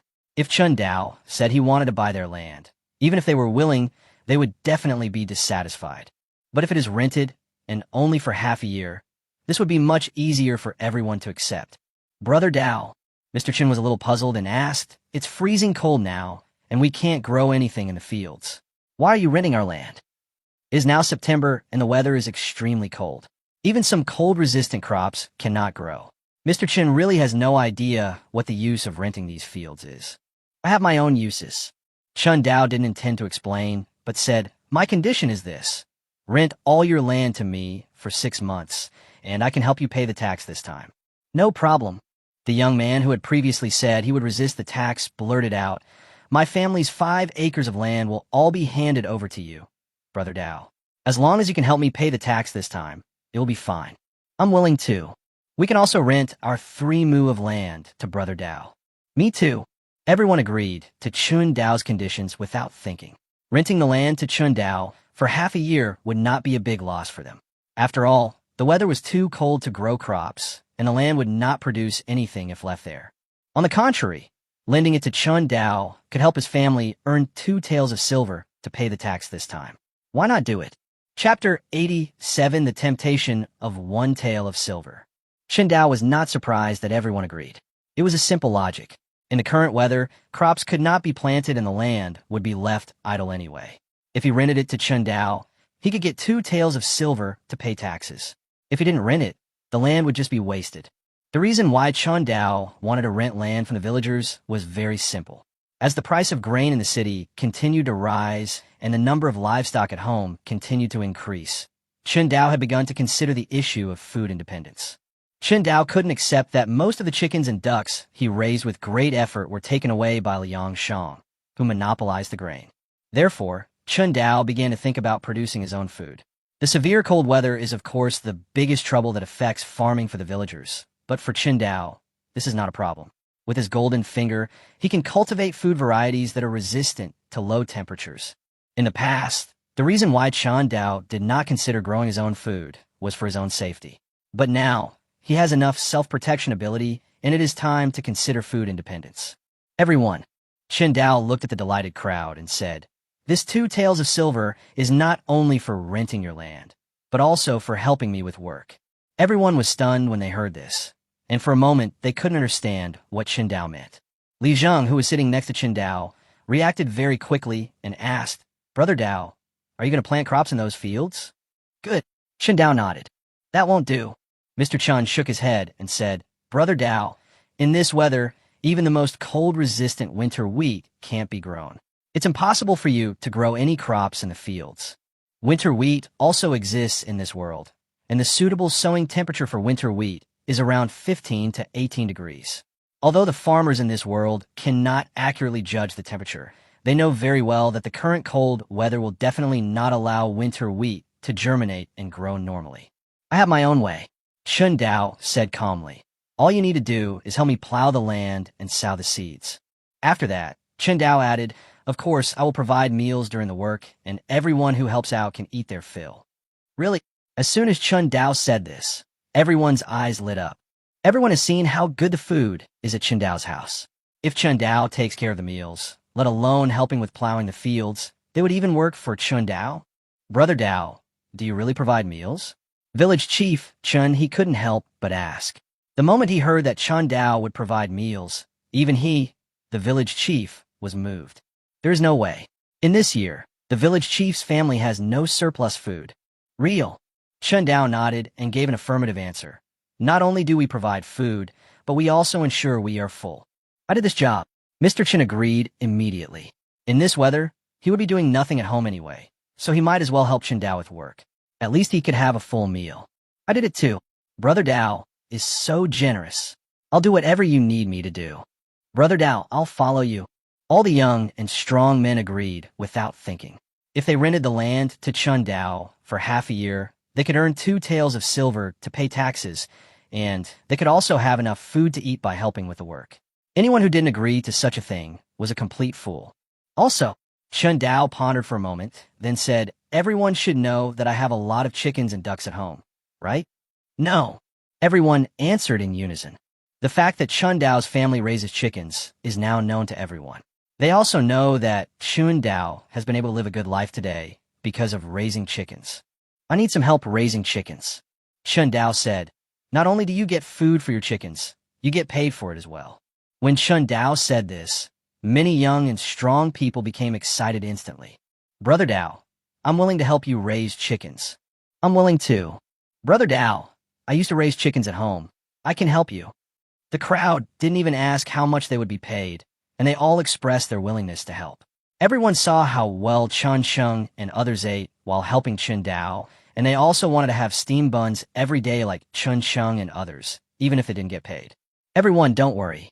Chun Dao placed his hands together, signaling for everyone to be quiet, and then said, raising chickens isn't something men are suited to, so I need to ask the women in the village for help. A young man couldn't help but look at his crotch, and his face drooped. The other young men also showed disappointment on their faces. Women's lives had nothing to do with them. As for why Chun Dao only wanted women, the reason was very simple. After all, the chickens were raised in his home, and his home was full of women and children except for himself. It was really inconvenient for men to come in and out frequently. In addition, caring for livestock does not require a lot of strength, but rather requires more carefulness, and in this aspect of carefulness, women are better than men. Village head. Chun Dao turned to look at Chun He and said, I need 5 women to help me take care of the livestock. As for the salary, I will provide them with meals every day and a salary of 1 or 2 taels of silver per month. 1 tael of silver. Everyone couldn't help but widen their eyes and gasp. 1 tael of silver a month? That's a lot. Brother Dao, this is too much. I want to become a woman now. When everyone heard the reward of 1 or 2 taels of silver, they looked at their crotch and felt the urge to become women right now. However, there was no way. The temptation of 1 or 2 taels of silver was too great. Unfortunately, there was no sex change technology in this era, and everyone could only watch the great opportunity slip away from them. But many young and strong men seemed to be thinking about something, with a gleam in their eyes, wondering whether they should help the women in their families to get this opportunity. Don't worry, Brother Dao. Chun He agreed immediately. I can definitely help you find that person. Provided daily meals, and paid 1 tael of silver a month. It was only the young and strong men who were here at the moment. If those women were here, they would probably have started fighting for the job. I have another request. Chun Dao added, for these 5 people, we must find those with honest personalities. Also, we must prioritize those who are struggling to make ends meet at home. Chun Dao is willing to help poor villagers to the best of his ability. The chicken-raising job he offers is undoubtedly the best-paid job of this era. However, This kind of well-paid job is often the hardest hit by people with connections. Chen Dao does not want Chun He to give this job to his relatives or people with whom he has a good relationship. Instead, he hopes to take care of the most needy families in the village, so he made these requests. Chapter 88 shocked Chun Lian. Don't worry, Brother Dao. I will definitely help you choose someone and will never show favoritism. Chun He solemnly made a guarantee that he, as the village chief, might not have much ability, but he was very fair in his dealings, which was why he was always trusted by the villagers. As for those young and strong men who wanted to arrange for the women and their families to work in Chen Dao's house, they all gave up this little idea. After all, although these families with young and strong men were poor, they were far from being unable to make ends meet. That's good. Chen Dao nodded and said, in that case, I'll be leaving first. Everyone go back and get ready. We'll start work tomorrow. After saying this, Chen Dao led Chun Sheng and Chun Da out of the village chief's house first. After Chun Dao left, the villagers said goodbye to the village chief and returned home to tell their families the good news. Mr. Chun hurried back home. As soon as he arrived, his son Chun Go and his wife Lu Jie came to greet him and asked, Dad, head of the family, what did the village chief want to talk to you about? Obviously, Chun Go and Lu Jie, who have been staying at home, are also very concerned about what is happening in the village. This is not gossip, but major events happening in the village are often closely related to them. Go back to the house first. I will tell you slowly. Chun Sheng gestured for the two to enter the house. After they sat down, Chun Sheng said, the court wants to increase taxes and requires each of our households to contribute 100 caddies of grain or 2 taels of silver. When these words were spoken, Chun Go and Lu Jie were stunned, as if the sky was falling. 100 jin of grain or 2 taels of silver in this year is no different from asking for their lives. This dog entered the imperial court. Chun Go angrily cursed. We can't even get enough to eat in this year, and we still want to increase taxes. The boss. Lu Jie's eyes widened, her voice trembling as she asked, is the imperial court trying to force us to death? We can't even produce 100 kilograms of grain. Don't worry. Just when Lu Jie was feeling lost, Chun Sheng smiled and said, this matter has been resolved. Solved? Lu Jie was startled and quickly asked, how was it resolved? Could it be that the government saw that our village was poor and decided not to collect taxes? How is that possible? The government is not so kind. Mr. Chun shook his head and laughed. Brother Dao helped to solve this matter. I hurried back just to discuss this matter with you. Mr. Chen told the two of them everything Chun Dao from the village chief's family had said. After listening, Lu Jie said with a delighted look, you can rent our land to Brother Dao, as long as he can help us pay the taxes. It's only for half a year anyway, and there's no point in leaving the land there. I knew Brother Dao was a capable man.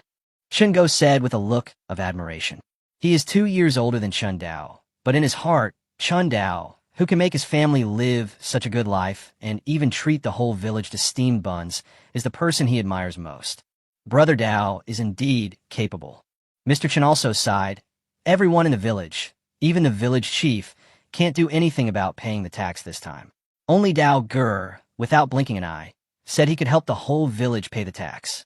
This kid is really promising. When Chen Dao's father Chen Ping was still alive, Chen Sheng had some friendship with him and had seen Chen Dao many times when he was a child.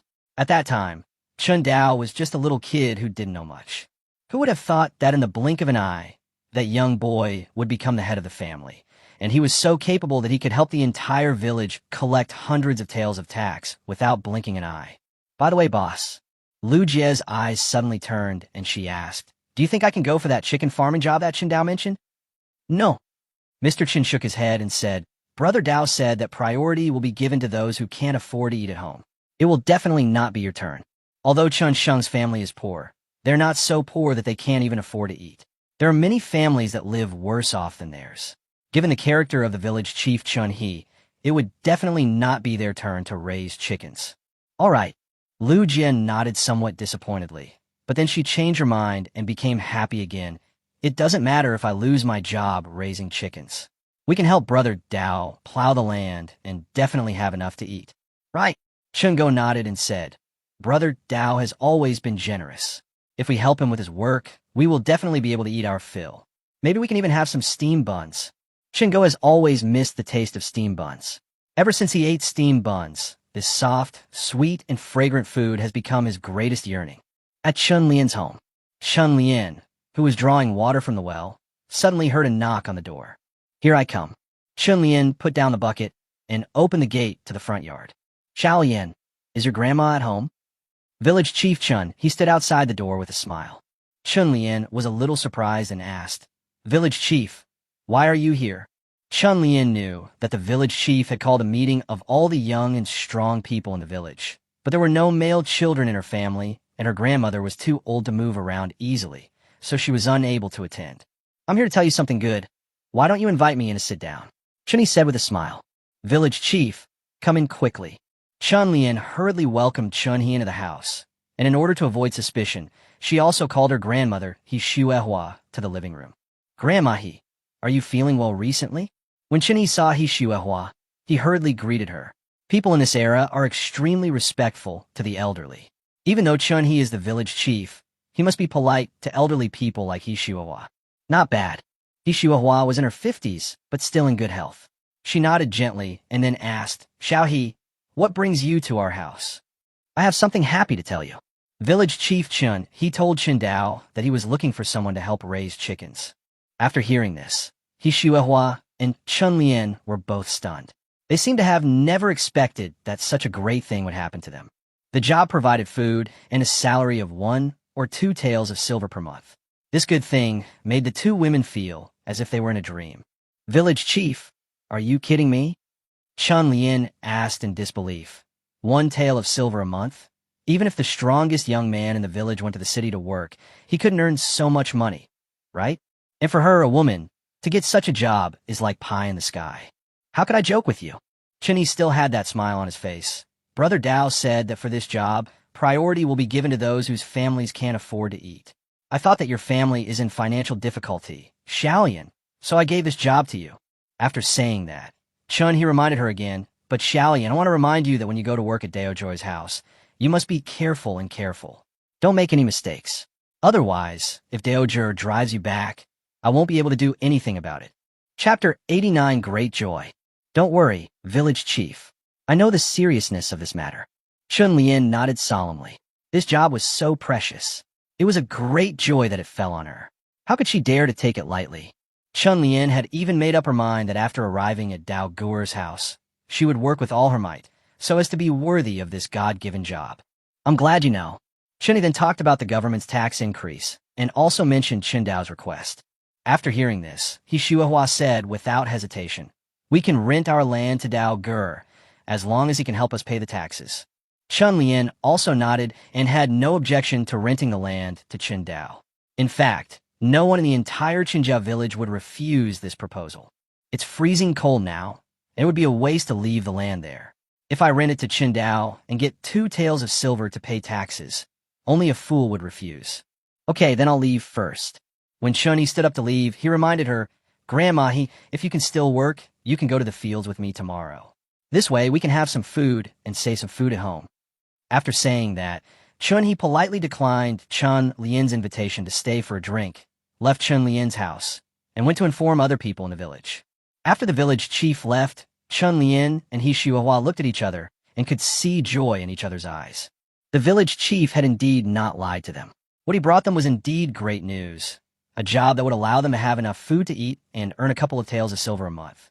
For Chun Lian and He Shuehua, this was a surprise even better than pie falling from the sky.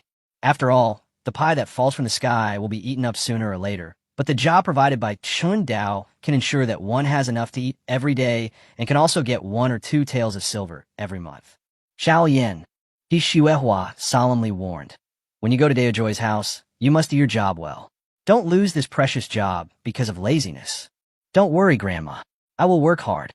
Chun Lian said with determination that she was never afraid of hardship, and no matter how tiring the work at Chen Dao's house was, she would definitely stick to it.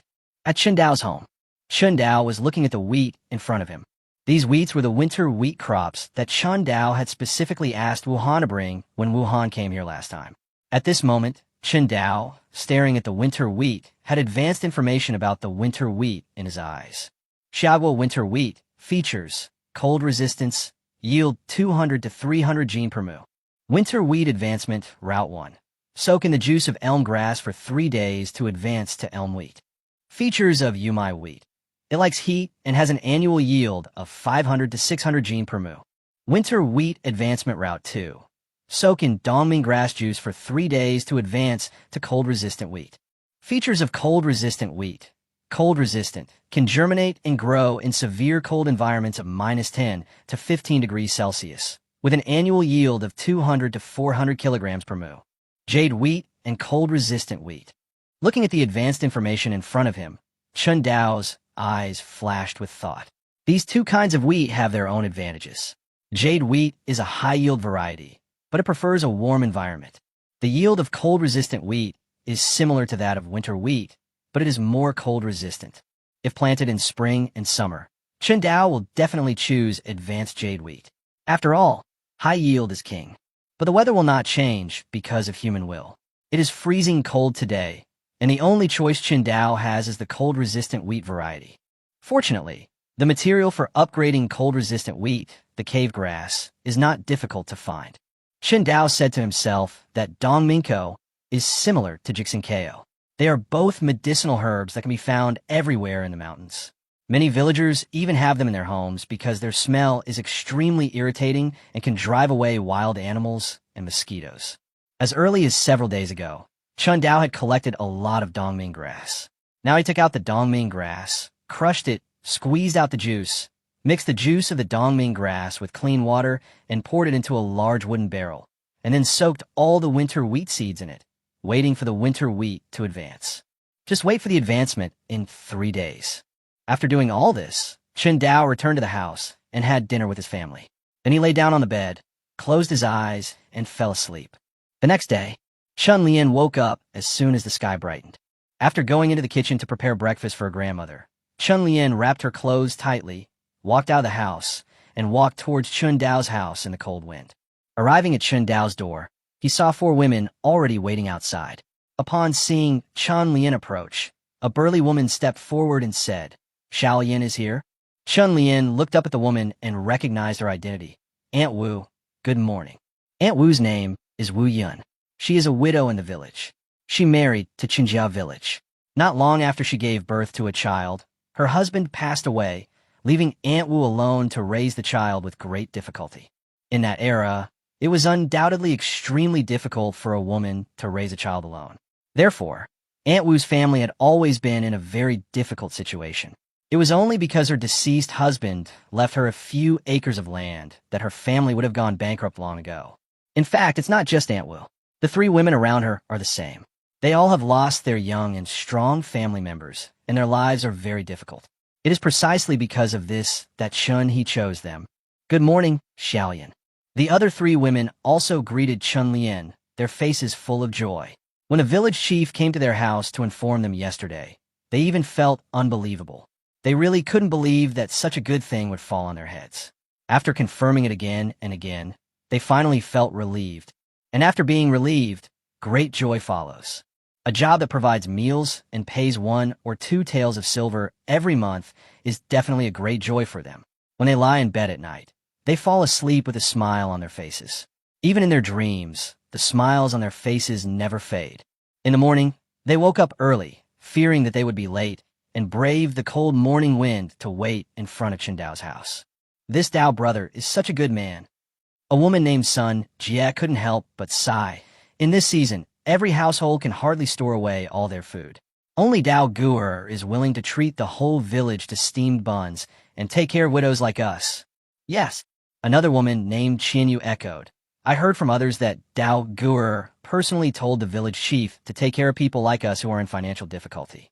Otherwise, such a good job would never have been ours. Isn't it? Only Dao Guer cares about us. No one else would care how bad our lives are. Wu Yin wrapped her clothes tightly. The cold weather made her body feel a little cold, but her heart was burning with warmth. With this job at Daedra's house, she and her children would no longer have to suffer from hunger and cold. Chapter 90. Astonishing numbers of chickens and ducks. As the 5 women were talking, they saw a tall figure walking towards them. They looked closely and immediately recognized the person. Sheng Yi. Wu Yin smiled and waved at Chun Cheng, and the other 4 also greeted Chun Cheng with smiles on their faces. They all knew that Chun Chung was the first person to work with Chen Dao, so they wanted to ask Chun Chung for some information. "Hello, Aunt Wu." Chun Chung scratched his head and responded to everyone, his face somewhat unnatural. Even though he called these women Annie, they were actually not much older than him. Chun Chung, who lacked experience in getting along with the opposite sex, was very uncomfortable when facing so many women. "Brother Chung, I heard that you are working with Brother Dao now?" Wu Yin asked. "Yes." Chun Chung nodded. "Brother Dao thinks highly of me and gave me a job." The eyes of the women who heard Chun Cheng's answer lit up. Qian Yu hurriedly asked, "Brother Chung, how about helping Brother Dao with his work? Can you get enough to eat?" "Sure." Chun Chung said without hesitation, "I eat steamed buns with egg soup every day at Dao Guer's house. It's delicious. Steamed buns with egg soup." The women looked at each other and could see shock in each other's eyes. Feeding a big-bellied man like Chun Chung steamed buns and egg soup every day, isn't this Brother Dao's family too rich? "Cheng Ji, is Dao Ji easy to get along with? Does he curse while working?" "No. Brother Dao is very nice to me." "What about Aunt Li? Is she easy to get along with?" "Phoenix." After some questioning, the women gradually understood what was going on. Judging from Chun Cheng's answer, working in Chen Dao's house shouldn't be particularly difficult. Squeak. Just then, the door of Chun Dao's house opened. Chen Dao looked at the 5 women waiting outside and recalled their identities from his original body's memory. The 4 women were named Wu Yun, Qian Yu, Sun Jie, and Jin Hua. As for the last girl, Chun Dao remembered that her name was Chun Lian. Chun Dao remembered that the 4 women in front were widows in the village, and the girl Chun Lian also came from a family that had lost both parents. They were all from the most difficult families, and Chun He did not show favoritism in this matter. "Brother Dao, good morning." The 6 people who saw Chun Dao hurriedly greeted him with ingratiating smiles on their faces. Chun Dao said, "Come in, it's cold outside." So, Chun Dao led everyone into the house, motioned Chun Chung to wait in the front yard, and then took the 5 women through the living room to the backyard. As soon as they entered the backyard, the 5 women showed shocked expressions on their faces. Everyone in Xinjiao village knew that Chun Dao's family raised a lot of chickens, but they didn't know the exact number of chickens.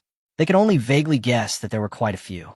But at this moment, when they saw the huge flock of chickens in front of them, Chun Lian and the other 5 people couldn't help but be shocked. Looking around, the entire backyard is densely packed with chickens with yellow feathers. Each of these chickens is so huge and looks so plump. Even the furry little chicks look particularly pleasing. How many chickens are there?" Chun Lian subconsciously spoke out and tried to count the number of chickens, but found that there were too many chickens in the backyard and it would be impossible to count them all in a short time. In addition to the chickens, there are 2 dogs and a group of ducks in the backyard. At this time, the sounds of chickens, ducks, and dogs are mixed together. When people listen to this sound, they not only don't feel it is noisy, but feel a little happy. Before, they were a little worried that the chicken farming job Chun Dao talked about was fake, but now they are completely relieved. With so many chickens and ducks here, Chun Dao's family must be short of help. Chun Dao gave everyone a little time to adjust, then said, "What I need you to do is very simple. First, clean up the chicken and duck manure every day. Second, remember the number of chickens and ducks and the number of eggs they lay every day. Remember to take out the eggs that fail to hatch. Third, feed the chickens and ducks every morning and afternoon." Chen Dao told the 5 women what needed to be done one by one. After listening to this, Wu Yin couldn't help but say, "Brother Dao, is this all we need to do?" Wu Yin originally thought that the work Chun Dao asked them to do must be very hard. Otherwise, he would not pay them 1 tael of silver every month. However, she did not expect that what they needed to do was so simple. This made Wu Yun feel that 1 tael of silver was too much. "It's that simple." Chen Dao nodded and said, "Wait a moment. I'll go get some food. You guys will be feeding the chickens and ducks today." Having said that, Chun Dao returned to the house. After Chun Dao left, Qian Yu stared at the vast number of chickens and ducks and said with emotion, "With so many chickens and ducks, no wonder Brother Dao was able to come up with so much money to help the whole village pay taxes." "Yes." Wu Yin nodded repeatedly and said, "The chickens at Doju's house have bright yellow feathers and are very big. They look so good, each one will definitely sell for a lot of money." Chun Lian was silently counting the number of chickens nearby and said, "I just counted them. There are 150 chickens and 30 ducks, a total of 180. Not bad." Chen Dao's voice was heard. Chen Dao, who was returning with a bag of grain, looked at Chun Lian in surprise. He had not mentioned the number of chickens and ducks just now, but Chun Lian was able to count more than 100 chickens and ducks in such a short time. This shows Chun Lian's carefulness and calculation ability. Brother Dao is here. Chun Lian felt a little embarrassed when she was praised by Chun Dao. Chun Dao directly handed the bag of grain to Chun Lian and said, "The grain is here. Try to feed the chickens and ducks." After saying that, Chun Dao pointed at Xiaohei and reminded him, "By the way, did you see that black-footed chicken? Don't provoke it. It can hurt people." In the eyes of most people, although domestic chickens may occasionally attack people, they can hardly cause any harm to people. But Xiaohei is different. It is equivalent to a fighting chicken of a 9th-grade warrior. Therefore, Chun Dao had to remind him to prevent Chun Lian and others from accidentally provoking Xiaohei and being attacked by him. "We understand." Chun Lian and others nodded solemnly. The black-footed chicken in Chun Dao's house was occasionally mentioned by the villagers when they were chatting. After all, many young and strong people in the village had witnessed the fighting power of this black-footed chicken with their own eyes. The story of a chicken chasing the three brothers Chun Jin and fleeing in panic had long been passed down by the villagers as a miracle. Then let's get started. Chun Dao sat down near the door and watched Chun Lian and others carry bags of food to feed the chickens and ducks. When Chun Lian took the bag of grain, opened it, and saw the grain inside, she couldn't help but gasp. "It's all sorghum." Chapter 91, better than what people eat. Chun Lian stared at the sorghum in the bag with distinct grains, and couldn't help showing a look of shock. Not only Chun Lian, but also Wu Yun and the other four women were staring blankly at the sorghum in the bag with shocked expressions. Brother Dao's family is incredibly rich, feeding their chickens and ducks with sorghum. Isn't it? My family can't even afford sorghum. No wonder these chickens and ducks are so healthy. It turns out they eat sorghum every day. Looking at the sorghum in the bag, everyone couldn't help but sigh. In this year, even people can't eat sorghum, but Chun Dao's family is feeding sorghum to chickens and ducks. At this moment, the five people had a very deep understanding of the wealth of Chun Dao's family. After a brief moment of surprise, the five people immediately took action, pouring the food in the bags into the troughs placed in advance and letting the chickens and ducks peck at it.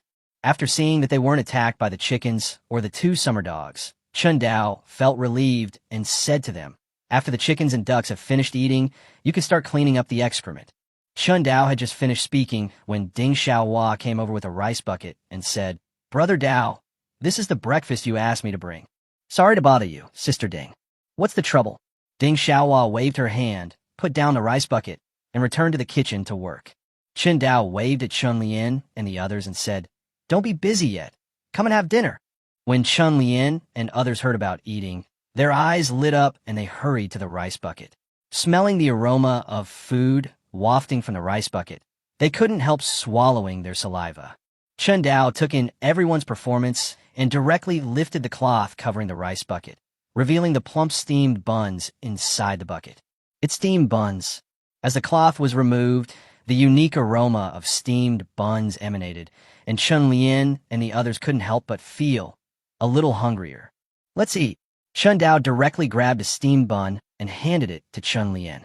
Chun Lian seemed afraid that she would dirty the white and tender bun, so she wiped her hands on her pants, then took the bun and took a bite. As the steamed bun entered the mouth, the unique wheat aroma emanated from the mouth. As she chewed it carefully, a sweet taste burst out in the mouth. Chun Lian couldn't help but reveal a look of satisfaction on her face. Wu Yun and others couldn't wait to stuff the steamed buns into their mouths, chewing them and making sounds of praise. "This steamed bun is better than white rice. Isn't it? It smells so good. If I could eat steamed buns every day, I would think death would be worth it." Looking at the exaggerated expressions and speeches of several people, Chun Dao couldn't help but secretly shook his head. These people acted so exaggerated just for eating a meal of steamed buns. It was not difficult to imagine how poor their normal food was. Chun Dao grabbed 2 steamed buns, ate them quickly, and then waited quietly for everyone to finish eating. Perhaps they were extremely hungry, or perhaps they hadn't eaten such delicious food as steamed buns for a long time, but the 5 women, including Chun Lian, had quite a big appetite. Each of them ate 5 steamed buns on average, and they ate up all the steamed buns in the rice bucket. Only then did Wu Yun, realizing that the steamed buns in the barrel were almost empty, blush and ask, "Brother Dao, Did we eat too much? The others also looked at Chun Dao a little embarrassedly. If they put themselves in his shoes, if they invited someone to help with housework at home, they would definitely not be happy if the person had such a big appetite. Not much. Chun Dao smiled and said, "You are far inferior to Chung Gur.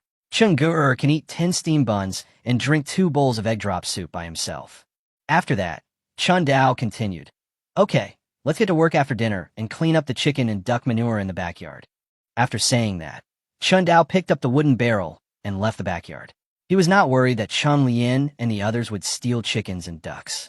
With Xiao He around, Chun Lian and the others would not be able to steal. Brother Dao is really a good person. Chun Lian looked at Chun Dao's back in a daze and couldn't help but sigh. Not only did Chun Dao provide them with such precious food as steam buns, he also didn't mind them eating too much. At this moment, Chun Lian couldn't help but make up her mind to work hard and never let Chun Dao down. No wonder everyone in the village envied Chun Cheng and his group of 4. Wu Yan also said, "These steam buns are so delicious. Chun Cheng and the others can eat them every day. How can we not be envious?" When Chun Cheng and his friends were working at Chun Dao's house, they were the envy of everyone, and now they had also become the envy of others. Eating steam buns for every meal and earning 1 or 2 taels of silver every month. If other villagers knew about this good thing, who wouldn't be jealous? "We must work hard," Qin Yu said with a firm look. "Brother Dao provides us with such good food and gives us 1 or 2 taels of silver every month. If we don't work hard, we will be sorry for Brother Dao's kindness." Everyone nodded repeatedly. Such a well-paid job was something that others would fight hard to get, so they must cherish it. So the 5 women quickly got busy. They picked up the brooms in the backyard and started cleaning up the chicken and duck manure, which they would not throw away. In an era without chemical fertilizers, manure, a natural fertilizer, was extremely valuable to farmers. Chun Lian and others had all farmed before, so they naturally knew this. So they collected the chicken and duck manure together and waited for it to ferment and then be used to fertilize the fields. Xiao Yan, while cleaning up the chicken and duck droppings, Wu Yun said, "Didn't Dower say that we need to remember the number of chickens and ducks and the number of eggs they lay every day? We're old, and our brains aren't very sharp. Can I leave this matter to you from now on?" Hearing this, the other 3 women also looked at Chun Lian. They could not read a single word, and counting was really too difficult for them. They could only pin their hopes on the youngest Chun Lian. "No problem," Chun Lian agreed. "Leave this matter to me from now on. You just need to do the other work." "That's good." Wu Yun and others laughed and continued to clean up the chicken and duck manure. While they were busy, as the sun rose higher, the whole Qinjia village seemed to wake up. Every household opened their doors, and people walked out of their homes in groups of 3 or 4, carrying farm tools with happy faces, chatting with familiar villagers as they walked. "What do you think Brother Dao will provide us with today?" "Will be steam buns." "I think steam buns might be a little hard to come by, but with Dao Gur's personality, we'll definitely be able to eat our fill. I've asked Chen Si and the others, and they've never been hungry when they were helping Dao Gur with his work. Brother Dao is a good person. Not only does he help us pay taxes, he also gives us jobs that can feed us." Yes. Chapter 92, Enthusiastic Villagers. The villagers walked towards the south of the village with a common goal. That was where the fields of the villagers of Qinjia village were located. The fields of the entire Qinjia village were connected together, which saved the villagers a lot of effort. Soon, the south side of the village was filled with people. The villagers carried farm tools and sat under the trees to chat with their acquaintances in the shelter from the wind. "Why hasn't Brother Dao come yet? Why are you so anxious?" Brother Dao said he would give us food, so he certainly wouldn't lie to us. "That's right. Don't you understand Dao Gur's character? He definitely won't lie to us. I just don't know what kind of food Brother Dao will provide for us. If only it could be steamed buns." Under a tree, the village chief Chun, he also came, and standing beside him were his younger brother Qin Chong and Li Zheng. Li Zheng narrowed his eyes slightly, looking at the fields that had been neglected for months and were already overgrown with weeds. He frowned and said, "Can crops really be grown in this freezing weather?" In fact, Li Zheng is not the only one who has this concern. The village chief Chun, he, and all the villagers are very worried about this issue. It is a consensus among everyone that the weather is so cold now that crops cannot be grown in the fields. But Qin Dao insisted on planting crops in the fields, which made everyone feel very uneasy. It would not be a big problem if they could not grow crops, It would just be a waste of some seeds and effort. But if Chun Dao is unwilling to help everyone pay taxes because he can't grow crops, then it'll be big trouble. I can't figure out Brother Dao's thoughts. Chun Yi shook his head and said uncertainly, but Dao Ger is so confident. There must be some solution, right? Brother Dao is here. At this time, someone shouted, and everyone looked to the north, only to see Chun Dao's figure appear in the distance. In addition to Chun Dao, there were also Chun Cheng, Li Ping, and Ding Xiaohua. Why is Brother Dao empty-handed? A young man frowned and said that Chun Dao had nothing in his hands and didn't look like he had any food with him. Are you blind? The young man's mother slapped him on the head and scolded him. Didn't you see the wooden bucket that Aunt Li is carrying? Hearing this, everyone looked at Li Ping and Ding Xiaohua behind Chun Dao, only to see that both of them had a shoulder pole hanging on their shoulders, with 2 large wooden barrels on each end. Together, the 2 of them were carrying 8 wooden barrels. In addition, Chun Cheng was not idle either, also carrying 2 wooden barrels in his hands. Chun Dao narrowed his eyes and looked at the villagers gathered by the field. He found that he had underestimated the temptation of eating for the villagers. At this time, there were probably no less than 300 villagers gathered by the field. Qinjia village has a total population of only 500 people. In other words, except for the elderly who cannot move at home and the young children who cannot work, all the villagers came. Aunt Li, I'll help you choose. Are you tired, little girl Ding? Let me help you choose. Aunt Li, take a rest for a while. Leave this job to us. The women stepped forward enthusiastically, took the shoulder poles from Li Ping and Ding Xiaohua, and unloaded the wooden barrels filled with food under a tree. I'm afraid this amount of food isn't enough for us to eat. A young man looked at the wooden barrels placed under the tree and said, more than 300 people, only 10 wooden barrels, obviously not enough food. In addition, the wooden barrel was covered with a piece of cloth, making it difficult for everyone to see what food was in the barrel. Chun Dao, already a 9th-rank warrior, had extremely sharp hearing. He overheard the young man's words and replied, don't worry, everyone. I still have some at home. If you don't have enough, just go back and get more. After saying that, Chun Dao lifted the cloth covering the wooden barrel, revealing the plump, white, and tender steamed buns inside. Mantu. It's actually Mantu. Brother Dao is so generous. I told you that you will never suffer any loss if you help Brother Dao. Mantu. Delicious Mantu. The moment they saw the steamed buns, all the villagers had burning eyes. Having eaten the steamed buns once at Chun Dao's house, they had an infinite yearning for the taste of the steamed buns. Everyone come and eat. Looking at the villagers who were ready to make a move, Chun Dao said, Brother Cheng, please distribute the steamed buns to everyone. Okay, Brother Dao. Soon, the villagers lined up consciously, and Chun Cheng began to distribute steamed buns to everyone. Li Ping and Ding Xiaohua got up in the middle of the night to make these steamed buns. Many of them were already cold at this time, but this did not affect the villagers' desire for them at all. The villagers who got the steamed buns did not eat too much. Instead, they walked to the side and bit off half of the bun in one bite, making satisfied sounds while chewing. Delicious. These steamed buns are so delicious. I wish I could eat these steamed buns every day. Me too. Brother Dao is the best. He treats us to steamed buns every now and then. That's right. In this season, only Brother Dao is willing to give us steamed buns. Li Zheng, Chun He, and Chen Chang also each received a steamed bun. Standing under a tree, they ate while sighing. Brother Dao is such a kind-hearted man. You do not say. Chen Chang munched on a steamed bun and nodded, saying, Brother Dao must have seen that the villagers were having a hard time, so he gave us steamed buns under the pretext of helping with the work. Hearing this, Li Zheng, Chun He, and the nearby villagers all nodded.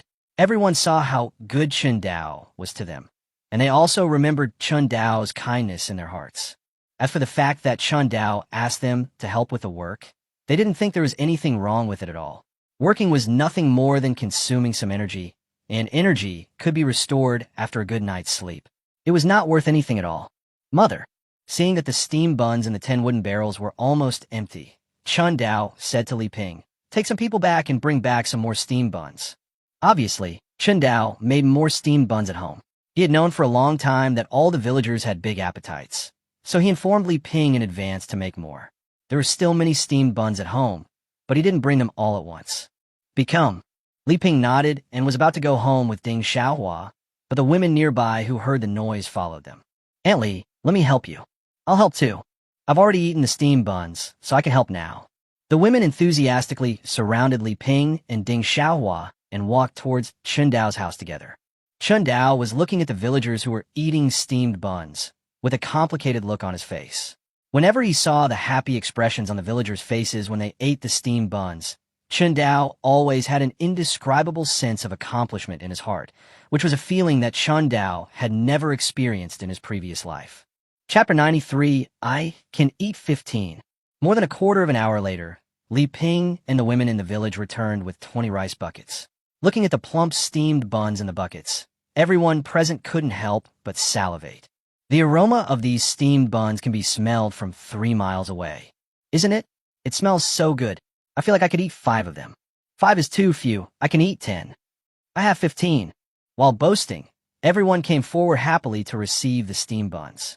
After getting the steamed buns, they started eating them directly, quickly savoring the sweetness of the steamed buns. "The steamed buns are so delicious, Mom. I want to eat them every day from now on." A young boy who had just finished eating a steamed bun said to his mother that the boy looked only about 14 or 15 years old. At this age in China, he would at most be a third-year junior high school student, but in Xia country, he would already be one of the important labor forces in a family. "As long as you work hard, Brother Dao will definitely give you steamed buns every day in the future." The boy's mother touched his head and said, and the people around him nodded. "Yes, with Daoer's personality, as long as we work hard, Daoer will definitely not treat us unfairly. I've already told you, if anyone slacks off and makes Daoer unhappy, I will definitely not forgive him." "That's right. Anyone who dares to be lazy, don't come here again." After eating such delicious food, if you still want to be lazy, are you still a human being? About another quarter of an hour later, the steamed buns and the 20 rice buckets were completely eaten by the villagers. Most of the villagers were full and looked at Chun Dao with enthusiastic eyes. "Brother Dao, what do you need us to do?" After hearing this question, Chun Dao thought for a moment and said, "I'm going to plant wheat this time. You all should know more about farming than I do, so I won't try to instruct the experts. Just follow the old method." Chun Dao only had a vague understanding of farming, but the villagers present were all experienced farmers, so Chun Dao felt relieved to leave the work to them. "Since Brother Dao has said so, let me take charge." Chun stood up and gave orders. "Everyone, go down to the fields and weed out all the weeds. Then turn the soil over. Try to turn over all the soil as quickly as possible, and then start sowing." Chun obviously had sufficient experience in farming and knew that deep plowing and careful cultivation were required before farming. The villagers had no objection to Chun-Hee's command. They rolled up their trouser legs, carried rakes, hoes, and other tools on their shoulders, and went down to the fields to work enthusiastically. Even women and half-grown children were no exception. They all went down to the fields. At this moment, the fields seemed to be filled with a fiery atmosphere. Chun Dao stood at the edge of the field and took a look. Seeing that the villagers were working very hard, he immediately felt relieved and returned home with Chun Cheng, Li Ping, and Ding Xiaohua. In the front yard of the house, Xiao Jie and Chun Fei were playing with Xiao Yuan, while in the backyard, Chun Lian and the other 4 were busy. Chun Dao did not disturb them, but practiced boxing with Chun Cheng in the front yard. They took out a blood-feathered chicken from the backyard, slaughtered it, and then drank the chicken's blood. They practiced the tiger-subduing fist as if they were tireless. After a dozen rounds of boxing, the 2 men shared the chicken and then sat in the yard to chat. "Brother Dao, I feel like I've gained a lot of strength recently," said Chun Cheng. "Yeah." Chun Dao glanced at Chun Cheng's sturdy arms, stretched out his hand, and said, "Brother Cheng, let's have a strength contest." "Good." The increase in strength gave Chun Cheng full confidence. He grabbed Chun Dao's arm and wrestled with Chun Dao. But soon, Chun Cheng's face turned red. His strength had indeed increased a lot, but he was still a long way from catching up with Chun Dao. At this time, he even used all his strength, but still could not shake Chun Dao at all. "I'm no doer anymore." Chun Cheng let go of Chun Dao's hand and panted, "Brother Dao, you are too strong. I can't compare with you." Chun Dao laughed heartily. Chun Cheng's progress was indeed very good. He estimated that Chun Cheng should have at least 150 kilograms of arm strength. However, Chun Dao's arm strength has already exceeded 300 kilograms, and Chun Cheng is at least half the distance away from him. However, Chun Dao couldn't help but be secretly surprised by Chun Cheng's talent. After only practicing boxing for a few days, Chun Cheng's arm strength increased by 50 kilograms, which shows how strong his talent is. It's a pity. Chun Cheng was born in the countryside, not in one of those aristocratic families. Otherwise, he would have been trained as a martial arts genius. Chun Dao had heard from Li Hu that many children from large families would start practicing martial arts before the age of 10, and that there was no shortage of medicinal herbs and resources for practicing martial arts. Many children from large families could become 8th grade or even 7th grade warriors before the age of 15. Of course, these are the treatments only given to the children of truly wealthy families. A small place like Taiping County cannot cultivate such geniuses. As the sun sets in the west, among the endless fields of Chunjia village, villagers carrying farm tools come to the edge of the fields. The weather in the afternoon becomes a little colder, but beads of sweat appear on the foreheads of these villagers, and even their clothes are soaked with sweat. However, these villagers seem tireless, with smiles on their faces, chatting with people nearby. I feel much more energetic today. This steamed bun is really amazing. Not only is it delicious, it also boosts my strength. Yeah, I feel the same way. I'm not tired at all from working today. If I could eat steamed buns every day, I wouldn't feel tired no matter how much work I do. I wonder if Brother Dao will give us steamed buns this afternoon. I will definitely give it to you. Don't you know Dao Guer's temper? The villagers gathered at the edge of the field with longing in their eyes, looking towards the north, hoping to see Chun Dao appear soon. Chun Dao didn't let them wait too long. Soon, they saw the figures of Chun Dao, Li Ping, and others, and there was a gleam of desire in their eyes. Aunt Li, let me help you choose. Brother Chung, give me the rice bucket. I'll take it. Don't get tired, Ding girl. I'm here to help. One by one, the women came forward quickly, took over the rice buckets carried by Li Ping, Ding Xiaohua, and Chun Cheng, and then worked together to place the rice buckets on an open space. Then, they couldn't wait to remove the cloth covering the rice buckets. This fragrance is steamed buns. Chen Go's eyes lit up. Having eaten steamed buns twice, he was very familiar with the taste of steamed buns. He knew it was steamed buns just by smelling it. Chapter 94, The Highest Praise. Is steamed buns another meal tonight? Brother Dao is so generous. Brother Dao really won't let us down. He feeds us with steamed buns every day. Great! I can eat steamed buns again. Everyone gathered around the rice bucket with shining eyes, waiting for the steamed buns to be distributed.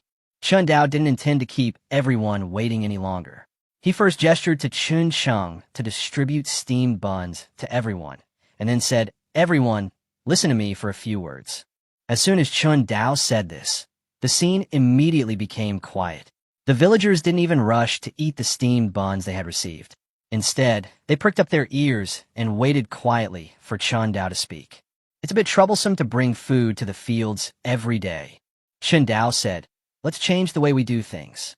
In the morning, when we get up, we'll go to my house to eat first. After eating, we'll go straight to the fields to work. After we finish working in the afternoon, we'll go back to my house to eat. What do you think?" "No problem. Brother Dao, this is a good idea. Maybe we can even eat hot steamed buns this way. The buns have gone cold after all the journey. We should eat them at Brother Dao's house." Everyone agreed to Chun Dao's proposal without thinking. Chun Dao continued, "Of course, I have to be frank. I can give you steamed buns every day until you're full. But if anyone doesn't work hard, or even runs home after eating their steamed buns in the morning instead of working in the fields, don't blame me for being ruthless." As soon as these words were spoken, the villagers' faces suddenly became serious. "Don't worry, Brother Dao. If anyone dares to be lazy, we will never let him off." "Right, Brother Dao. I'll help you keep an eye on it. No one will dare to slack off." "Which lazy asshole dares to slack off? We'll beat him to death." The villagers spoke out to make assurances. There were definitely some people among them who wanted to be lazy, but the majority of the villagers would never be lazy, even if it was just to eat steamed buns. As for those few who want to be lazy, they can't do so openly because there are other people watching them. After all, food is so precious these days, and no one wants to give up this job that allows them to have steamed buns every day. "Don't worry, Brother Dao." Chunyi also spoke up and assured, "I'll help you keep an eye on it. If anyone dares to be lazy, I will definitely not let him off." As the village chief, Chunyi is still very authoritative in this village. As soon as he said this, the few people who wanted to be lazy immediately gave up the idea. There was no way out. The lesson of Chun-Jin and the other two was right in front of them. The village chief would really pick up a board and beat them. Good. Seeing everyone's promise, Chun Dao said no more and said to everyone, "Let's start eating." As soon as Chun Dao finished speaking, the villagers immediately took action. Those who received the steamed buns went to the side and ate them happily, while those who were still queuing for the steamed buns were looking forward to the deliciousness of the steamed buns. The sun had completely set, and Chun Lian had finished her work for the day. Today's work was not tiring for her. Instead, she enjoyed it. She only needed to clean up some chicken and duck manure and keep track of the number of chickens and ducks. She could have 2 steamed buns every day and receive 1 or 2 taels of silver every month. This kind of thing, until now, Chun Lian still felt a sense of unreality as if she was in a dream. Goodbye, aunts. After saying goodbye to Wu Yun and others at the door of Chun Dao's house, Chun Lian hurried back home and met her grandmother, He Shuehua, who was waiting in the living room. There was a hint of uneasiness on He Shuehua's old face. Today was the day that Chun Lian went to Chun Dao's house to work. She couldn't help but feel a little worried. First, she was worried whether this job was really as good as the village chief said. Second, she was worried whether Chun Lian could satisfy Chun Dao and get this hard-earned job. Grandmother. But at this moment, Chun Lian's voice came, waking up the uneasy He Shuehua. Lianer is back. Just as He Shuehua was about to stand up, Chun Lian quickly walked out, pressed He Shuehua down on her seat, and then sat down beside her. She said, "Grandma, I'll go make dinner for you." Chun Lian, who was very familiar with the home environment, knew as soon as she entered the house that He Shuehua must not have had dinner because there was no smell of smoke in the kitchen. "There's no rush yet." He Shuehua shook her head and said, "Lianer, how was your work at Dao Zhi's house today?" "I'm Phoenix." Chun Lian savored the sweet taste of the steamed buns lingering in her mouth and said with a smile, "Brother Dao's housework isn't tiring at all. I feel very relaxed. Besides, Brother Dao also gives us steamed buns to eat twice a day, and we can eat until we're full each time." Really? He Shuehua couldn't help showing a hint of surprise. A job that was not tiring, with steamed buns to fill her stomach and a salary of 1 or 2 taels of silver every month. He Shuehua really didn't dare to hope for such a good thing. "Really, Grandma?" Chun Lian smiled and recounted her experience of the day at Chun Dao's house. "Brother Dao is a very nice person, completely different from the rich people I've heard of." He Shuehua listened carefully to Chun Lian's story. After listening, she couldn't help but sigh. Brother Dao is such a good person. In the past, the word good person had become a neutral or even derogatory word in China. But in this world, the word good person is the highest compliment. At this moment, He Shuehua's gratitude to Chun Dao comes from the bottom of her heart. "Yes." Chun Lian nodded and said, "Not only is Dao Zhi kind to us, but Aunt Li and Sister Ding, who lives in Dao Zhi's house, are also very kind to us. They always greet us politely when they see us." Chun Lian had heard from other people in the village before that the rich people in the city always looked down on their servants and maids and would beat and scold them as if they were slaves. However, Chun Dao was completely different.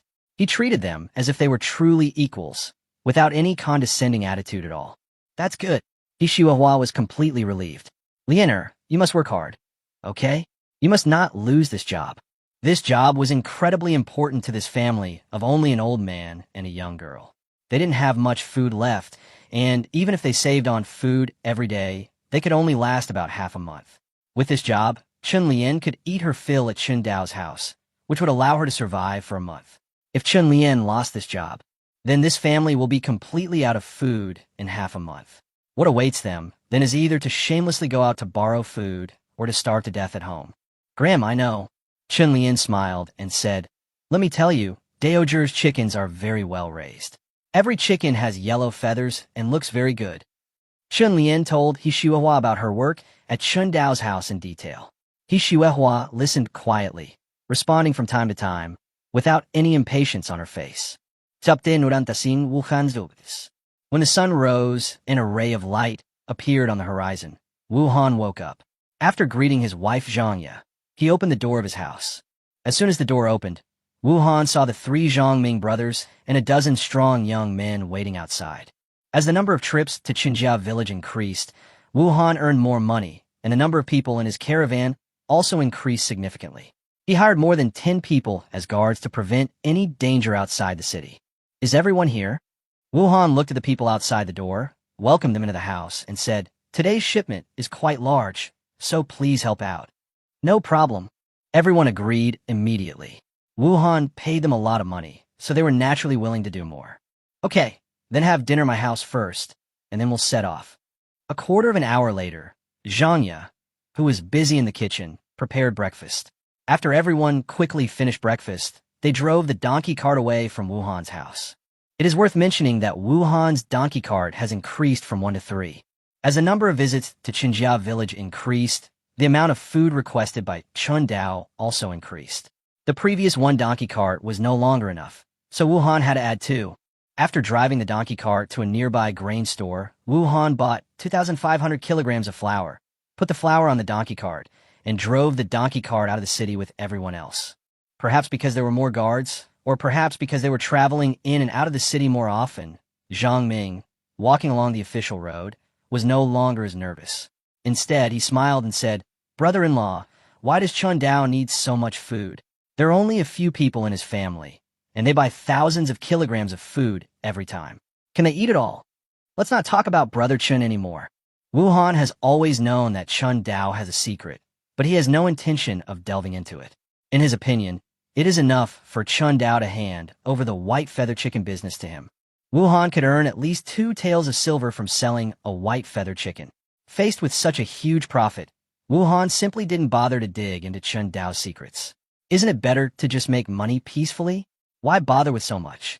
About half an hour later, Wu Han's truck stopped at the entrance of Qinjia village. The young man guarding the gate recognized him immediately and said with a smile, "Brother Wu, you're here? Just go in." Nowadays, almost everyone in Qinjia village knows Wu Han. At least the young and strong people in the village know him.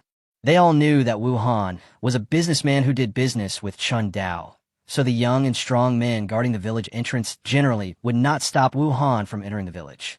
"Thank you, little brother." Wu Han was also a man who knew how to handle things. He took out 3 copper coins and stuffed them into the young man's hand. Then he drove the donkey cart straight to Chun Dao's house. Why are there so many people? Looking at the long queue in front of Chun Dao's house, Wu Han couldn't help but be a little surprised. When he came to Qinjia village in the past, although he would occasionally see people gathering, most of the time it was deserted and every household had its doors closed. It is somewhat abnormal that it is so lively at this time. With so many people here, I'm afraid the whole village has come here, right? Zhang Ming glanced at the people queuing, and the corners of his mouth twitched. Looking around, there were probably no less than hundreds of people gathered in front of Chun Dao's house.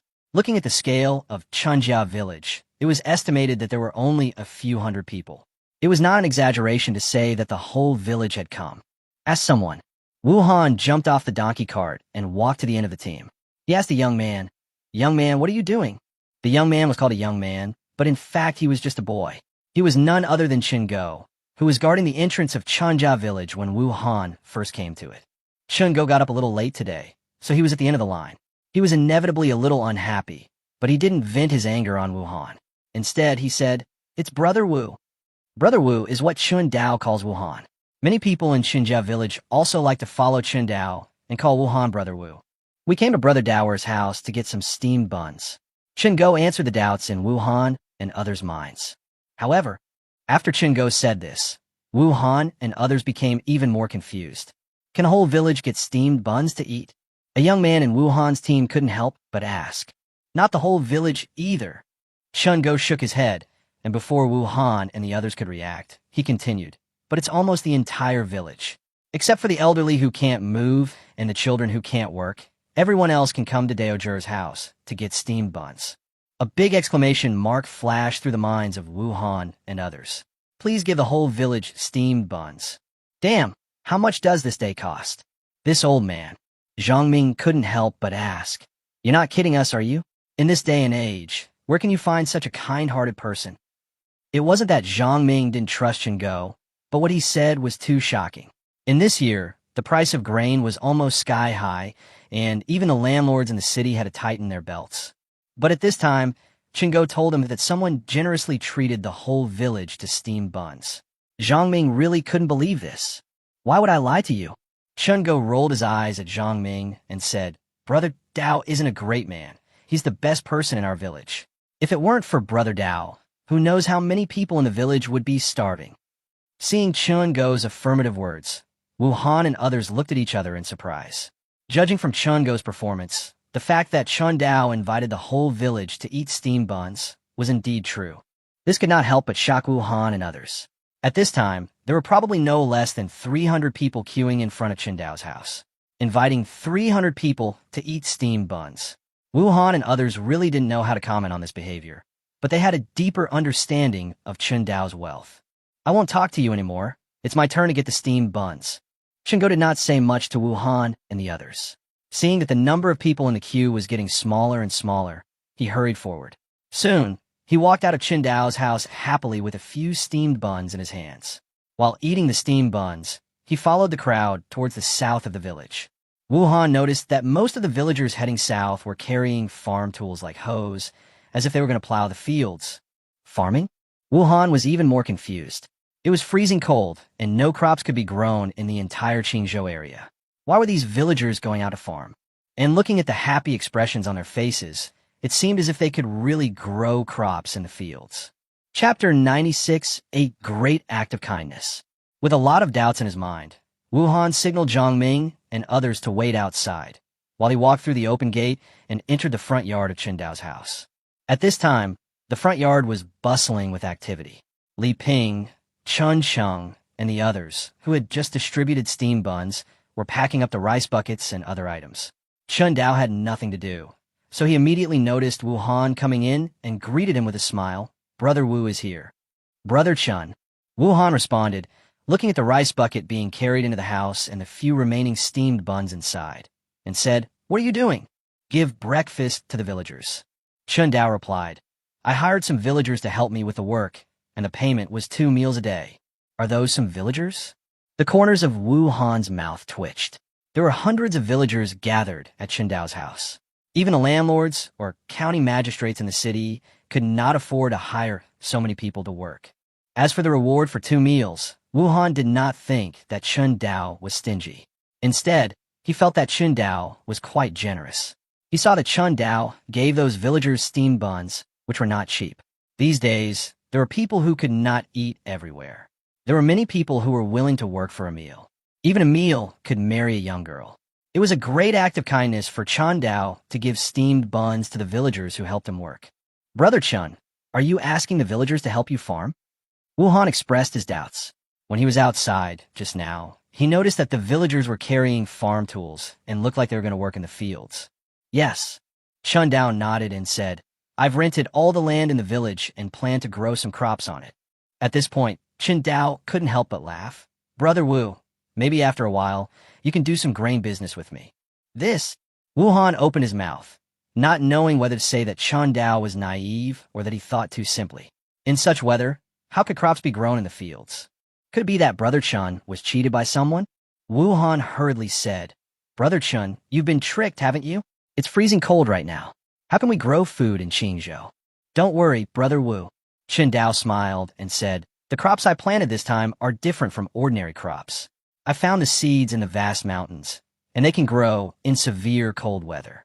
This was an excuse Chun Dao had thought of long ago.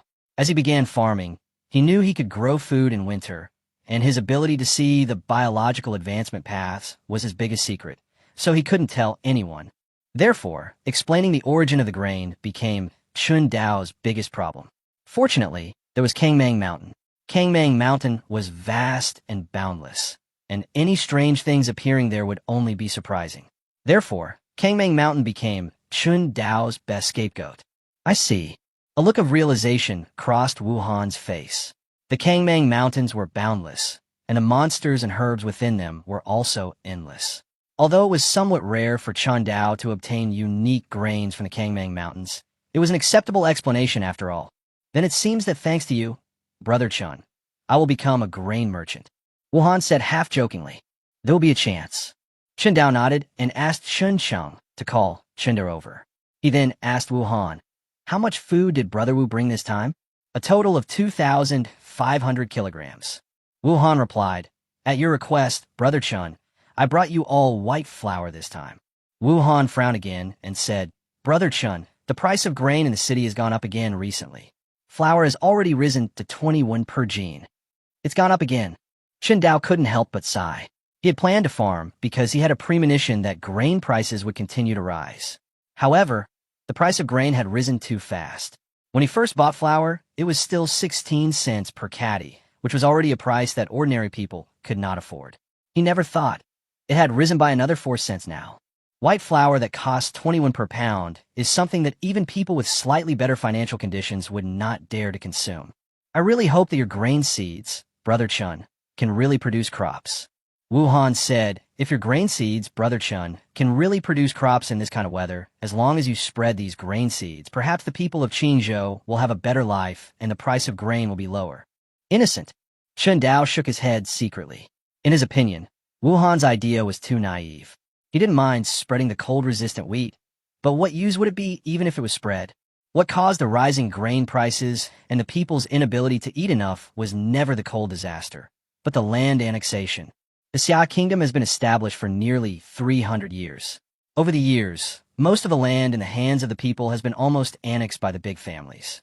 Xinjia village is just far away from the county town, otherwise every household would not have land. As far as Chen Dao knew, many people in the county town actually had no land at all and could only work as tenants for the three major families. They had to hand over 70% of the grain they grew, and the remaining 30% was only enough to barely fill their stomachs. Big families like the three major clans in Taiping County occupied most of the land in Xia State. If all the stored grain in their homes were taken out, it would not be enough to feed the people of the country for 3 years, but it would not be a problem for the people to survive this cold disaster. But those big families are even more greedy than the capitalists in previous lives. How could they possibly give their own food to the people? Not only did they not pay, but they also took advantage of the cold disaster to raise food prices and wantonly harvested the remaining wealth in the hands of the people. Chen Dao shook his head, dispelling the chaotic thoughts in his mind, and said to Wu Han, Brother Wu, I'll pay you for the grain first. As he spoke, Chen Dao took out 5 taels of silver and 500 copper coins from the house and handed them to Wu Han. The 5 taels of silver was the price of the grain, and the 500 copper coins were Wu Han's shipping fee. After all, Wu Han spent so much effort and took such risks to transport grain from the city. It would be unreasonable not to pay him some freight, and it would easily dampen Wu Han's enthusiasm. At the same time, Chun Chung and Chunda each carried 2 chicken coops and walked into the front yard. Seeing the chickens clucking in the coop, Wu Han's eyes lit up immediately, and he hurried forward and asked, Brother Chun, how many white-feathered chickens are there this time? 20 in total, Chunda replied, a total of 8 taels of silver. Okay. Wu Han laughed happily, took out the 8 taels of silver he had paid for the white-feathered chicken, and gave it to Chunda, saying, Brother Chun, I wonder when you can sell more of these white-feathered chickens? Chapter 97, Backhand Knife. That's a little difficult. Chunda shook his head and said that the reproduction speed of white-feathered chickens was far slower than that of yellow-feathered chickens. Although there were quite a few white-feathered chickens in the Chun family, and they would occasionally bring in some new gray-feathered chickens for breeding, the output was ultimately limited. Wu Han came here once every 10 days or so, and being able to produce 20 white-feathered chickens was already Chen Da's limit. If he had more, it would affect the reproduction of the white-feathered chickens at home. Is that so? A look of disappointment appeared on Wu Han's face. He had hoped that Chun Daneng would give him more white-feathered chickens so that he could earn more money every time he came. But now it seemed that it was impossible. Brother Wu,